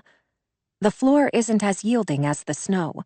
This fall hurts far more than the others. "Oh dear," the woman says, rising quickly to her feet to come help me to mine. She nearly runs around the edge of the desk and reaches for me on the floor. Her mouth hangs open, her eyes wide with surprise. She can't believe what she's seeing. The room around me is boxy and small. Yellow walls, carpeted floors, a double pedestal desk. The air is miraculously warm. A space heater stands in the corner, blowing heated air throughout the room. I've no sooner found my feet than I go to the heater, dropping to my knees before the oscillating fan. "Officer Berg," I just managed to say, lips sluggish from the cold. My back is to the woman. "Officer Berg, please." "Yes," she says. "Yes, of course." And before I know what's happening, she's screaming for him. She graciously reaches past me to turn the space heater to a higher speed, and I press my hands to it, burning from the cold. "There's someone here to see you," she says uneasily, and I turn. When he appears, Officer Berg says nothing. He walks quickly because of the screaming, because of the edge in his secretary's voice that warns him something is wrong. He takes in my pajamas as he moves past me for the coffee pot. He fills a disposable cup with coffee and extends it to me in an effort to warm me up. He helps me rise to my feet, pressing the cup into my hands. I don't drink it, but the heat off the cup feels good to touch. I feel grateful for it. The storm perseveres outside, the entirety of the little building shuddering at times. Lights flicker, the walls whine. He reaches for a coat on a coat rack and wraps me in it. "I have to speak with you," I tell him, the desperation and fatigue in my voice palpable. Officer Berg leads me down the hall. We sit side by side at a small expandable table. The room is bare. "What are you doing here, Dr. Faust?" he asks me, his tone thoughtful and concerned, but also leery. "Heck of a day to be outside," he says. I find myself shaking uncontrollably. For as much as I try, I can't warm up. My hands are wrapped around the cup of coffee. Officer Berg gives me a nudge and tells me to drink up. But it's not the cold that makes me shake. I start to tell him everything, but before I can, Officer Berg says, I received a call from your husband a short while ago. And my words get stuck in my throat. I'm at a loss, wondering why Will called him after we'd agreed that we'd come see him together. You did? I ask instead, sitting upright, because these aren't words I expected to hear. Officer Berg nods his head slowly. He has an uncanny way of maintaining eye contact. I struggle not to look away. I ask, "What did he want?" bracing myself for the officer's reply. "He was worried about you," Officer Berg says, and I feel myself relax. Will called because he was worried about me. Of course, I say, softening in the chair. Perhaps he tried to call me first, and when I didn't answer the phone, he called Officer Berg. Perhaps he called Officer Berg to check on me and see if I was all right. The weather and the ferry delay. I was upset the last time we spoke. "Yes," he says. "Mr. Faust told me." I start, again sitting upright. "He told you I was upset?" I ask on the defense, because this is personal, not something Will needed to tell the police. He nods. "He's worried about you. He said you were upset about some washcloth." And it's then that the conversation shifts, because it's patronizing the way he says it, as if I'm just some stupid ninny running off at the mouth about a washcloth. "Oh," I say, and I leave it at that. "I was getting ready to head to your house and check on you. You saved me a trip," he says. Officer Berg tells me the afternoon commute will be messy because the local schools weren't called off ahead of the storm. The only saving grace is that the snow is to slow in the hours to come. And then Officer Berg begins to pry. "You want to tell me about this washcloth?" "I found a washcloth," I tell him slowly, "covered in blood, in my laundry room." And then, because I've said that much already, I go on. "I found the knife buried in my backyard." He doesn't so much as blink. "The knife that was used to kill Mrs. Baines?" he asks.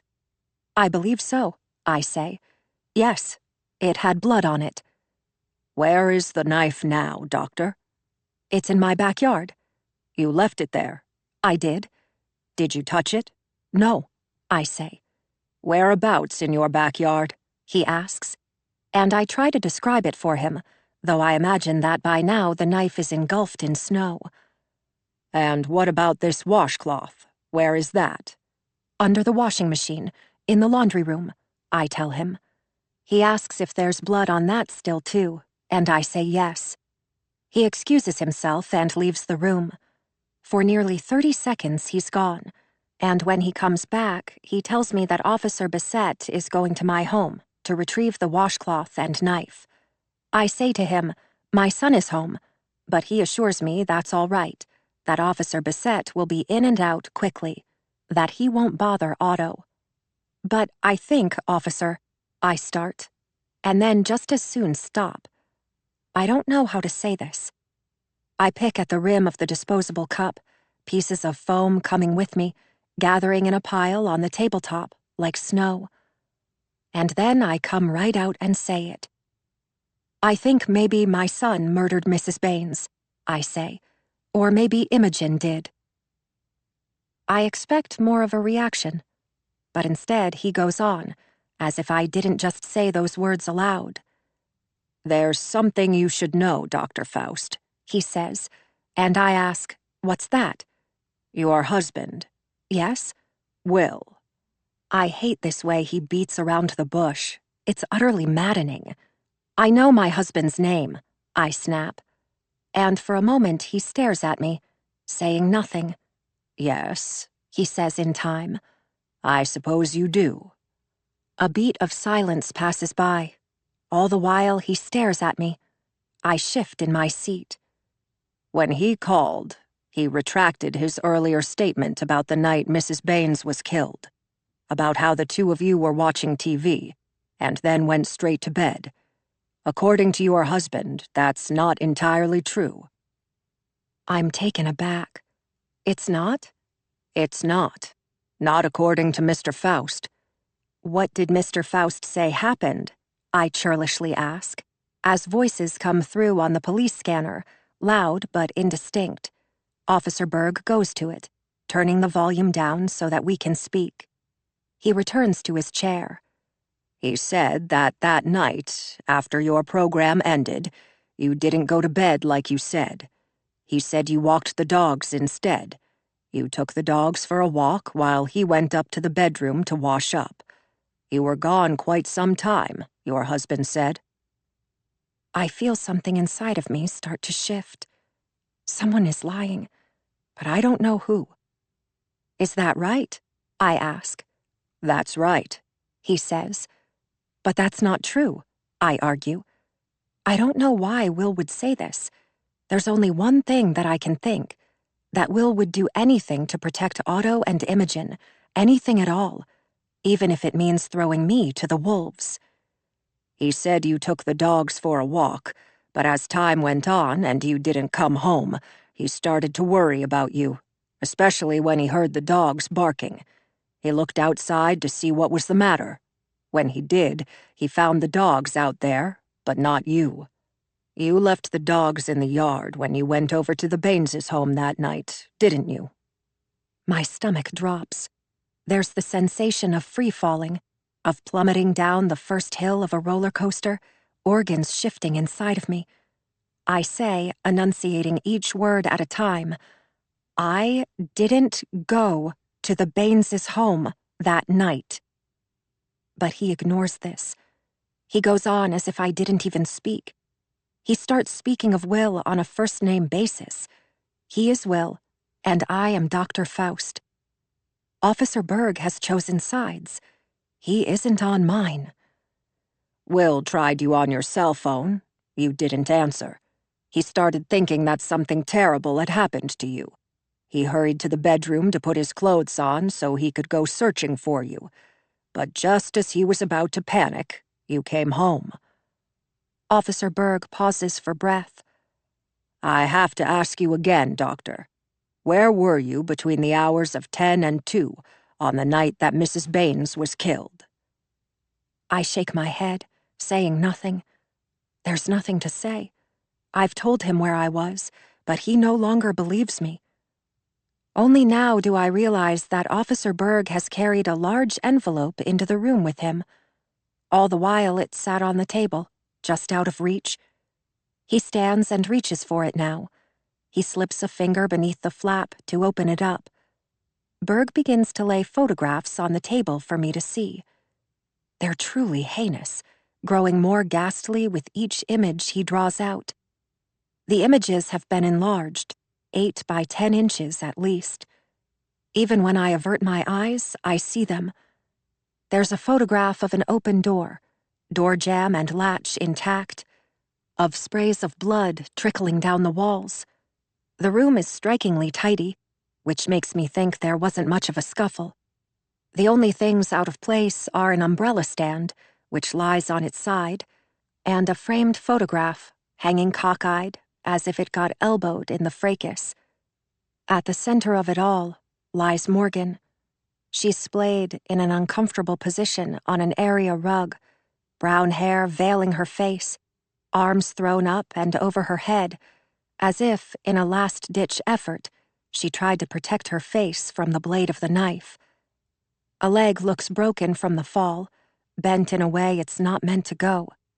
Her pajamas are on, flannel pants and a thermal top, all of it red, so it's impossible to see where the blood ends and the pajamas begin.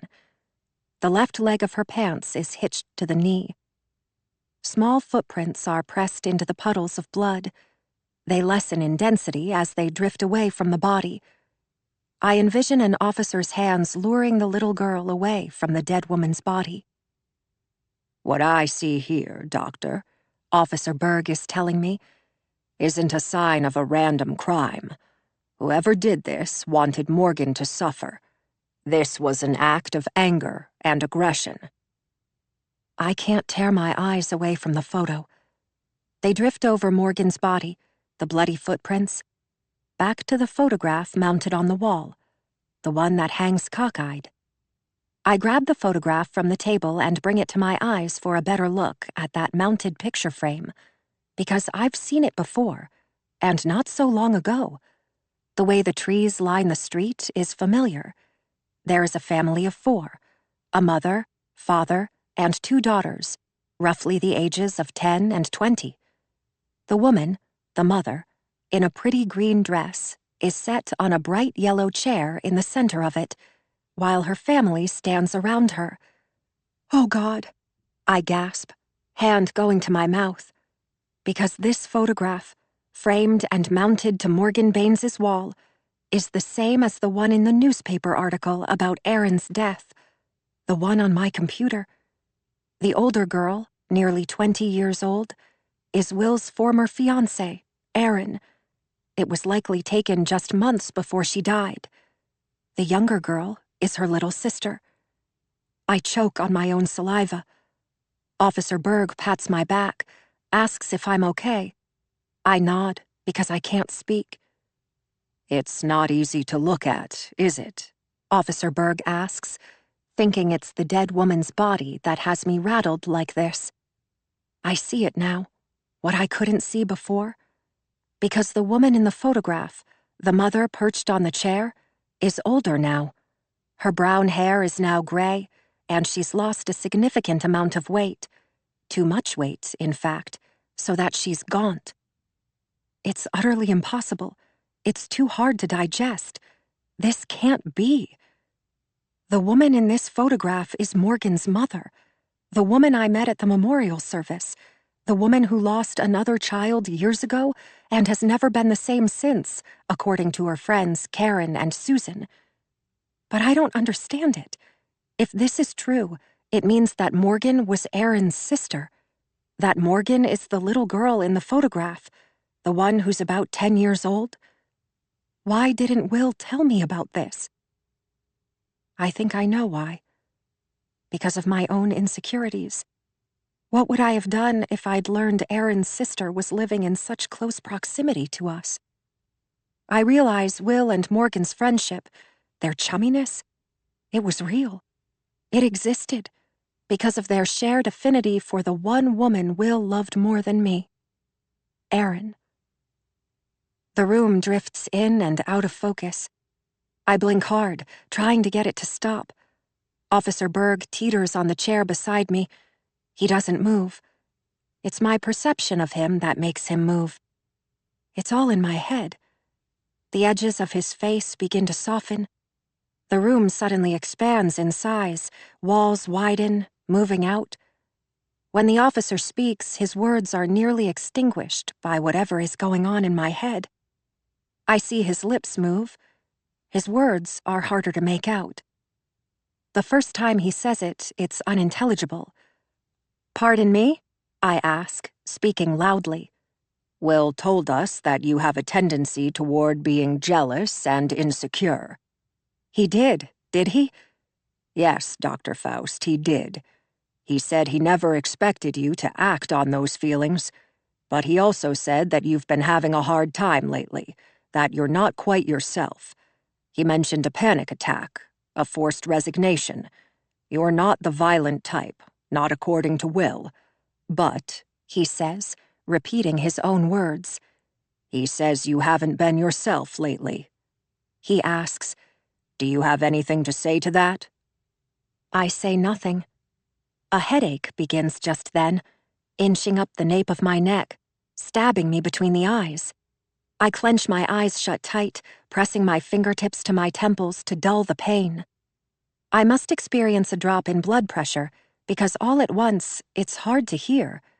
Officer Berg is talking, asking if I'm okay, but the words are more muffled than they were before. I'm underwater. A door opens and then closes. Officer Berg is speaking to someone else. They found nothing, but they're conducting a search of my home because Will has given them permission to do so. "Dr. Faust? Dr. Faust?" A hand shakes my shoulder. When my eyes open up, some old guy's looking at me. He's practically drooling. I glance at the clock. I look down at my shirt. A blue button-down pajama shirt buttoned all the way up, making me gag. I can barely breathe.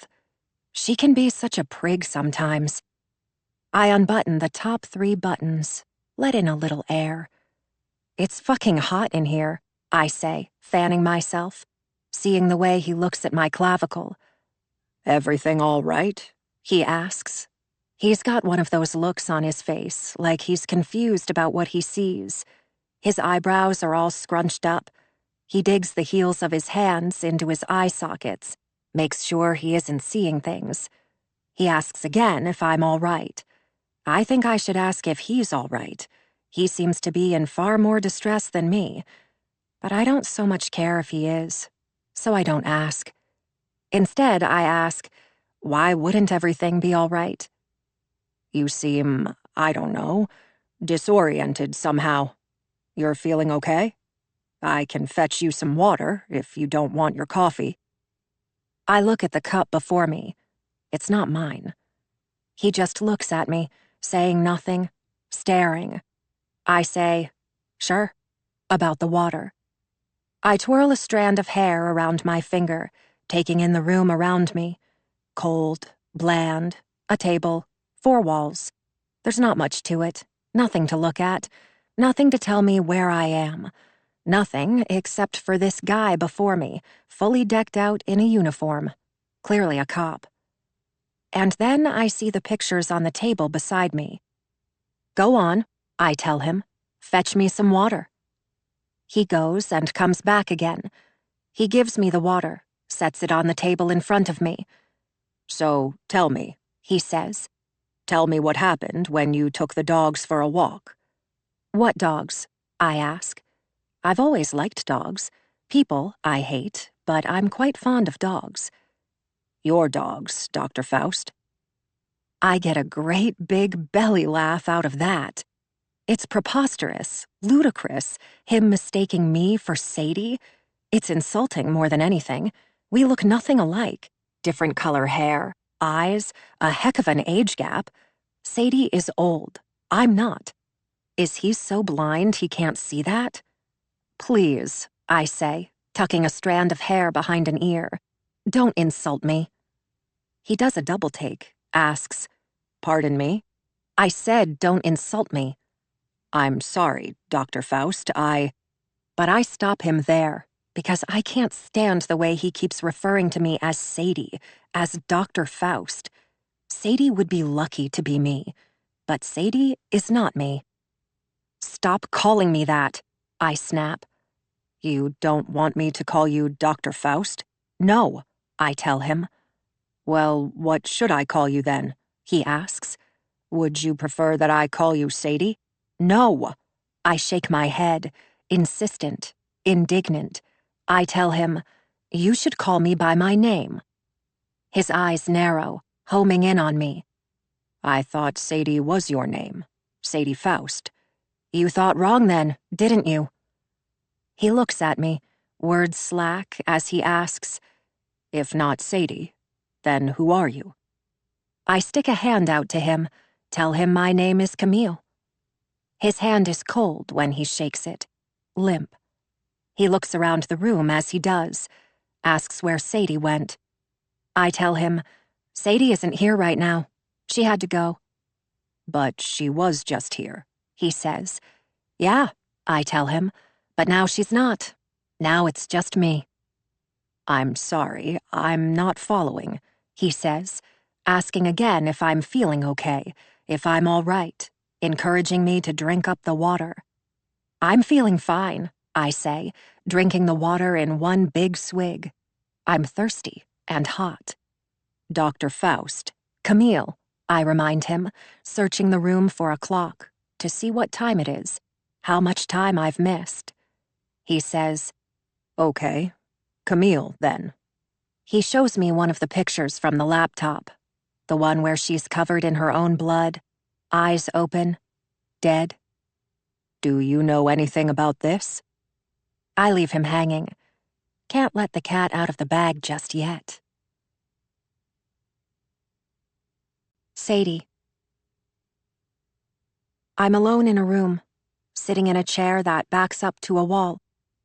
There isn't much to the room, just walls, 2 chairs, a door that's locked. I know because I've already tried leaving. I tried turning the knob, but it didn't turn. I wound up knocking on the door, pounding on the door, calling out for help. But it was all in vain, because no one came. Now the door easily opens. A woman walks in, carrying a teacup in her hand. She comes to me. She sets a briefcase on the floor and helps herself to the other chair, sitting opposite me. She doesn't introduce herself, but begins speaking as if we already know one another, as if we've already met. She asks me questions. They're personal and invasive. I bristle in the chair, drawing away from them, wondering why she is asking about my mother, my father, my childhood, some woman named Camille, whom I don't know. In my whole life, I've never known anyone named Camille. But she looks at me, disbelieving. She seems to think I do. She tells me things that aren't true, about myself and my life. I get agitated, upset when she says them. I ask how she can claim to know these things about me when I don't even know them for myself. Officer Berg is responsible for this, for sending her to speak to me. Because one minute he was interrogating me in his tiny room, and the next minute I'm here, though I have no idea what time it is, what day it is, and I can't remember anything that happened in between. How did I get here? Into this chair? Into this room? Did I walk here myself, or did they drug and bring me here? This woman tells me that she has reason to believe I suffer from dissociative identity disorder, that alternate personalities, alters, she calls them, control my thoughts, my behavior from time to time. She says that they control me. I take a deep breath, gather myself. That's impossible, I breathe out. Not to mention utterly ridiculous, I say, throwing my arms up in the air. Did Officer Berg tell you that? I ask, getting angry, losing my composure. Is there nothing Berg won't do to pin Morgan Baines's murder on me? This is unprofessional, unethical, illegal even, I snap, asking who is in charge so that I can demand to speak to him or her. She answers none of my questions, but instead asks, "Are you prone to periods of blackouts, Dr. Faust? 30 minutes, an hour pass that you can't remember?" I can't deny this, though I try. I tell her that's never happened. But at the same time, I don't remember getting here. There are no windows in this room. There's no way to get a sense of the time of day. But I see the face of the woman's watch. It's upside down, but I see it. The hands in the realm of 2:50. But whether that's AM or PM, I don't know. Either way, it doesn't matter, because I know good and well it was 10, maybe 11 o'clock in the morning when I walked to the public safety building, which conceivably means that 4, or 16, hours have passed that I can't account for. "Do you remember speaking to me earlier today?" she asks. The answer is no. I don't remember speaking to her, but I tell her I do anyway. I claim I remember that conversation quite well, but I've never been a good liar. "This isn't the first time we've spoken," she tells me. I gathered as much from her line of questioning, though that doesn't mean I believe her. That doesn't mean she isn't making it all up. "But the last time I was here, I wasn't speaking to you, Doctor. I was speaking to a woman named Camille," she says. And then she goes on to describe for me a pushy, garrulous young woman named Camille, who is living inside of me, along with a withdrawn child. I've never heard anything as ridiculous in my whole life. She tells me that the child doesn't say much, but that she likes to draw. She says that the two of them, this woman and the child, drew pictures together today, which she shows me, plucking a sheet of paper from her briefcase and handing it to me. And there it is, sketched with pencil on a sheet of notebook paper this time.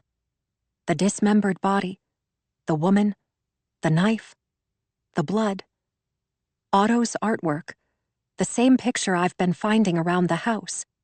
I tell her, I didn't draw that, my son drew that.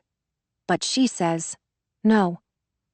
She has a different theory about who drew this picture. She claims that the child alter inside of me drew it. I laugh out loud at the absurdity of that, because if some child alter living inside of me drew it, then what she's saying is that I drew this picture, that I drew the pictures in the attic, in the hallway, and left them around the house for myself to find. I did not draw this picture. I did not draw any of the pictures. I'd remember if I did. I tell her, I didn't draw this picture. Of course you didn't, she said. And for a split second, I think she believes me, until she says, not you specifically, not Sadie Faust. What happens with DID is that your personality gets fragmented. It gets split. Those fragments form distinct identities with their very own name, appearance, gender, age, handwriting, speech patterns, more. What's her name then? I challenge. If you spoke to her, if you drew pictures with her, then what's her name? I don't know. She's shy, Sadie. These things take time, she says. How old is she? I ask. She's 6 years old. She tells me that this child likes to color and draw. She likes to play with dolls. She has a game she likes to play, which this woman played with her in an effort to get her to open up. Play therapy, this woman tells me. In this very room, they held hands and spun in circles. When they were both as dizzy as could be, they stopped. They froze in place like statues. The statue game, she called it, this woman tells me, because they held still like statues until one of them finally toppled over. I try to imagine what she's telling me. I picture this child spinning in circles with this woman, except the child alter, if I'm to believe her, is not a child. It's me. It makes me blush to think of it. Me, a 39-year-old woman, holding hands and spinning around this room with another grown woman, freezing in place like statues. The idea is absurd. I can't stand to entertain it. Not until Tate's words come rushing back to me. Statue game, statue game. And it strikes a nerve. Mommy is a liar. You do know what it is, you liar. On average, those with DID have around 10 alters living within them, she tells me. Sometimes more, sometimes less. Sometimes as many as 100. How many do I supposedly have? I ask, because I don't believe her. Because this is just some elaborate scam to besmirch my name, my character, making it easier for me to take the fall for Morgan's murder. So far, I've met 2, she says. So far? There may be more, she goes on to say. Dissociative identity disorder often begins with a history of abuse at a young age. The alternate personalities form as a coping mechanism. They serve different purposes, like protecting the host, standing up, speaking up for the host, harboring the painful memories. As she says it, I think of myself harboring parasites. I think of the oxpecker bird who eats bugs off the backs of hippos. A symbiotic relationship, once thought, until scientists realized the oxpeckers were actually vampire birds, digging holes to drink the blood of the hippopotamuses. Not so symbiotic after all. She says, "Tell me about your childhood, Dr. Faust." I tell her I can't remember much of my childhood, nearly nothing, in fact, until I was around 11 years old. She just looks at me, saying nothing, waiting for me to put it together. Are you prone to periods of blackouts, Dr. Faust? But blackouts are temporary losses of time, caused by things like alcohol consumption, epileptic seizures, low blood sugar. I didn't black out for the extent of my young childhood. I just don't remember. That's typical in cases of DID, she tells me after a while. The dissociation is a way to disconnect from a traumatic experience, a coping mechanism, she says again, as if she didn't just say that moments ago. Tell me about this woman, I say. I'm trying to catch her in a lie. Certainly sooner or later she'll contradict herself. This Camille woman. She tells me there are different types of alters. Persecutor alters, protector alters, more. She has yet to ascertain which this young woman is, because sometimes she stands up for me, but more often her portrayals of me are hate-filled. She's huffy, ticked off, angry and aggressive. It's a love-hate relationship. She hates me. She also wants to be me. The little girl doesn't know I exist. Officer Berg took the liberty of doing some research, she says. Your mother died in childbirth, no? She asks. And I say that yes, she did. Preeclampsia.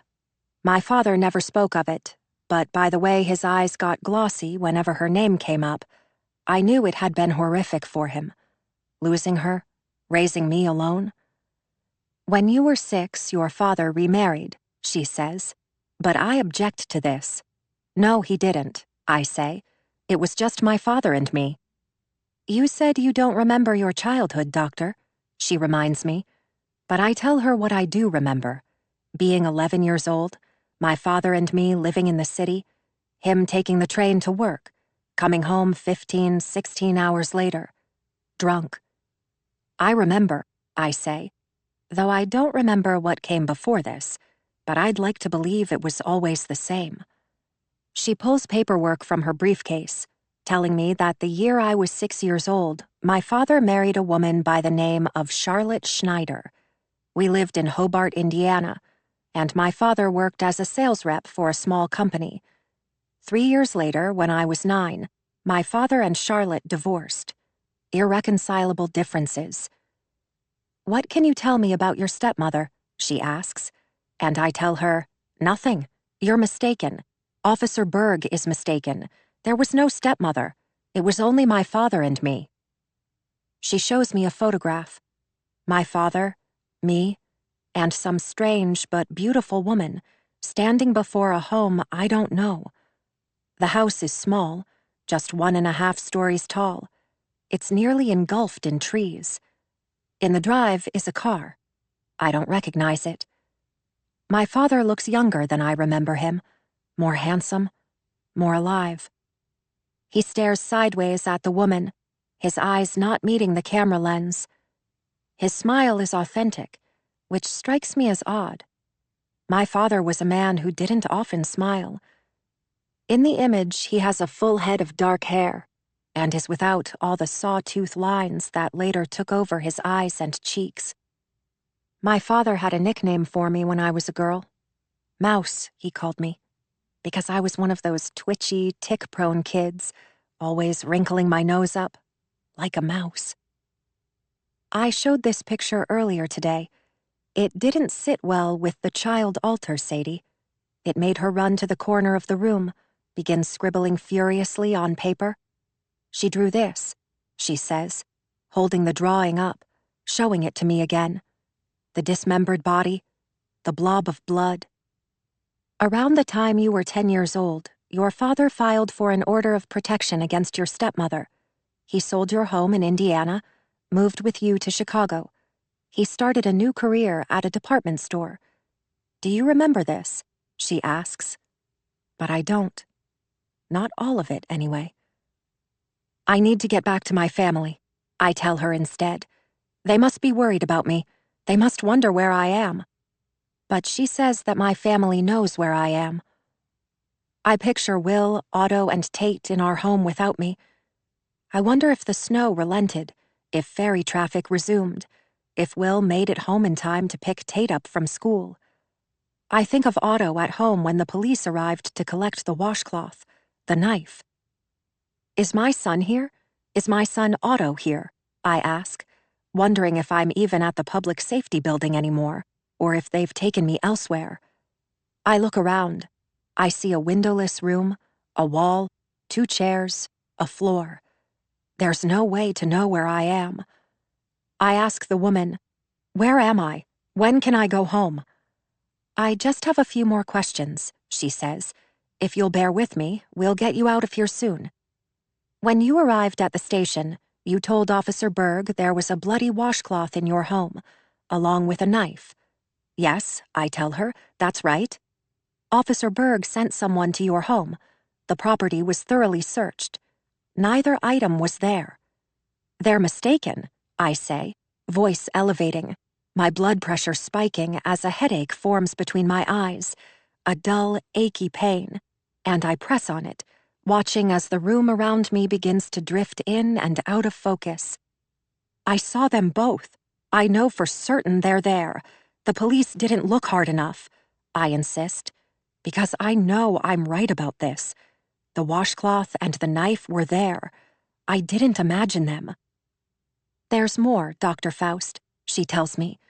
Your husband gave the police permission to search your home. They found Mrs. Baines's missing cell phone there.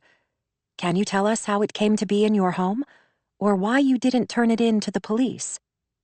I didn't know it was there, I say defensively. I shrug my shoulders, tell her I can't explain. Where did they find it? I ask, feeling hopeful that the answers to Morgan's murder are there on her phone. They found it, oddly enough, charging on your fireplace mantel. What? I ask, aghast. Then I remember the dead phone, the one I assumed was Alice's. We asked your husband. He said he didn't put it there. Did you put the cell phone on the mantel, Dr. Faust? She asks. I tell her I did. What were you doing with Mrs. Baines's cell phone? She asks. And this I can explain, though it sounds so unbelievable as I say it, telling her how I found Morgan's cell phone in my bed.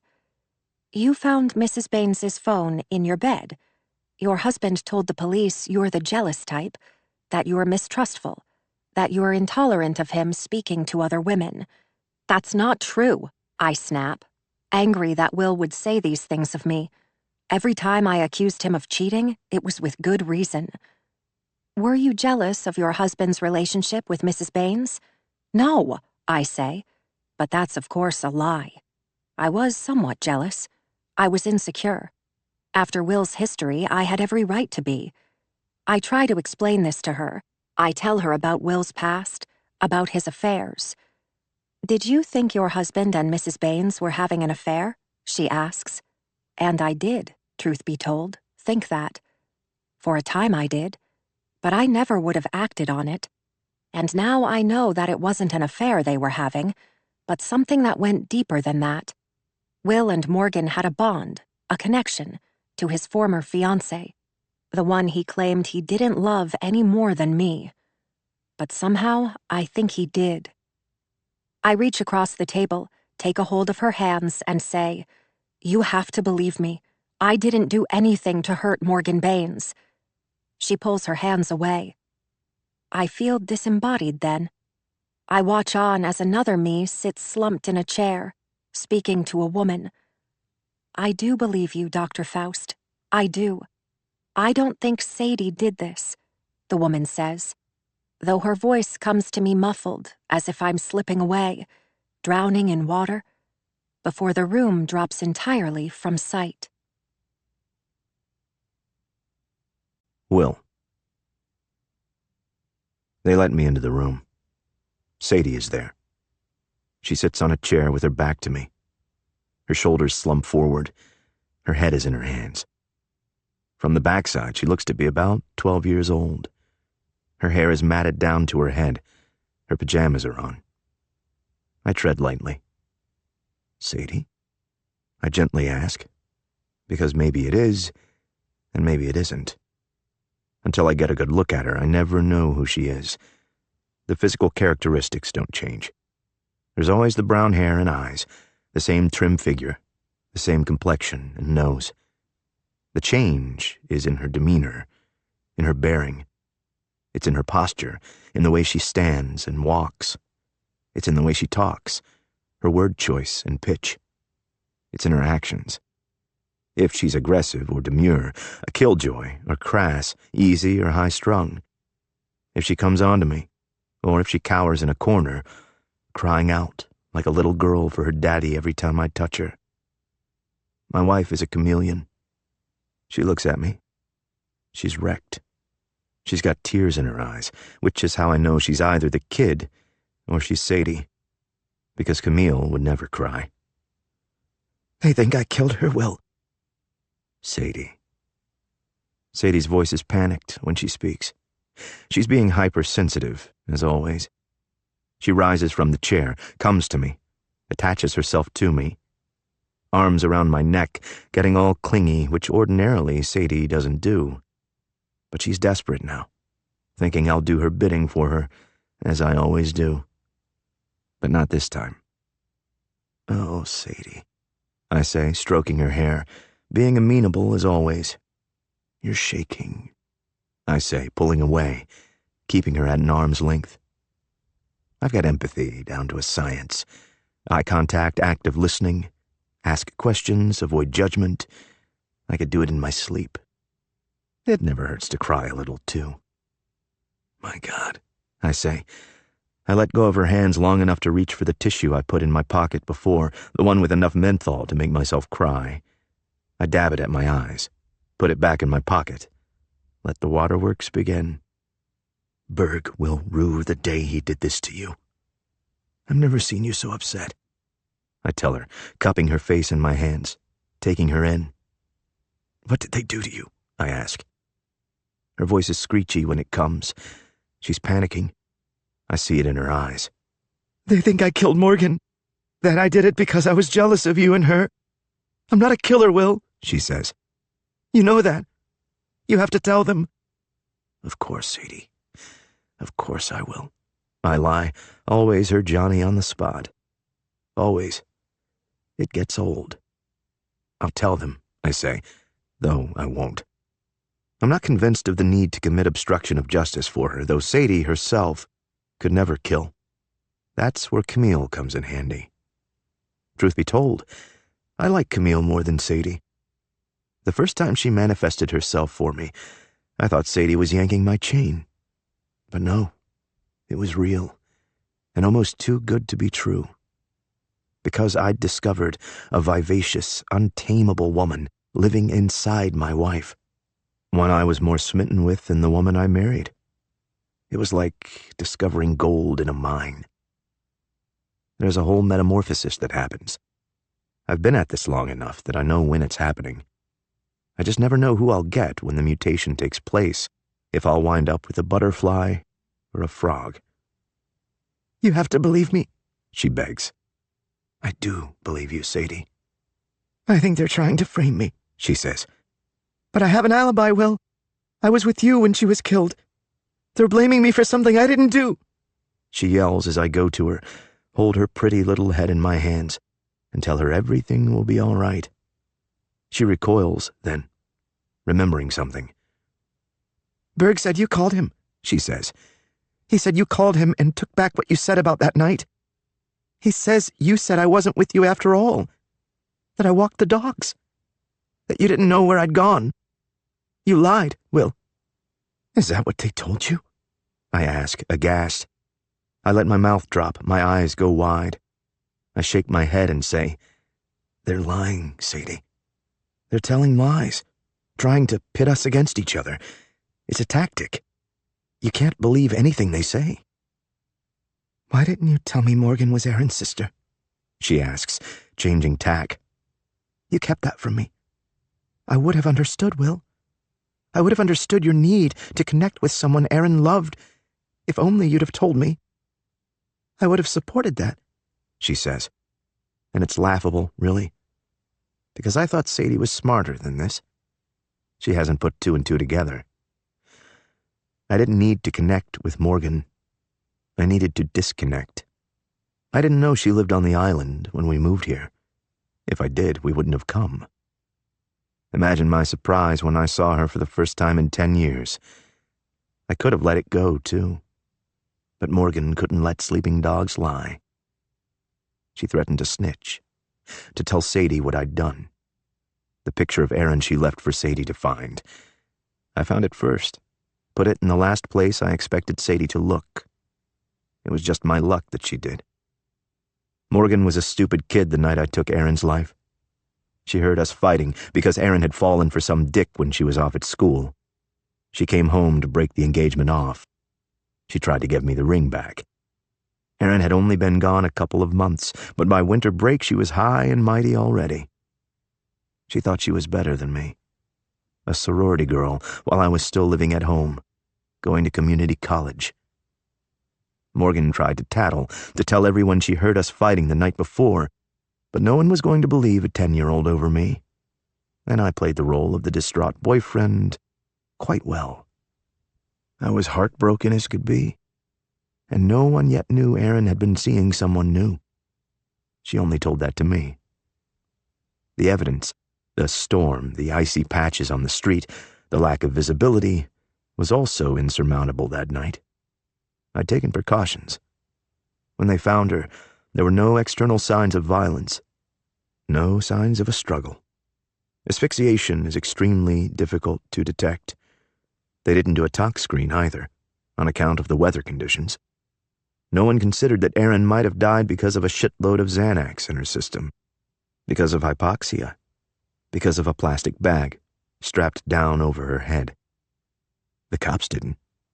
They didn't think once about the way I pulled the bag from her head when she was dead, how I moved Erin's body to the driver's seat, shifted the car into drive, watched her corpse take a ride into the pond, before I walked the rest of the way home, grateful for the snow that covered my tracks.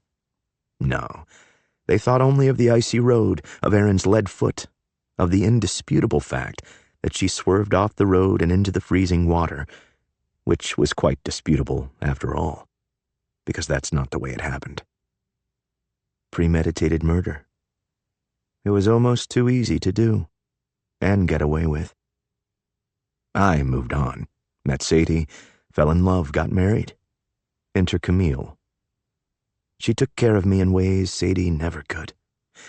I never imagined all that she'd do for me over the years. Morgan wasn't the first woman she killed for me, because there was Carrie Lammer, too, a student of mine, who accused me of sexual harassment. Again, Sadie speaks. They say I disassociate, that I'm only one of many parts, that there are people living inside of me, she says. It's ludicrous. I mean, if you, my husband, didn't see it, how could they? It's one of the many things I love about you. Your unpredictability. Different every day. I'll tell you this, Sadie. You were never boring. I just never came up with a diagnosis for your condition, I say. Though it's a lie, of course. I've known for eons what I was dealing with. I learned how to turn it in my favor. You knew? She asks, aghast. It's a good thing, Sadie. The silver lining, don't you see? The police don't think that you killed Morgan. They believe that Camille did. You can plead not guilty by reason of insanity. You won't go to jail. She gasps, coming undone. It's fun to watch. But I'll be sent to a psychiatric institution, Will. I won't be able to go home. That's better than jail, isn't it, Sadie? Do you know what kind of things happen in jail? But, Will, she tells me, desperate now. I'm not insane. I step away from her. I go to the door because I'm the only one of us with the freedom to leave. There's power in that. I turn and look at her, my face changing, becoming visibly apathetic because the sham empathy is getting exhausting. I'm not insane, she tells me again. I hold my tongue. It wouldn't be right to lie. Sadie. Sometime after Will has gone, Officer Berg steps into the room with me. He leaves the door open. I know my rights. I demand to see a lawyer. But he just shrugs half-heartedly at me and says, "No need," because they're letting me go. They have no evidence to hold me on. The murder weapon and the washcloth that I said I saw were nowhere to be found. The going theory is that I made them both up in an effort to throw off the investigation, but they can't prove that either. They say I killed Morgan, that I transformed into some other version of me and killed her myself. But the police need probable cause before they can arrest me. They need something more than mere suspicion. Even Mr. Nilsson's statement isn't damning enough. because it doesn't place me at the crime scene. The cell phone in my home also doesn't do that. These things are circumstantial. It feels like some phantom thing. There are parts of my life I can't account for, including that night. It's in the realm of possibility that I murdered that poor woman, or some version of me did, though I don't know why. The pictures Officer Berg showed me come to mind, and I stifle a cry. "Would you like us to call your husband to come get you?" Officer Berg asks, but I say no. Truth be told, I'm a bit upset that Will left me at the police station alone. Though the weather outside is still inclement, I need to be alone with my thoughts. I need fresh air. Officer Berg himself offers me a ride, but I say no to that too. I need to get away from him. I start to shrug off the coat Officer Berg gave me, but he stops me, saying I should keep it. He'll get it another time. It's dark outside. The sun has set. The world is white. But for now, the snow has stopped coming down. Traffic moves slowly. Headlights maneuver through snowbanks. Tires scrape against the packed-down snow. The streets are messy. There are slippers on my feet, though they're a far cry from shoes. They're knit and a faux fur that only absorbs the moisture, making my feet wet, red, numb. My hair hasn't seen a comb today. I have no idea what I look like, though I'd venture to guess it's just a hairbreadth away from a madwoman. As I walk the few blocks home, I piece together the last few hours of my life. I left Otto alone with the washcloth and the knife. The police came searching for these things. By the time they did, they were gone. Someone did something with the washcloth and the knife. As I make my way toward our street, I put my head down and walk, my arms tied into a knot to stave off the night's fierce wind. The snow on the ground still blows about. There are icy patches on the street, which I slip on, falling once, twice, 3 times. Only on the 3rd time does a good Samaritan help me to my feet, taking me for a drunk. He asks if he can call someone to come pick me up, but by then I'm almost home. I just have our street to climb, and I do so gracelessly. I see Will in the window when I arrive, sitting on the sofa, the fireplace red hot. His legs are crossed and he's lost in thought. Tate dashes through the room, smiling merrily, and on his way past, Will tickles his belly, and he laughs. Tate takes off, running up the stairs and away from Will, and then he's gone, to some other part of the house where I can no longer see him. Will returns to the sofa, laces his hands behind his head, and leans back, seemingly content. There are lights on in the upstairs windows, Otto's and Imogen's, which face the street, though the curtains are closed. I can't see anything but the glowing peripheries of the windows, though it surprises me that even Imogen is home. At this time in the evening, she isn't often home. From the outside, the house looks perfectly idyllic, as it did the first day we arrived. The rooftops, the trees are covered with snow. It covers the lawn, sparkling white. The snow clouds have cleared, the moon illuminating the picturesque scene. The fireplace spews smoke from the chimney, and though outside the world is freezing, inside it looks undeniably homey and warm. There's nothing amiss with this scene, as if Will and the kids have moved on without me, no one noticing my absence. But the very fact that nothing is amiss makes me feel instinctually that something is wrong. Will. The door bursts open. There she stands, all slovenly and wind-blown. Nice of Berg to give me fair warning that she'd been let go. I hide my surprise. I rise to my feet, go to her, cup her cold face in my hands. "Oh, thank God," I say, embracing her. I hold my breath. She smells putrid. "They finally came to their senses," I say, but Sadie's giving me the cold shoulder, pulling away, saying I left her there, that I abandoned her. It's all very dramatic. "I did no such thing," I say, playing to her weakness, her penchant for losing time. Roughly a quarter of the conversation Sadie has she doesn't remember having, which has become unexceptional for me, but is quite the nuisance for coworkers and the like. It makes it difficult for Sadie to have friends, because on the surface she's moody and aloof. "I told you I'd be back just as soon as I made sure the kids were all right," I say. "Don't you remember? I love you, Sadie. I would never have abandoned you." She shakes her head. She doesn't remember, because it didn't happen. "Where are the kids?" she asks, looking for them. "In their rooms." "When were you going to come back?"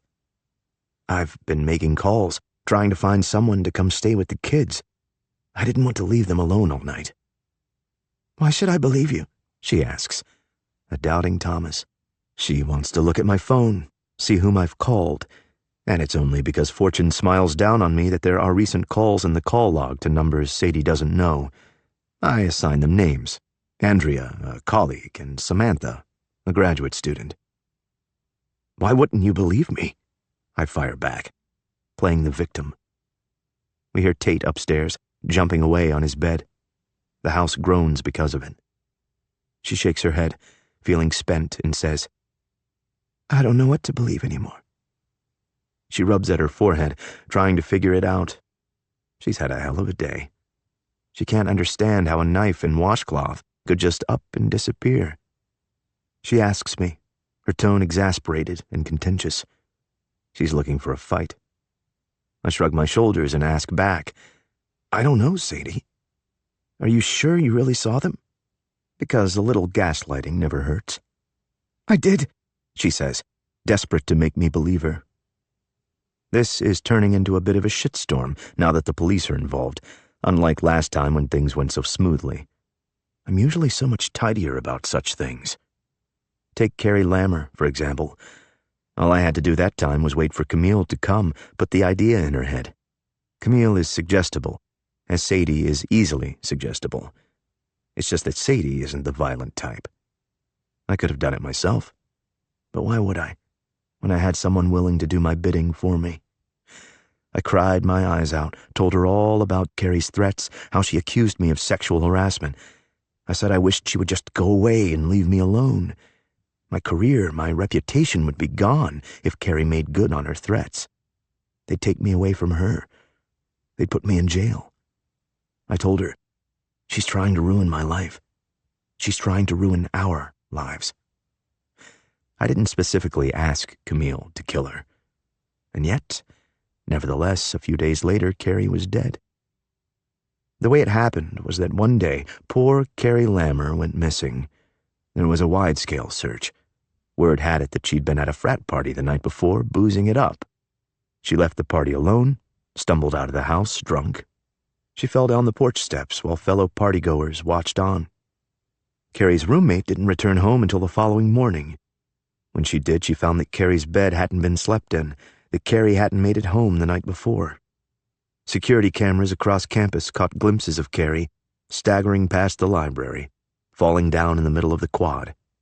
It was unlike Carrie, who could hold her liquor, or so said the students who saw the CCTV footage, as if it was brag-worthy, a high tolerance for alcohol. Her parents would be so proud to know what their 50 grand a year bought them. There were lapses in the video surveillance, black holes where the cameras didn't reach. I was at a faculty event that night. People saw me. Not that I was ever a suspect, because no one was. Because that time, unlike this, things went swimmingly. No pun intended. Not far from campus was a polluted canal where the university's crew team rode. The water was more than 10 feet deep, contaminated with sewage, if the rumors were true. A wooded running path sat parallel to the canal, all of it shadowed by trees. After 3 days missing, Carrie turned up there, in the canal. The police called her a floater because of the way she was found. Most of her body parts bobbing buoyantly on the surface of the canal, while her heavy head dragged beneath. Cause of death: accidental drowning. Everyone knew she'd been drunk, stumbling. Everyone saw. It was easy enough to assume, then, that she tumbled drunkenly into the canal, all on her own. The entirety of the student population mourned. Flowers were laid at the edge of the canal beneath a tree. Her parents traveled from Boston, left her childhood teddy bear there at the scene. What Camille told me was that Carrie never thrashed about in the water. She never gasped and screamed for help. What happened instead was that she bobbed listlessly on the surface for a while. Her mouth sank beneath the water. It came back up and went back down. It went on this way for a while, head tossed back, eyes glassy and empty. If she bothered to kick, Camille said, she couldn't tell. She struggled that way for nearly a minute. Then she submerged, slipping silently beneath the water. The way Camille described it for me, it sounded as undramatic as drowning gets, as anticlimactic. Boring, if you ask me. This time it was just unlucky that Sadie got to that laundry before me. I've been careless. Because the night with Morgan, the transformation from Camille to Sadie happened too quickly, leaving me to clean up the mess. Her clothes I burned. The knife I buried. I just never counted on Sadie doing the laundry. Why would I? She never does. I also never knew that Camille had taken Morgan's necklace. Not until I saw it sitting on the countertop this morning. Camille should have been more careful where she stood that night. She should have better anticipated the sprays of blood. It wasn't like it was her first rodeo. But she came home a bloody mess. It was up to me to wipe her clean, leaving my fingerprints on the knife and washcloth. I couldn't let the police find that. Sadie rubs at her face and says again, I just don't know what to believe. It's been a long day, a stressful day, and you haven't been taking your pills, I say. It dawns on her. She went to bed without taking her pills. She forgot about them this morning. I know because they're still where I left them. That's why she feels this way, out of control as she always does when she doesn't have her pills. She reaches eagerly for them, swallows them down, knowing that in a short while she'll be back to feeling like herself. I almost laugh out loud. The pills do nothing. It's only in Sadie's head that something happens. The placebo effect. Because she thinks popping a pill will naturally make her feel better. Have a headache? Pop some Tylenol. A runny nose? Some Sudafed. You'd think, as a doctor, Sadie would know better. I bought the empty capsules online. I filled them with cornstarch, replaced the ones the doctor prescribed with these. Sadie took them like a good girl, but she'd whine about it at times, say the pills made her tired and fuzzy because that's what pills are supposed to do. She can be so suggestible sometimes. I make Sadie dinner. I pour her a glass of wine. I sit her down at the table, and as she eats, I rub her cold, dirty feet.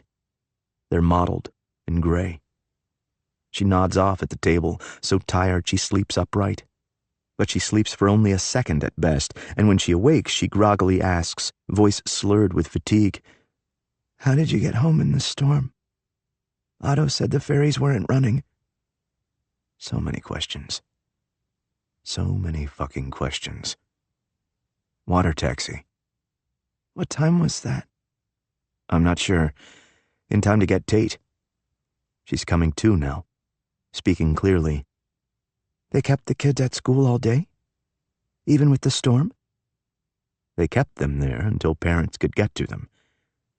So you went straight to the elementary school? You didn't come home first? She asks. I tell her no. She's cobbling together a timeline. I wonder why. I tell her I took the water taxi to the island, picked up Tate, came home. Then I went to the public safety building for her. Only some of it is true. What was Otto doing when you came home? She asks. I'll have to shut her up soon, because her curiosity is the only thing standing between me and getting off scot-free. Sadie. I stand in the bedroom, rummaging through my drawers, finding clean pajamas to replace the ones I have on. I need a shower. My feet are aching, my legs bruised. But these things are inconsequential when there are bigger worries on my mind. It's an out-of-body experience. What's happening can't possibly be happening to me. I spin suddenly with the knowledge that I'm no longer alone. It's a metaphysical sensation, something that moves up my spine. Otto comes into the bedroom unannounced. He's not there, and then he is. His sudden arrival makes me leap, my hand going to my heart. I come to face him. The signs of his illness are now visible. He wasn't lying. He's sick. He coughs into a hand, his eyes vacant and feverish. I think of the last conversation I had with Otto, where he accused me of putting the knife in his backpack. If what that policewoman said is true, I didn't do it. But the part of me known as Camille did. The guilt is enormous. Otto isn't a murderer. Quite possibly, I am. He says to me, "Where were you?" And then again he coughs, his voice scratchy like it wasn't before. Will didn't tell the kids where I was. He didn't tell them I wasn't coming home. How long would he have waited to tell them? How would he have said it? What words would he have used to tell our children I'd been arrested by the police? And when they asked why, what would he have said? That their mother is a murderer? "You just left," he said, and I see the child still in him. He was scared, I think, panicked that he couldn't find me. I say vaguely, "I had something I needed to take care of." "I thought you were here. I didn't know you were gone till I saw Dad outside." "You saw him come home with Tate?" I assume. I picture Will's small sedan fighting its way through the snow. I can't imagine how the car made it. But Otto tells me no. It was before Tate came home. He says that soon after we talked in the living room, he changed his mind. He was hungry. He wanted that toast after all. Otto says he came down to find me, but I wasn't here. He looked for me, caught a glimpse of Will traipsing through the backyard in the snow. But Otto is mistaken. It was me, not Will, he saw in the backyard in the snow. "That was me," I tell him. "I was trying to get the dogs inside," I say. I don't tell him about the knife. I realize now what must have really happened with the knife back in Chicago. Camille must have put it in Otto's backpack. The story he told me about the night, on the fire escape, when I convinced him to stab his classmates, wasn't a pipe dream. From Otto's perspective, it happened just as he said it did, because he saw me.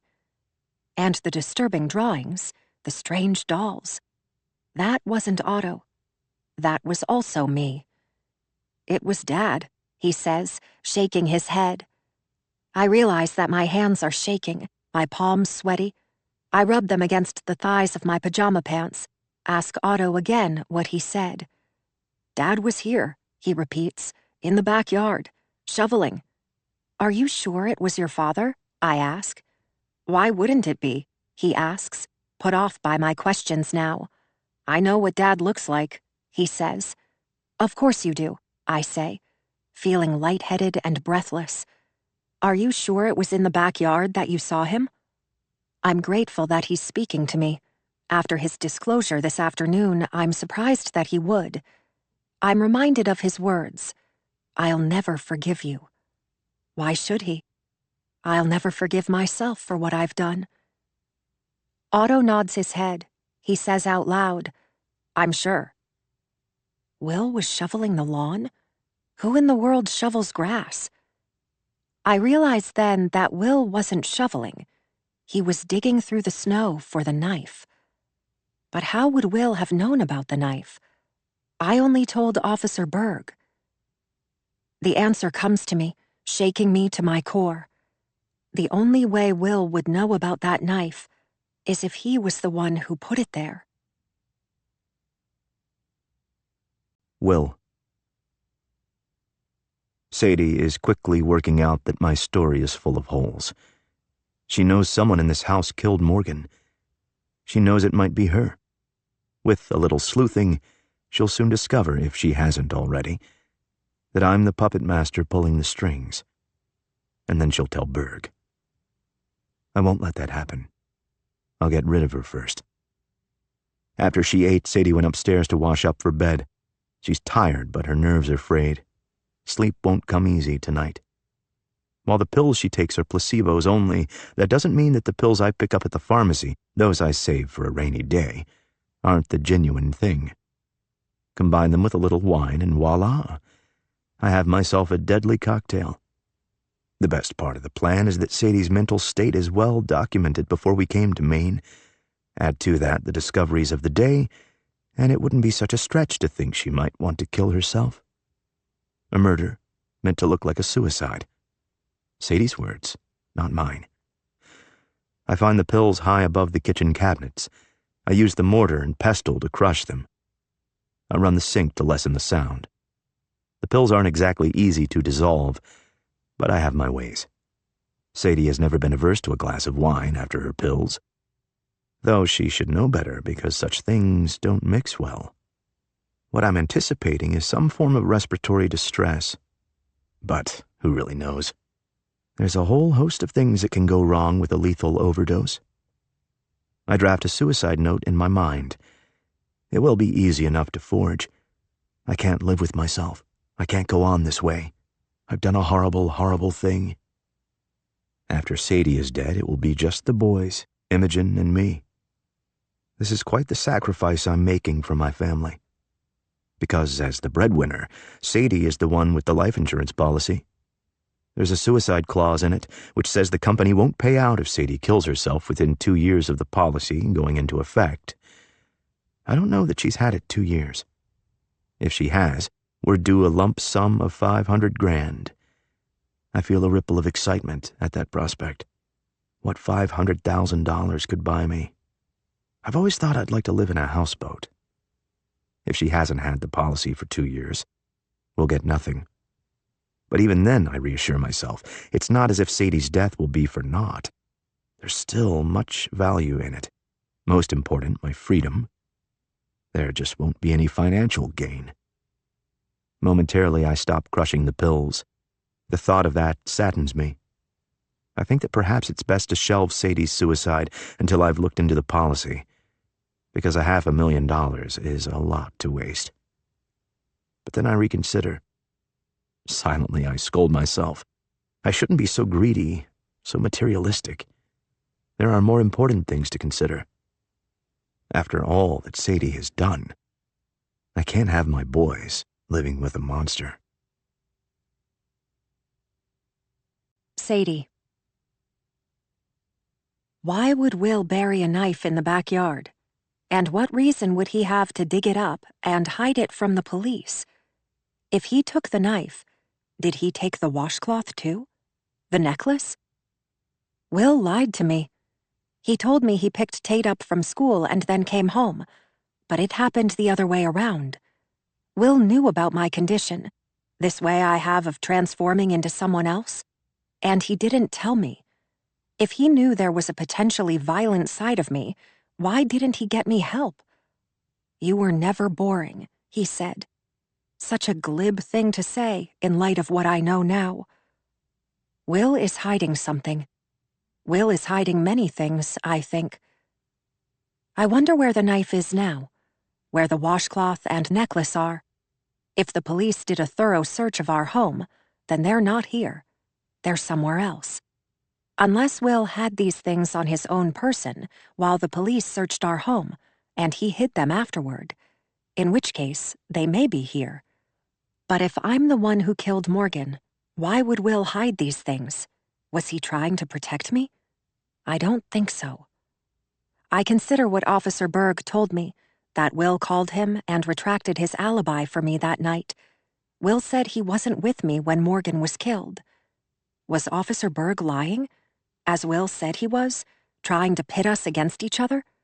Or did it happen as Officer Berg said? Was Will incriminating me? I consider what I know about Morgan's murder, the boning knife, the threatening notes. You know nothing. Tell anyone and die. I'm watching you. This is helpful, but unthinkable, because I can't get the idea of Aaron and Morgan as sisters out of my mind. It's the most damning evidence of all, because they're both dead. My mind gets lost on our wedding day, the days we welcomed our babies into the world.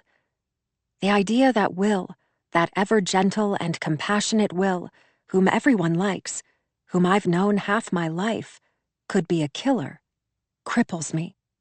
I begin to cry, but it's a silent cry because it has to be. I press my hand to my mouth, lean against the bedroom wall, my body nearly collapsing. I press hard, stifling the cry somewhere inside. My body convulses. The tears stream from my eyes. I can't let the others hear me. I can't let them see me. I steady myself, tasting Will's dinner as it moves back up and into my esophagus. By the grace of God, it stays there. I know now that Will had a hand in Morgan's murder, because he was in on Aaron's too.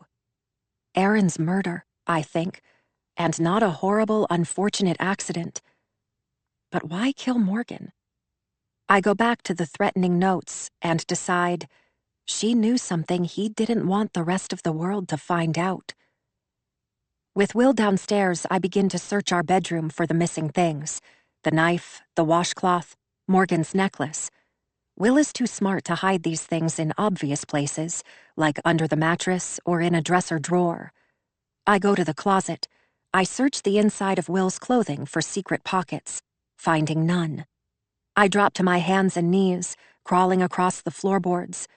It's a wide plank floor, which could conceivably house a secret compartment beneath. I feel with my fingers for loose boards. With my eyes, I scan for subtle differences in the height of the boards and in the wood grain. Nothing immediately catches my eye. On my haunches, I think.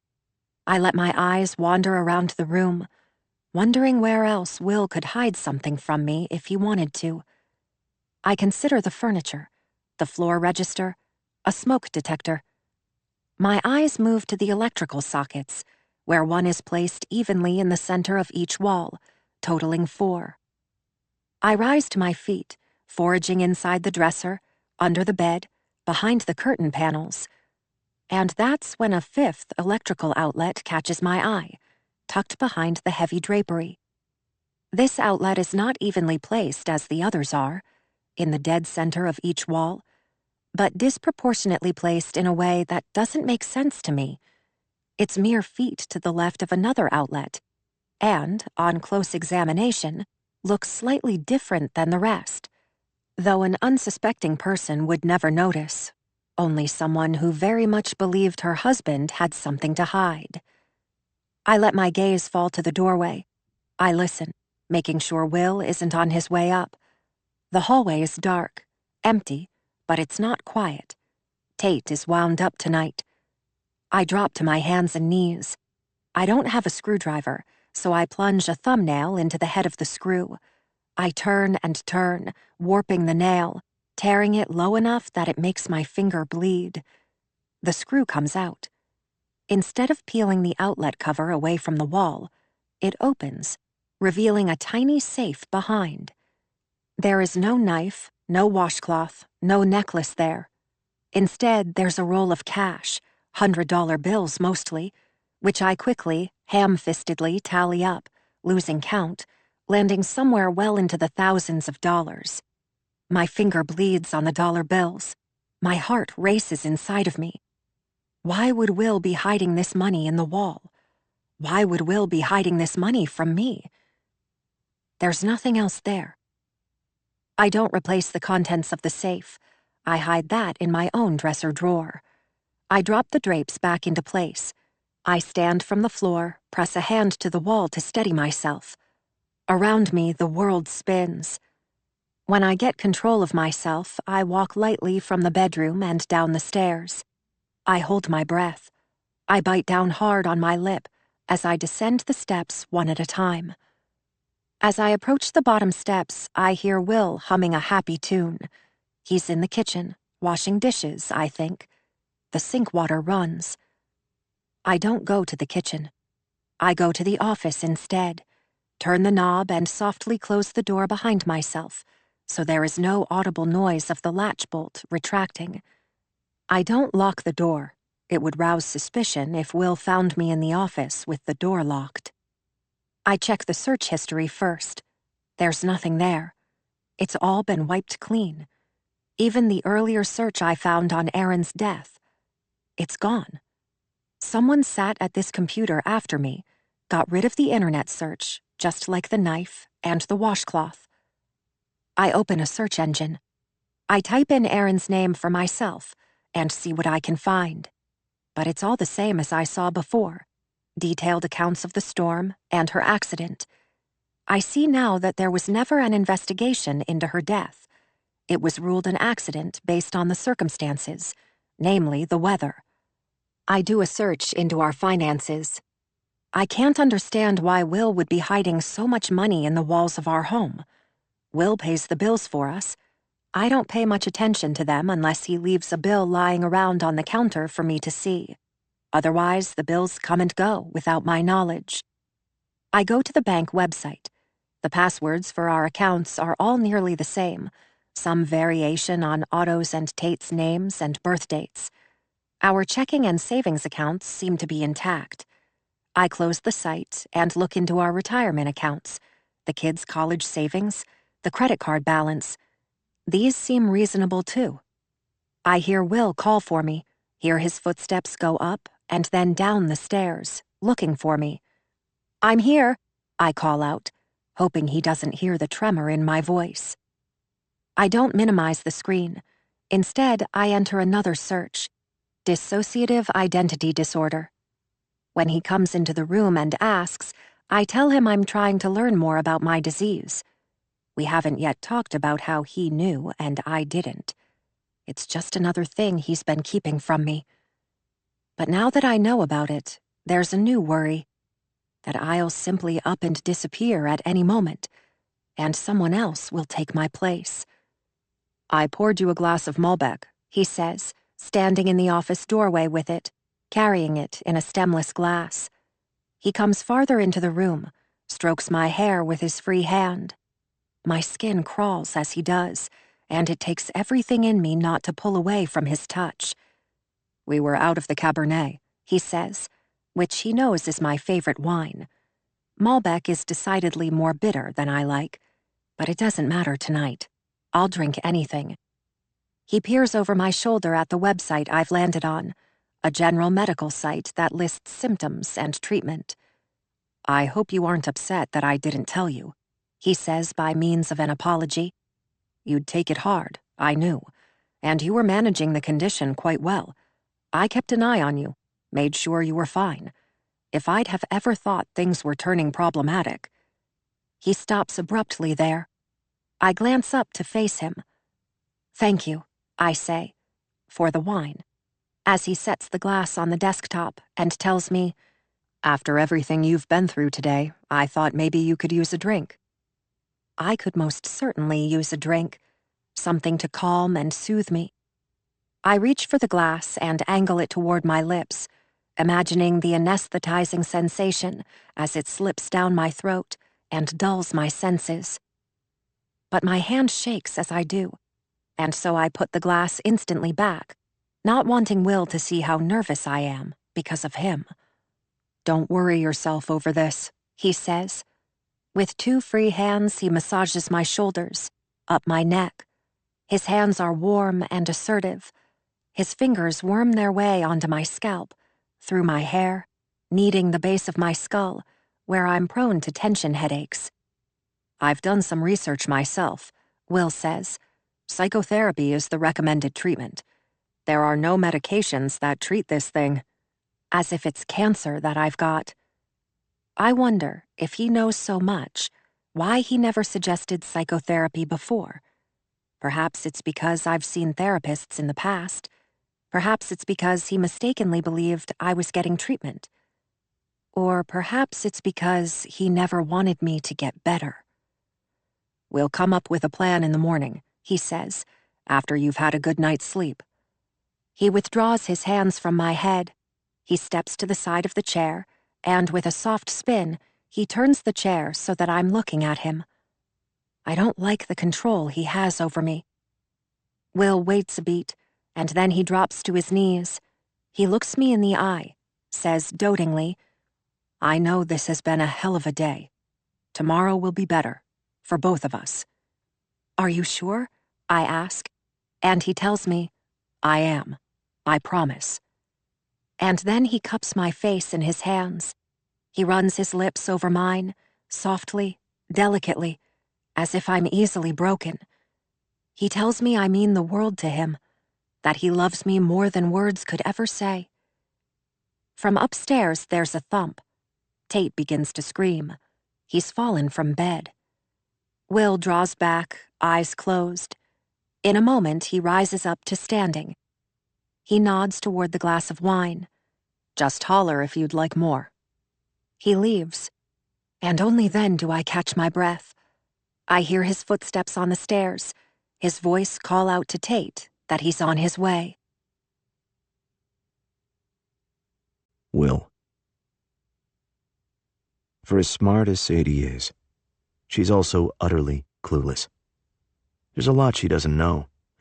Like how, if I log into her Google account from another device, as I do from the bedroom now, I can see her search history. She's been up to no good. Nosing around on the bank's website. Not that she'll find anything there. But she found other things. It was the blood that gave it away as I first came into the bedroom a few minutes ago. 4 stray drops of it on the floor, from the door to the curtains. I went to the bedroom curtains, looked behind, saw that the outlet cover hung lightly aslant. I opened the safe. The money was gone. That avaricious hog, I thought. What has she done with it? Now that she's found the money, it won't take long for Sadie to figure out I've been robbing Imogen's trust fund. The girl is a pest, but she's worth keeping around just for that. I'm slowly creating my own little nest egg. According to her search history, Sadie's also been looking into Aaron and Morgan online, connecting the dots. Perhaps she's not as clueless as I thought. I put Tate to bed. He's glum from the fall. I give him Benadryl, tell him it will help his little noggin feel better. I give a dab more than the recommended dose. I can't have him awake tonight. I kiss the spot on Tate's head where it hurts, get him in bed. He asks for a bedtime story, and I oblige.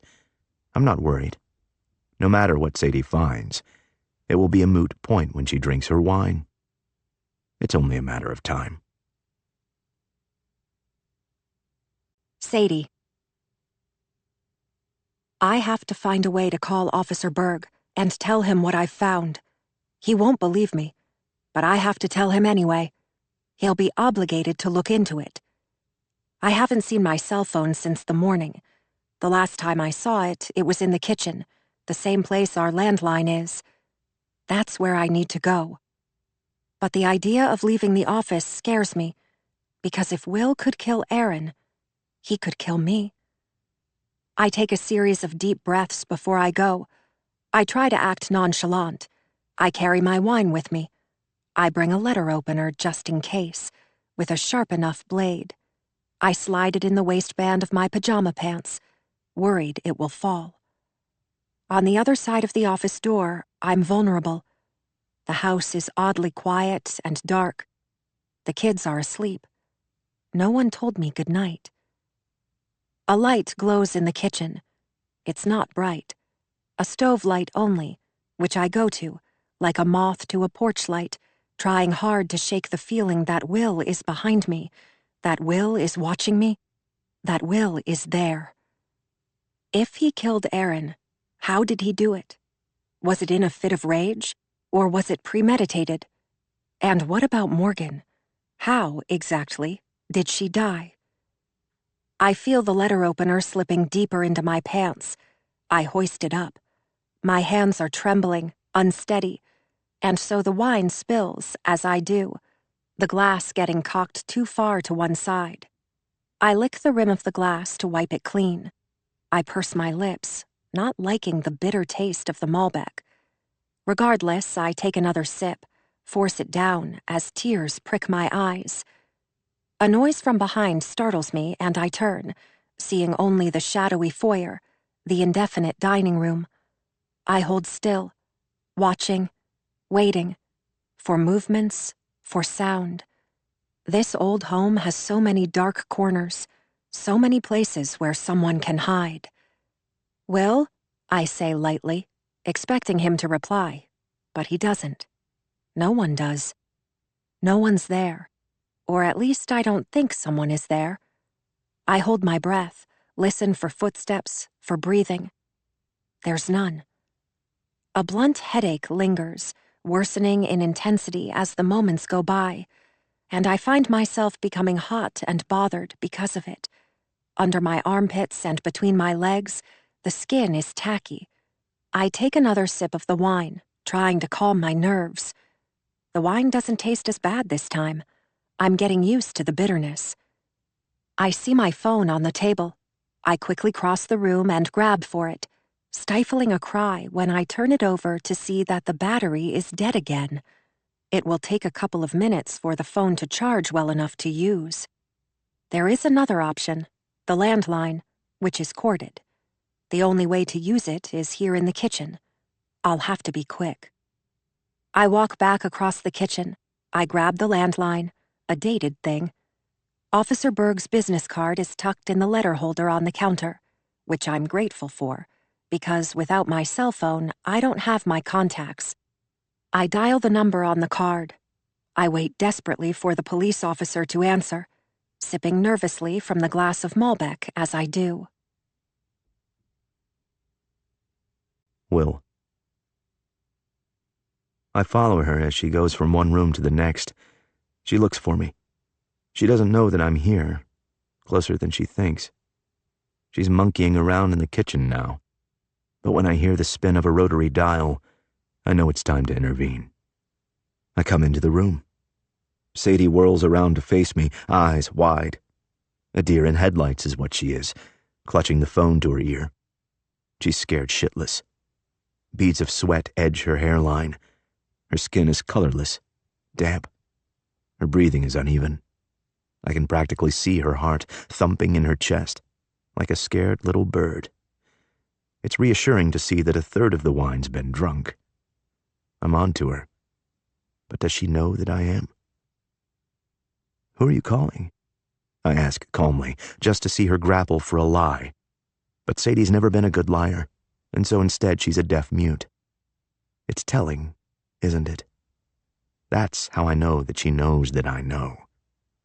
My tone shifts. I'm tired of this game. Put the phone down, Sadie. She doesn't. I step closer, snatch the phone from her, set it back on the cradle.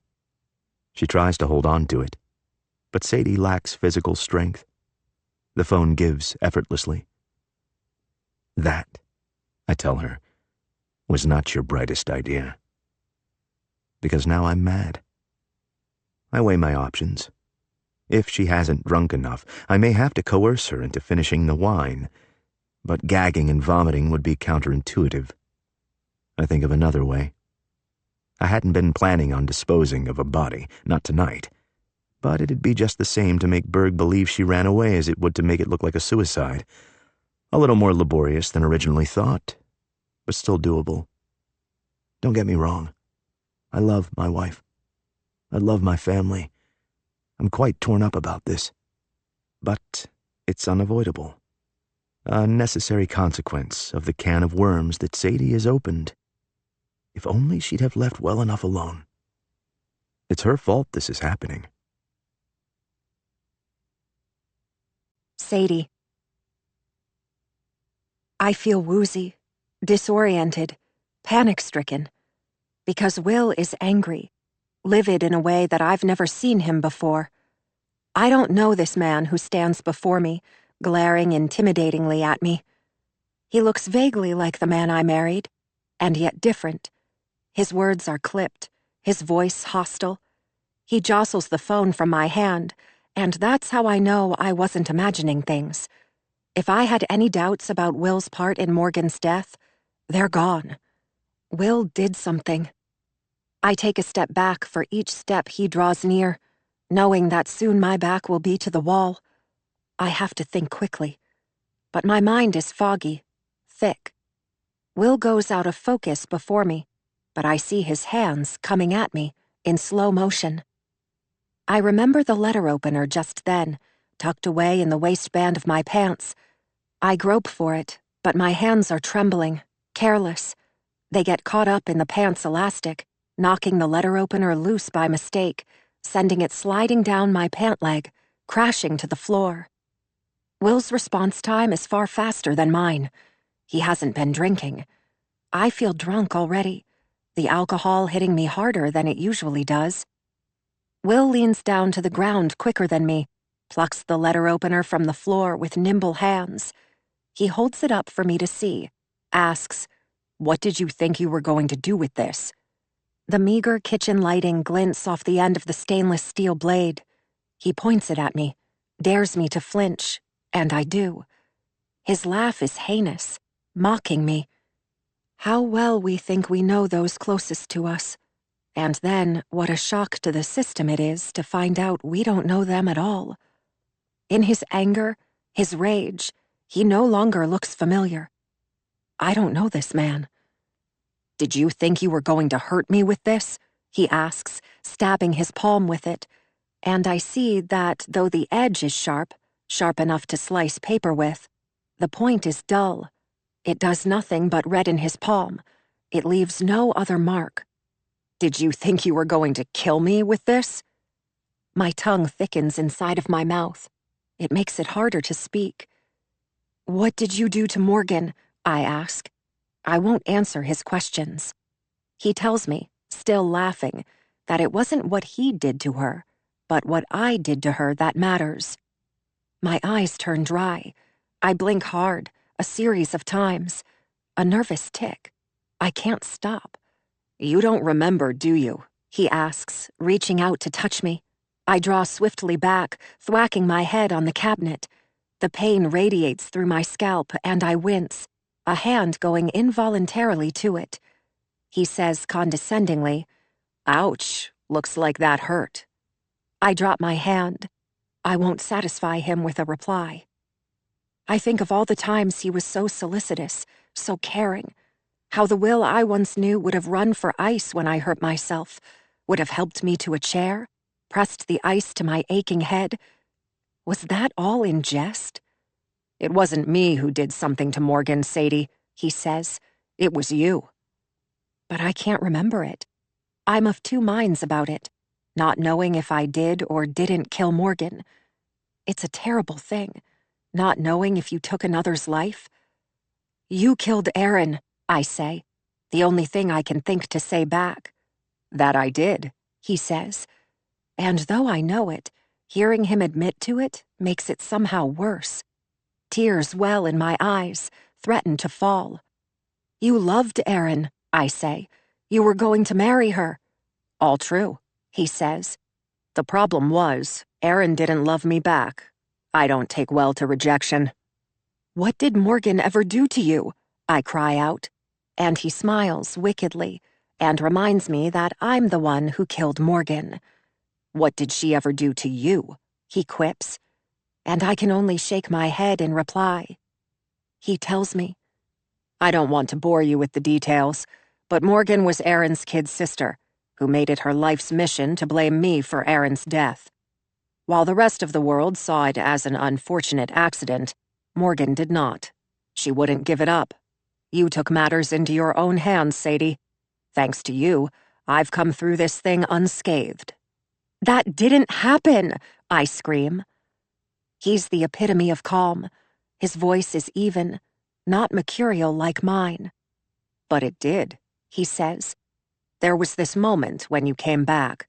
You were so proud of what you'd accomplished. You had so much to say, Sadie, like how she would never get between us again, because you took care of her." "I didn't kill her," I assert. His laugh is a giggle. "You did," he says, "and you did it for me. I don't think I've ever loved you as much as I did that night." He beams, claims, "All I did was tell the God's honest truth. I told you what would have become of me if Morgan made good on her threats. If she was able to prove to the police that I killed Erin, I would have gone to jail for a long, long time. Maybe forever. They would have taken me away from you, Sadie. I told you we wouldn't ever see each other. We wouldn't ever be together again. It would be all Morgan's fault if that happened. Morgan was the criminal, not me. I told you that, and you understood. You believed me. The look on his face is triumphant. You never could live without me, could you? He asks, looking quizzically at me, like a psychopath. What's the matter, Sadie? He asks when I say nothing. Cat got your tongue? His words, his nonchalance, makes me see red. His laugh makes me enraged. It's the laugh, the awful, abominable laugh, that gets the better of me in the end. It's the self-satisfied look on Will's face, the way he stands there, head cocked at an angle. It's the complacent smile. Will manipulated my condition. He made me do this. He put an idea in my head, in the part of me known as Camille, knowing this poor woman, this version of me, would have done anything in the whole wide world for him, because she loved him so much, because she wanted to be with him. I feel saddened for her, and angry for me. It comes from somewhere within. No thought comes with it. I lunge at Will with all my might. I regret it as soon as I do, because though he stumbles some, he is much larger than me, much stronger, much more solid, and again, he hasn't been drinking. I shove him and he steps back, but he doesn't fall to the floor. He inches backward, latching down on a countertop to regain his balance. He laughs even more because of it, because of my paltry shove. That, he tells me, was a bad idea. I see the wooden block of knives on the countertop. He follows the gaze of my eyes. I wonder which of us will get to it first. Will. She's weak as a kitten. It's laughable, really. But it's time to end this thing once and for all. No use putting it off any longer. I come at her quickly, wrap my hands around that pretty little neck of hers and squeeze. Her airflow is restricted because of it. I watch on as panic sets in. I see it in her eyes first, the way they widen in fright. Her hands clamp down on mine, scratching her little kitten claws to get me to release. This won't take long. Only about 10 seconds until she loses consciousness. Sadie can't scream because of the pressure on her throat. Other than a few insubstantial gasps, all is quiet. Sadie never has been much of a conversationalist anyway. Manual strangulation is an intimate thing. It's much different than other ways of killing. You have to be in close proximity to whoever it is you're killing. There's manual labor involved, unlike with a gun where you can fire off 3 rounds from the other side of the room and call it a day. But because of the work involved, there's a sense of pride that comes, too, of accomplishment, like painting a house, or building a shed, or chopping firewood. The upside, of course, is that there isn't much of a mess to clean.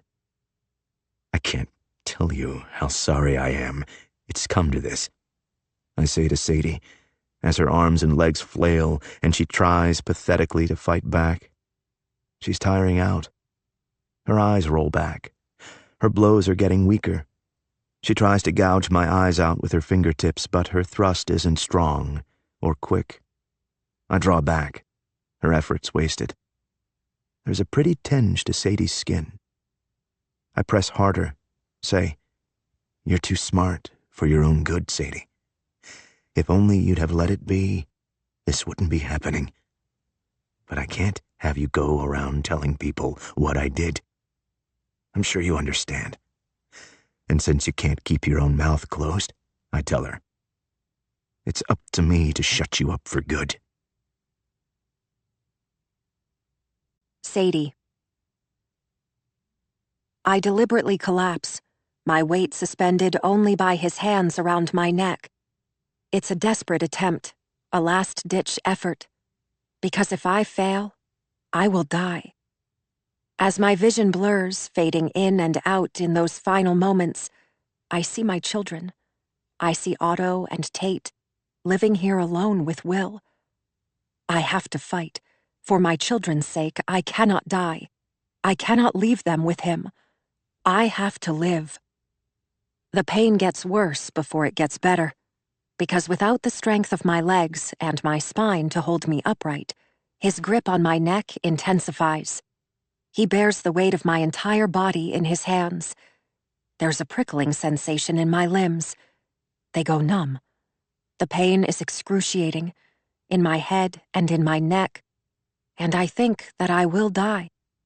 I think that this is what it feels like to die. In his arms, I am limp. Thinking he's succeeded in his task, Will loosens his hold. He eases my body to the floor.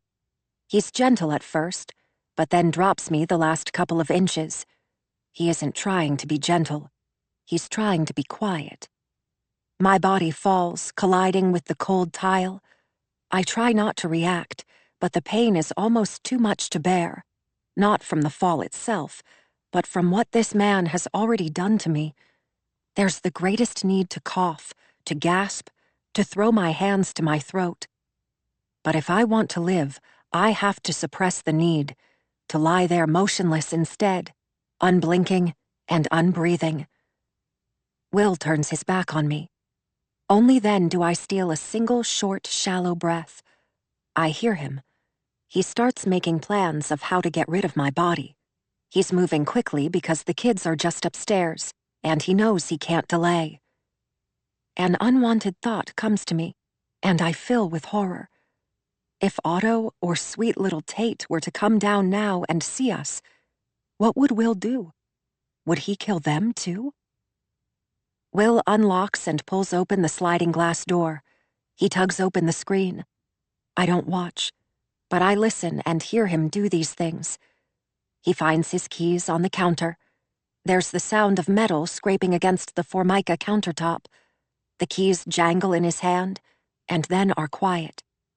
I imagine he's forced them into his jeans pocket, making plans to drag me out the back door and into his car. But what then? I'm no match for Will. He can easily overpower me. There are things I can use in the kitchen to defend myself with, but outside, there is nothing. Only the dogs, who love Will more than they love me. If Will gets me through the doors, I don't stand a chance.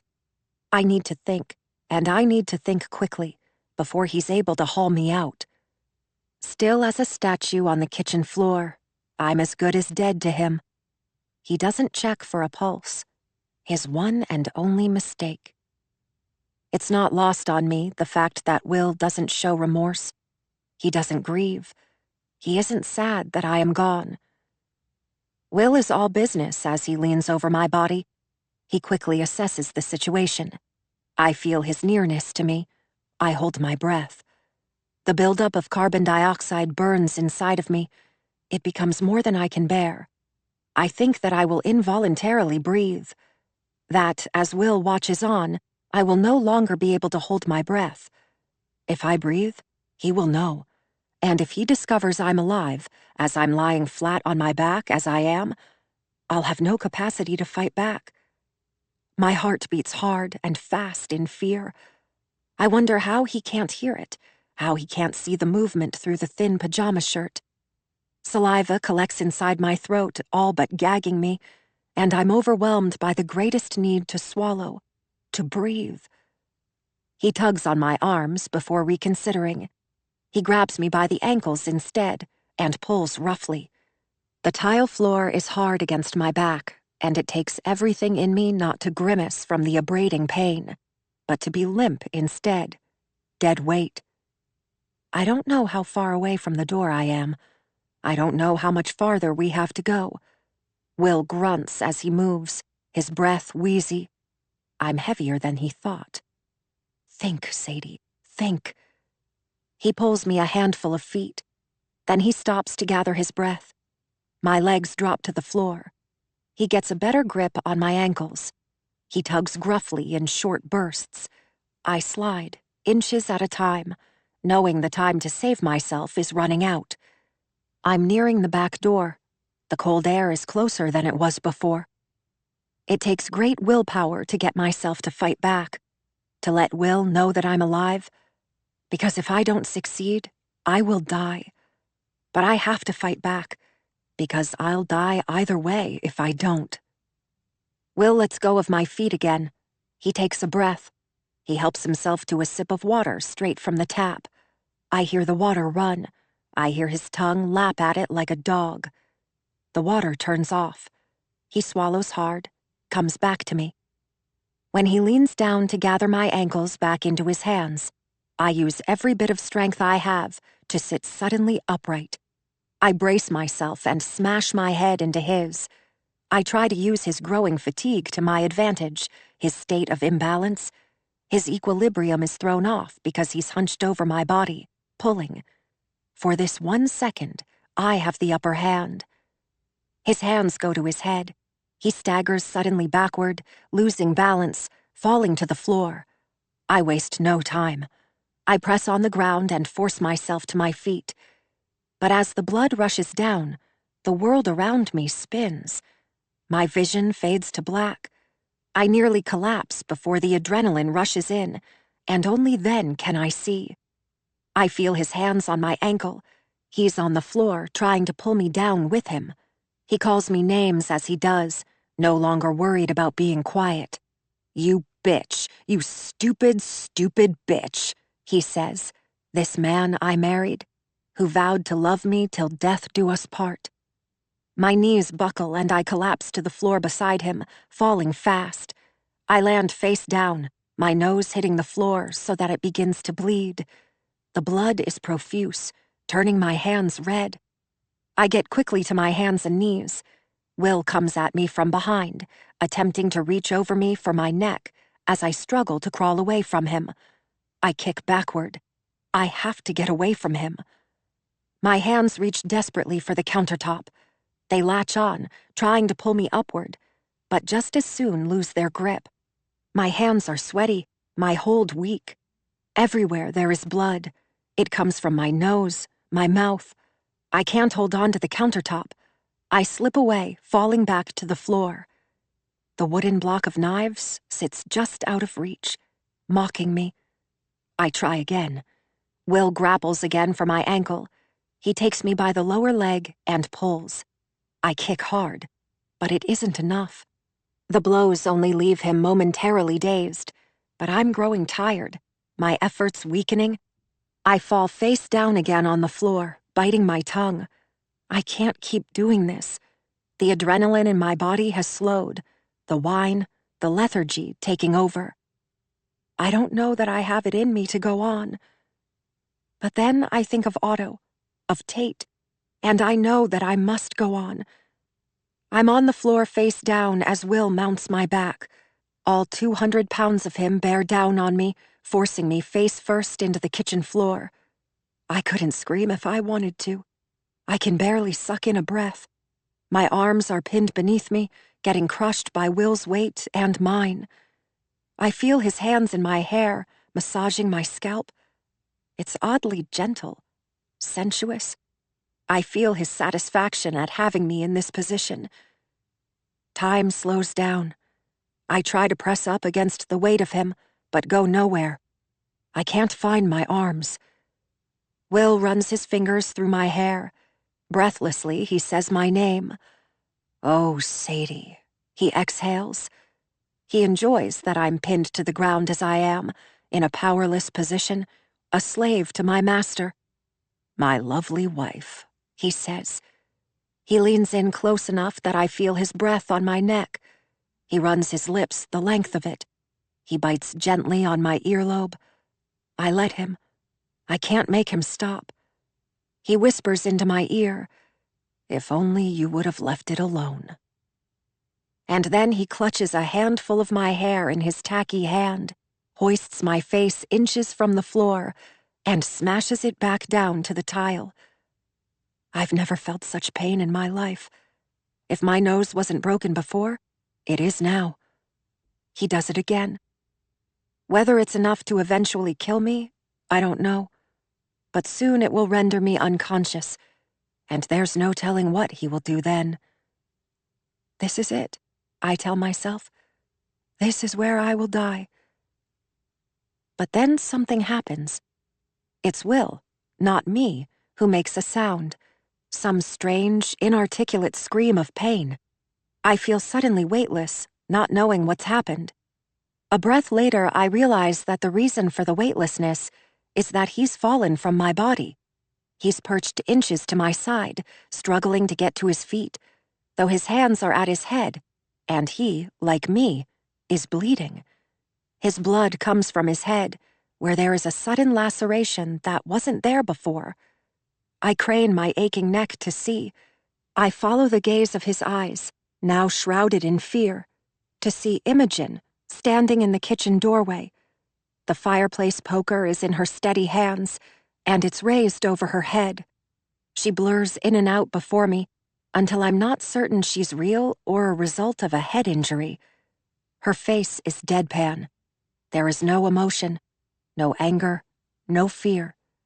She comes forward, and I brace myself for the debilitating pain of the fireplace poker as it strikes me. I clench my eyes, my jaw, knowing the end is near. Imogen will kill me. She will kill the both of us. She never wanted us here. I grind my teeth. But the pain doesn't come. I hear Will grunt instead. I open my eyes to see him stumble and fall to the ground, calling Imogen names. I look to her. Our eyes meet, and I know. Imogen is not here to kill me. She's come to save me. I see the determination in her eye as she raises the weapon for a third time. But one death on Imogen's conscience is enough. I can't let her do this for me. I spring to my unsteady feet. It's not easy. Every part of me aches. The blood is abundant, in my eyes so that I can hardly see. I lunge forward. I throw myself at the wooden knife block, getting in between Will and Imogen. I take the chef knife into my grasp. There's no feeling, no awareness of the handle in my hand. I barely register this man's face, his eyes as he rises to standing, and, at the same time, I turn to face him. I see the movement of his mouth. His lips move, but there's a ringing in my ears. I can't stand it. I think that it will never stop. But then it does stop, and I hear something. I hear that heinous laugh as he says to me, "You'd never do it, you stupid cunt." He comes at me, attempts to grab the knife from my hands. He gets a hold of it for a minute, and I think, in my weakness, that I will lose the knife to him. That when I do, he will use it to kill both Imogen and me. I pull violently back, regaining full possession of the knife. He comes at me again. I don't think this time. I just do. I react. I plunge the knife into his chest, feeling nothing as the tip of the chef knife cuts right through him. I watch it happen. Imogen, behind me, watches too.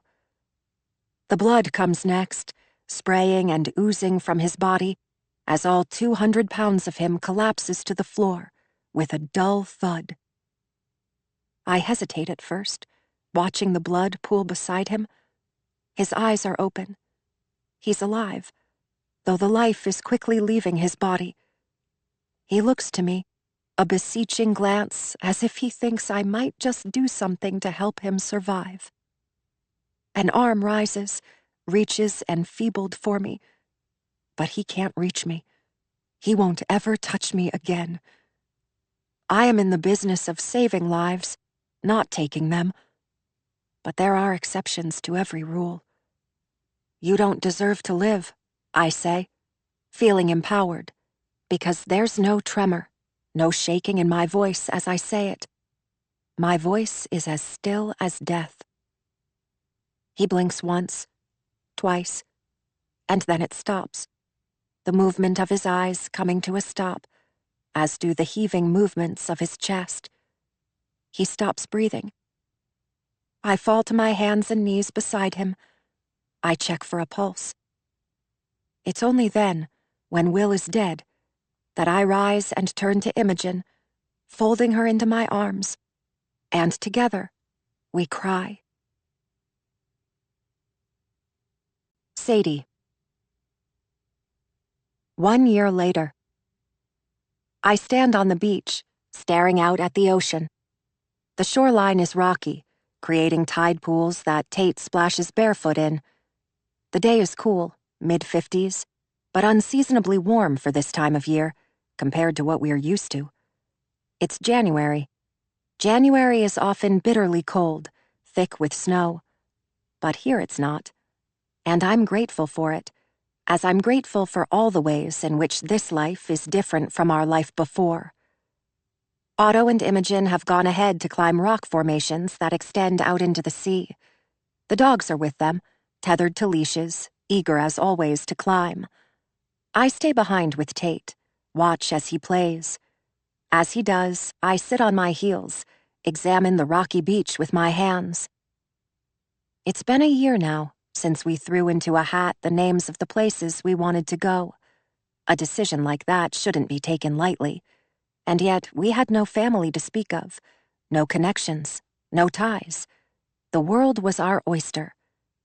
Imogen was the one to reach into the hat and pick, and before we knew it, we were California bound. I've never been one to sugarcoat or to lie.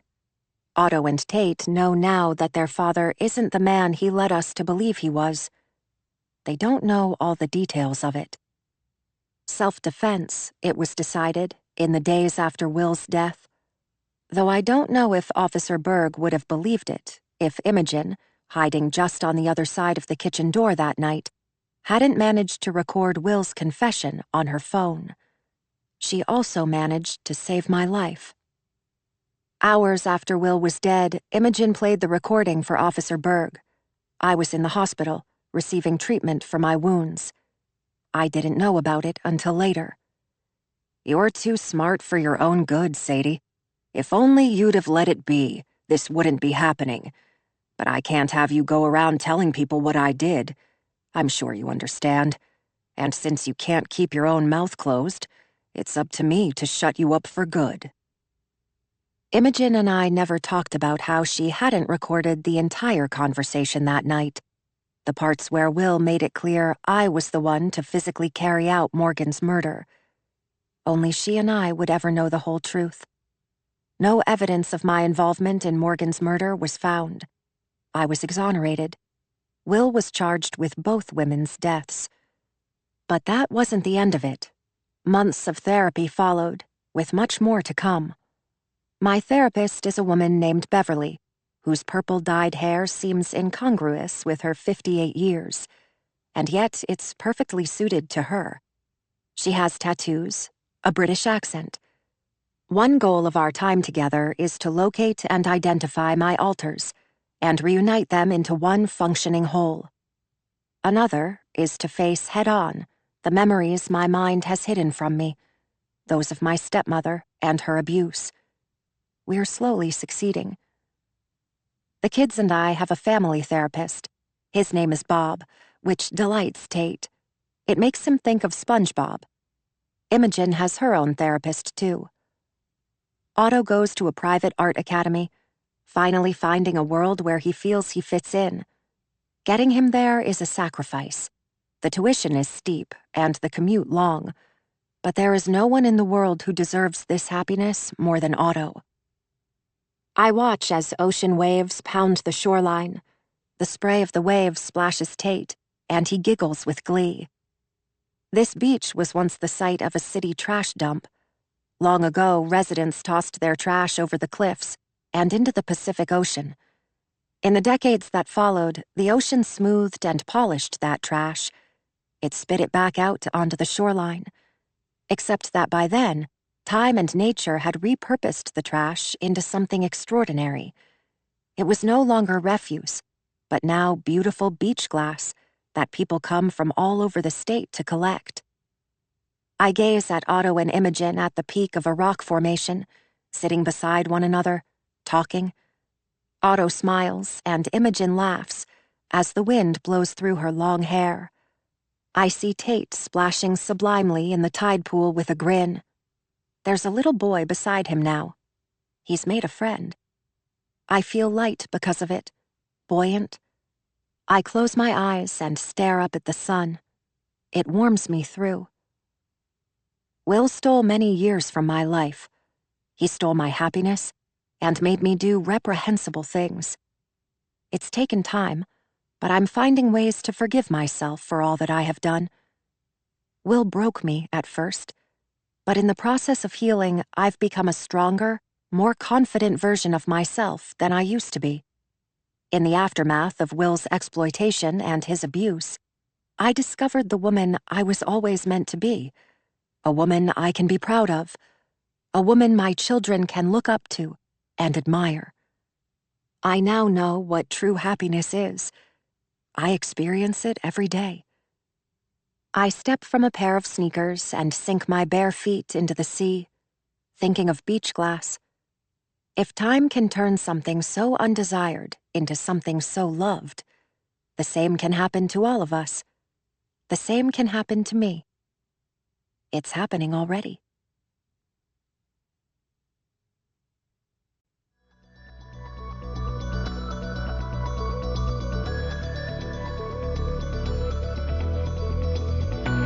We hope you have enjoyed this unabridged production of The Other Misses by Mary Kubica, performed by Piper Goodeve and Jeremy Arthur. Presented by Park Row Books and Harper Audio. This program was produced by John Marshall Media. Executive producer Jennifer Lopes. Text copyright 2020 by Mary Kirichenko. Production copyright 2020 by Harlequin Enterprises Limited. Used under license with Harlequin Books, S.A. All rights reserved. Thank you for listening.